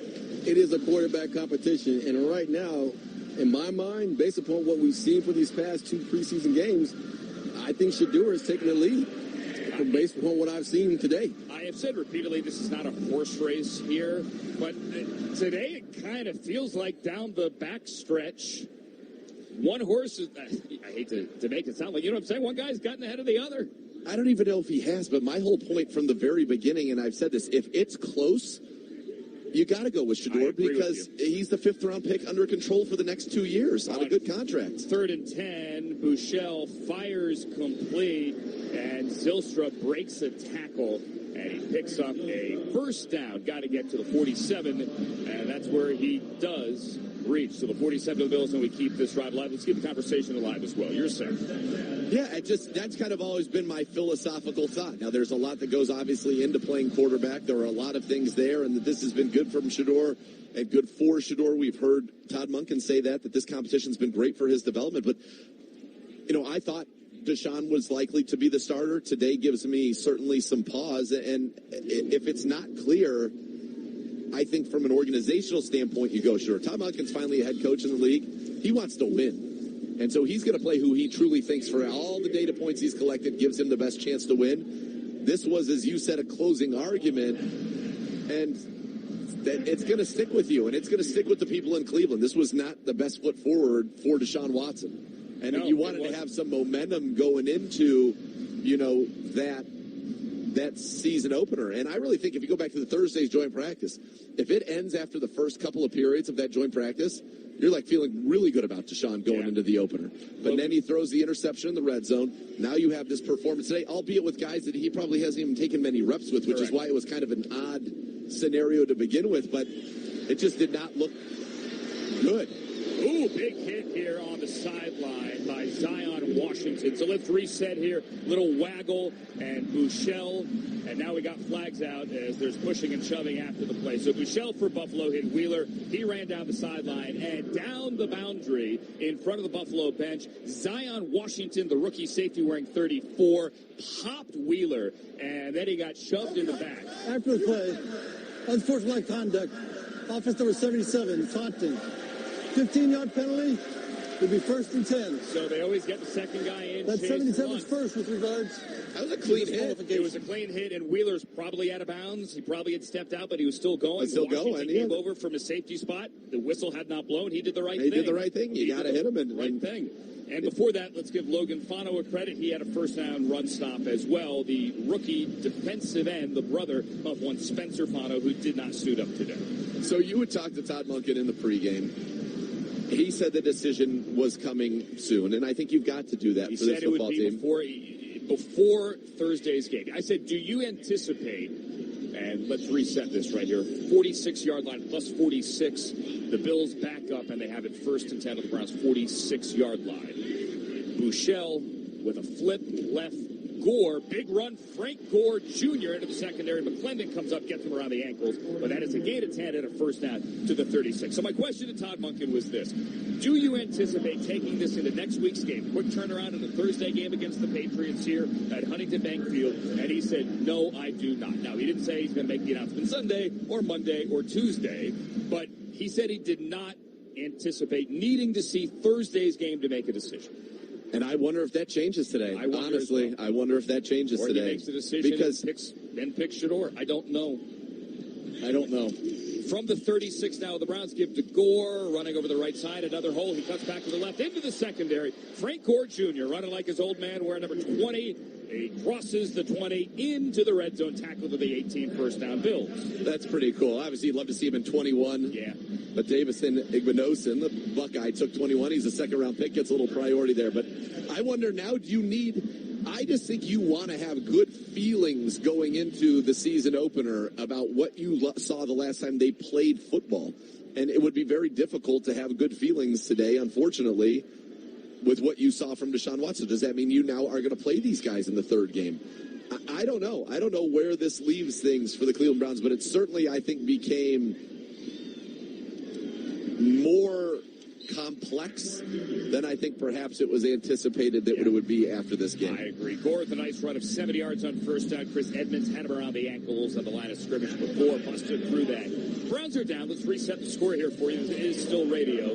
Bills on top of the Browns 24-7. 8:33 remaining. Fourth quarter clock is moving. It is a 2nd and 4, and Buffalo is inside the red zone. Shador, 9 of 11, 74 yards, a touchdown, and a pick. Deshaun, assuming his day is done, 5 of 12, 35 yards, and an interception. Now on first down, or beg your pardon, on second down, the give to Wheeler over the left side. Sherrod, get back in here. Yeah, and I think it comes down to, all right, it's the cast of characters you're working with. We talk so much about the quarterback. We walk away with the perspective that it's all on them, but we all know they're in a position where they need all the support that they can get. So if I'm looking at this from an objective standpoint, if I'm Munkin and company, I'm saying to myself, okay, when Shador was with the threes or the twos, how did that look versus Deshaun? And then you do the same thing with the ones. And it's fair to say that Shador got more out of the twos and threes than Deshaun did in what we just saw from an effort standpoint in production. On 3rd and 1, Buffalo runs with Wheeler and gets a first down. So the drive stays alive. That was the 10th play of the drive. Buffalo now 1st and goal on the Browns 6. Deshaun last week made some plays, okay? He also seemingly had some plays downfield that he didn't take, but overall put 10 points on the board. Set up, obviously, by 31-yard Casey Concepcion punt return, so certainly special teams helped out as well. Shador, he operated well also had last some chunk week. plays last week as well in the third quarter, especially when they beat the blitz and he hit Floria for that 35-yarder. Yeah, which was great to beat the blitz. Yeah. Both guys have turned it over both weeks. Yes. So you don't love that. That's a problem. That makes it hard to play winning football. Play fake and a rollout by Bouchel on 1st and goal from the 5. He's going to run and he's going to score a 5-yard touchdown run for Shane Bouchel. And Buffalo leads 30-7. Point after coming with 6:49 remaining on what is now a sunshiny afternoon at Huntington Bank Field. And again, these preseason results in terms of the scores do not matter. This is a game that's being contested between a lot of people at this moment who are probably not going to be playing, certainly not on Sundays. Case in point, the Browns were 3-0 in the preseason last year. There were multiple teams that were 0-3 that made the playoffs. Yes, so don't focus on that. What I really think is that, you have a situation that I don't think we really thought that we would be in right here today. When you have a quarterback, think about what Case Keenum did. Extra point, good. Hold that thought. Extra point by Tyler Bass is good, and the Browns trend up 31-7, 6:49 to go. We got plenty to talk about when we come back on the University Hospitals Cleveland Browns Radio Network.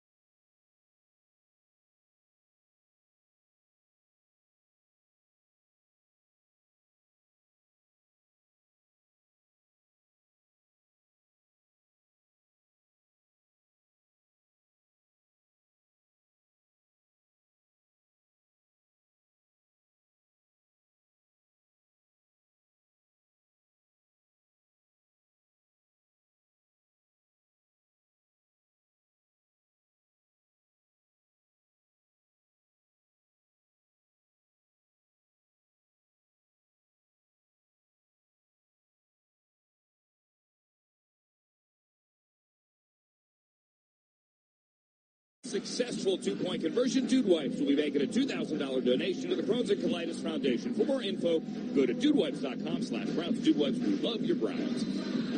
Dylan Gabriel is warming up on the sideline. Deshaun Watson's day seemingly is done, as is the day for Shedeur Sanders. Just speaking on the sideline to Aditi Kinkabwala, the News 5 broadcast. There have been boos, certainly, for Deshaun. Shedeur sticking up for him, saying he doesn't like the boos. And good for Shedeur for saying that. Yes. Certainly sticking up for teammates. Browns protect Browns. Browns take care of Browns, as Todd Monken said this week. In comes Dylan Gabriel, 5'8" a week ago, 23 yards and an interception. He threw only one pass last year after he left with a concussion, week 11, and Shedeur came in here at Huntington Bank Field with much fanfare to face the Raiders. 6:49 to go. Browns down 31-7. We'll continue the quarterback conversation as Devon Booth is in the backfield and Gabriel is up under center. Browns opening on their own 35-yard line with movement on the line. Offense number 60. 5-yard penalty, so first down. Number 60 is Xavier Miller. The undrafted rookie free agent out of Auburn. 7th penalty on the Browns. The quarterback conversation is very interesting now because Shedeur clearly outplayed Deshaun today. No other way to say it. They both threw picks. There has been a frame-by-frame breakdown of Shedeur's pick to an undrafted rookie free agent, Jeremiah Terry, a tight end. The ball was behind him. Was it tip? I don't know. And now moving again. KT Leviston playing deep into the fourth quarter. Offense number 72. Not good. 5-yard penalty, still first down. I would argue that Deshaun's pick was far worse than Shedeur's pick, but look, Gerard, this is what it's kind of come to. I'm not into breaking down which pick was worse. Today, simply Shedeur looked better, period. Yeah, well, believe me, the coaches are. You know egregious pick when you see one. Now, granted, in both cases, you can make the argument you are a professional football player, you're a receiver or tight end in the league. The ball hits your hands, you make the play. Was it perfect placement by Shedeur? No. Do you question Deshaun throwing in the double coverage? Yes. Yes. With that all being said, though, Nathan, you hit it. If it's close and you have a younger player on your hands and you having this, because what was the thing we were talking about? And that you've seen improvement. Right. And you saw it this week. We all agree. Yeah, you saw it this week as well. So you see nothing but improvement. Okay, this needs to be worked on. You see it out on the football field. But more importantly, the reason why you play a veteran over a younger, inexperienced player is the thought is that there's a gulf between the two and what you're seeing. And we cannot make that declaration because it's not a gulf between the two of them. It's very close. I agree. It's 2nd and 20, by the way, on first down and 20. A slant misfiring there to Floria. Toriano Pride, the rookie corner, knocked it away. Gerard brought to you by Cross Country Mortgage, official mortgage partner of the Cleveland Browns. 3rd and 20 coming up for Dylan Gabriel. Yeah, it's an interesting one, and I think there's going to be more and more speculation about this until the announcement is made, and you wonder, does this delay the announcement? Does it not? Maybe doesn't change anything? Get asked on the podium in about a half hour, and I don't think he's going to say anything. I don't either. But he's also unflinchingly honest. He might say that this changed things, and he's got a lot of new data to consider, and the Browns jumped again. KT Leviston looks like he jumped again. False start. Offense number 72. 5-yard penalty, still third down. I'll tell you what, for KT Leviston, who has moved around on this offensive line, put him back at tackle this week in practice, not a good look here. 2 late penalties. Don't want to place it all on him. Don't know all the mechanics down there with the new quarterback, a third quarterback in there, but he clearly jumped early. It's easy. It would be easy to say for Todd, right? Deshaun was out there with guys that he hasn't really practiced with. This was not. Well, all of that is true. It is true, but at the same time, what I was going to go back to is and say in Chicago, Case Keenum, a veteran quarterback, I really don't care who's out there with the third string, a veteran quarterback should be able to have their way with a third string defense. Well, Case Keenum is also the most prolific quarterback passer in the history of college football. So he's a veteran quarterback who carved him up. Deshaun Watson is a guy that used to be in the MVP conversation. To your point, he should do the same. On 3rd and 25, the Browns concede. They run, and Booth picks up 10. So it is punt time. And out comes Wes Paul, who, after the Bojorquez punt to open up this game in the first quarter, has handled all of the punting duties. Browns down 17, or 24, beg your pardon, 31-7, 5:20 remaining in this game. Gets it away. It's a high kick, angling towards the sideline, and it goes out of bounds near the 22. Let's see where the referee imagines this went out of bounds, because that's all you can do. He's still jogging. Wow. Okay, jogged all the way up to the 32. We have a timeout. 5:11 to go in this second preseason game. Browns down 31-7 after the 36-yard punt on the University Hospitals Cleveland Browns radio network. Hey, Browns fans, you'll be back at Huntington Bank Field cheering on your team before you know it. And when it's time to get tickets, Ticketmaster's got the lockdown on coverage. As the official ticket marketplace of the Browns and the NFL, Ticketmaster is the only place where you'll find 100% verified tickets. With their interactive seat map and view from seat feature, Ticketmaster helps you find your perfect seat. All Ticketmaster tickets are mobile, and if your plans change, you have the flexibility to sell your seats to another fan. Download the Ticketmaster app today so you're ready when tickets go on sale. Chest congestion is awful, and it's even worse when it comes with a cough or a stuffed-up nose. That's why Mucinex has maximum strength tablets for more than just chest congestion. Mucinex DM also relieves coughs, and Mucinex D also relieves nasal congestion. Maximum strength Mucinex tablets go to work fast and provide long-lasting relief. Only Mucinex fights your symptoms for up to 12 hours with one dose. Mucinex in, mucus out.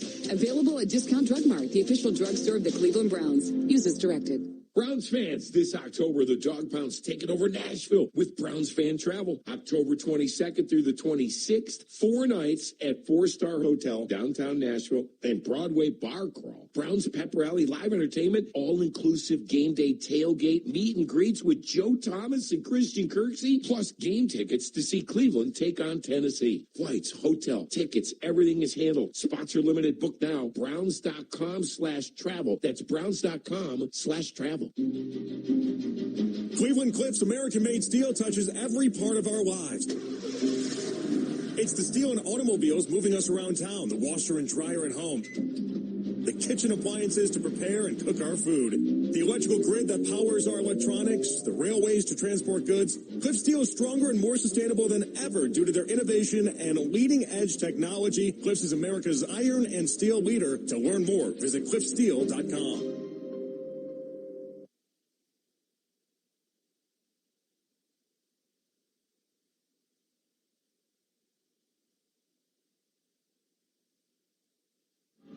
We got 5:11 to go, fourth quarter. Browns down 31-7. The quarterly first down tracker is presented by Kia, movement that inspires. The Browns on the short end of the scoreboard and the first down counter, 18-12 to the Bills. Browns only 3 first downs in the second half. Ian Wheeler is the back for Buffalo.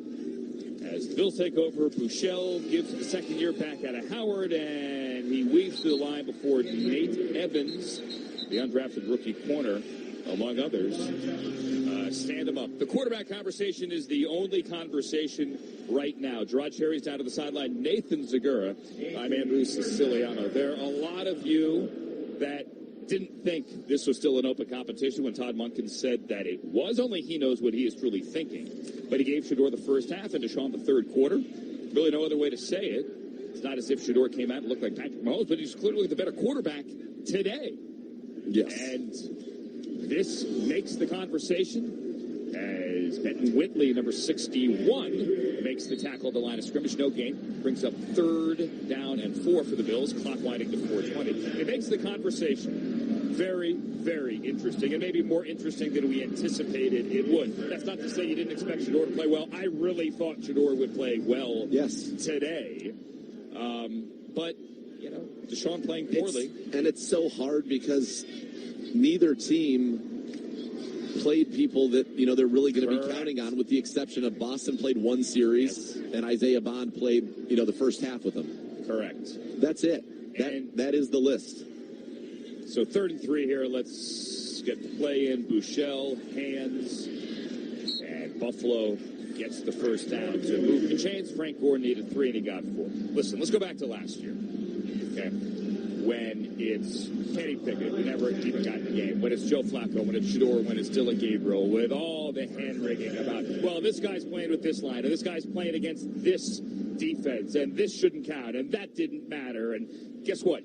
We've seen a lot now, and Shador got in with a third team last week and looked pretty good. He got in with not the real first team today, really the second team all up and down. Denzel Boston was out there, but they never threw him the ball. No, he wasn't part of the conversation. Isaiah Bond was out there. He is your 4th receiver. Yep. As Wheeler breaks a tackle and Zion Washington brings it down to the Browns 49-yard line.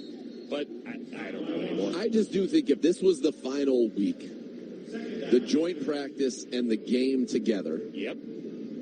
Shador was at the very least equal over the course of those 2 days, and I would say likely he was the better quarterback over the course of those 2 days. I agree. There was a time on Thursday where I thought Deshaun Watson looked great. Steve Tasker on our show, who works for the Bills, said you saw him make those throws that had him in the MVP conversation. But the consistency of those throws is what we've been looking for, and we have not yet gotten. So I just think it's a completely different. If this week, and there's more than goes on what we see here and what we see at practice, there's more that goes on into it, and there's been 6 months of data that's been collected, or 4 or 5 months of data that have been collected by Todd Monken. But this last week going in with, and to me it's a momentum. It's a little bit, it's a what have you done for me lately league. Of course it is.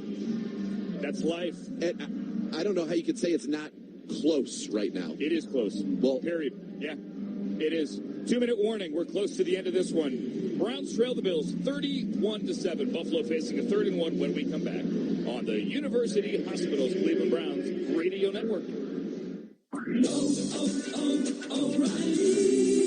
Check engine, ABS, or maintenance light on? Take the guesswork out of your warning lights with O'Reilly Veriscan. The service is free and provides a report with solutions verified by ASE certified master technicians.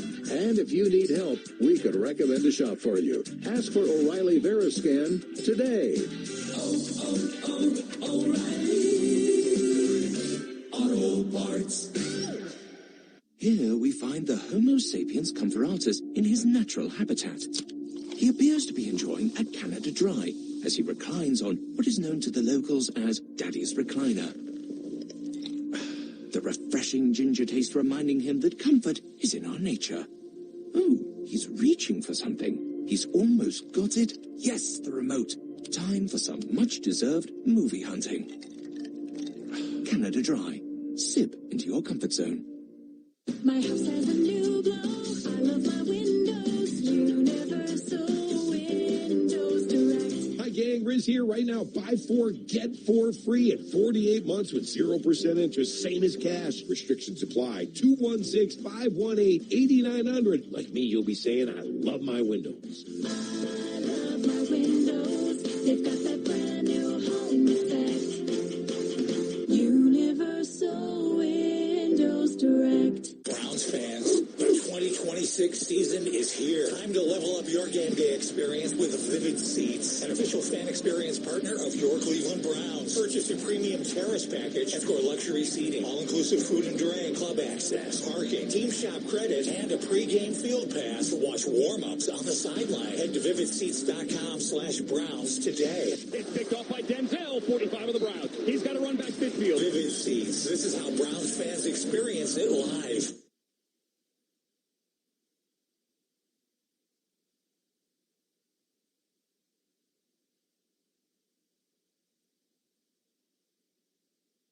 Two minutes remaining here in the Browns' home opener in the preseason. They're down 31-7. Buffalo's got the ball 3rd and 1 at the Browns' 47. The game summary brought to you by Sherwin-Williams. I already did that, Andrew, but I'll do it again. The official paint and coatings partner of the Cleveland Browns. Oh, that was the right read, Gibby. I thought I did it twice. All right, the official paint and coatings partner of your Cleveland Browns.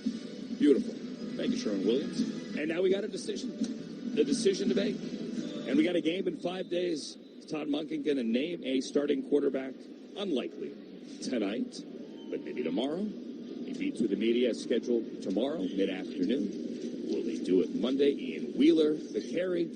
stood up by Eddie Ulafoscio and Justin Jefferson.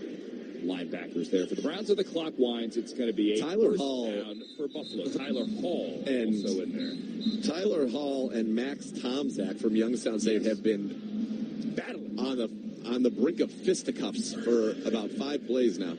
Max Tomczak, who scored double-digit touchdowns combined the last 2 years. He is the nephew, if the name sounds familiar, of Mike Tomczak, who had a year here with the Browns way back in the day. Max Tomczak, Youngstown State, getting some run here, and no more running as Bouchel is going to take a knee, and that's going to be it. Knee down at 1:15 on first down, and no one's going to be calling timeouts here. This is going to be a final score of 31-7. Browns lose, and the conversation is already interesting. Stay tuned. Had Todd Monken named Deshaun Watson the starter after the Bears game, people would have been unhappy that they felt the competition wasn't fair, that they didn't each get a chance to start, but I don't think people would have batted much of an eye at it. Now I think it's a different calculus. We're not making too much of this, right? I don't think we are at all. No, I think that, look, either one of these guys can be named the starter. There are justifiable reasons for both of them. I just think that now it is, because of the way things transpired today, it just feels a little different. Maybe it's anecdotal, maybe because we're here, maybe because we're hearing, the reactions, what we saw. But, what we saw over the course of the joint practice and this was that Shedeur Sanders certainly gained ground, if nothing else. Yeah. Was the lead insurmountable? Perhaps it was. But he at least gained ground and made it, I think, much more of an interesting and real conversation. Absolutely. 1,000%. As the clock hits 0-0-0 in the final score, with both teams already milling in midfield and both coaches already hugging it out about 25 seconds ago. It's over. 31-7. The Browns, for what it's worth, fall to 0-2 in the preseason. It is not worth much. The conversation is now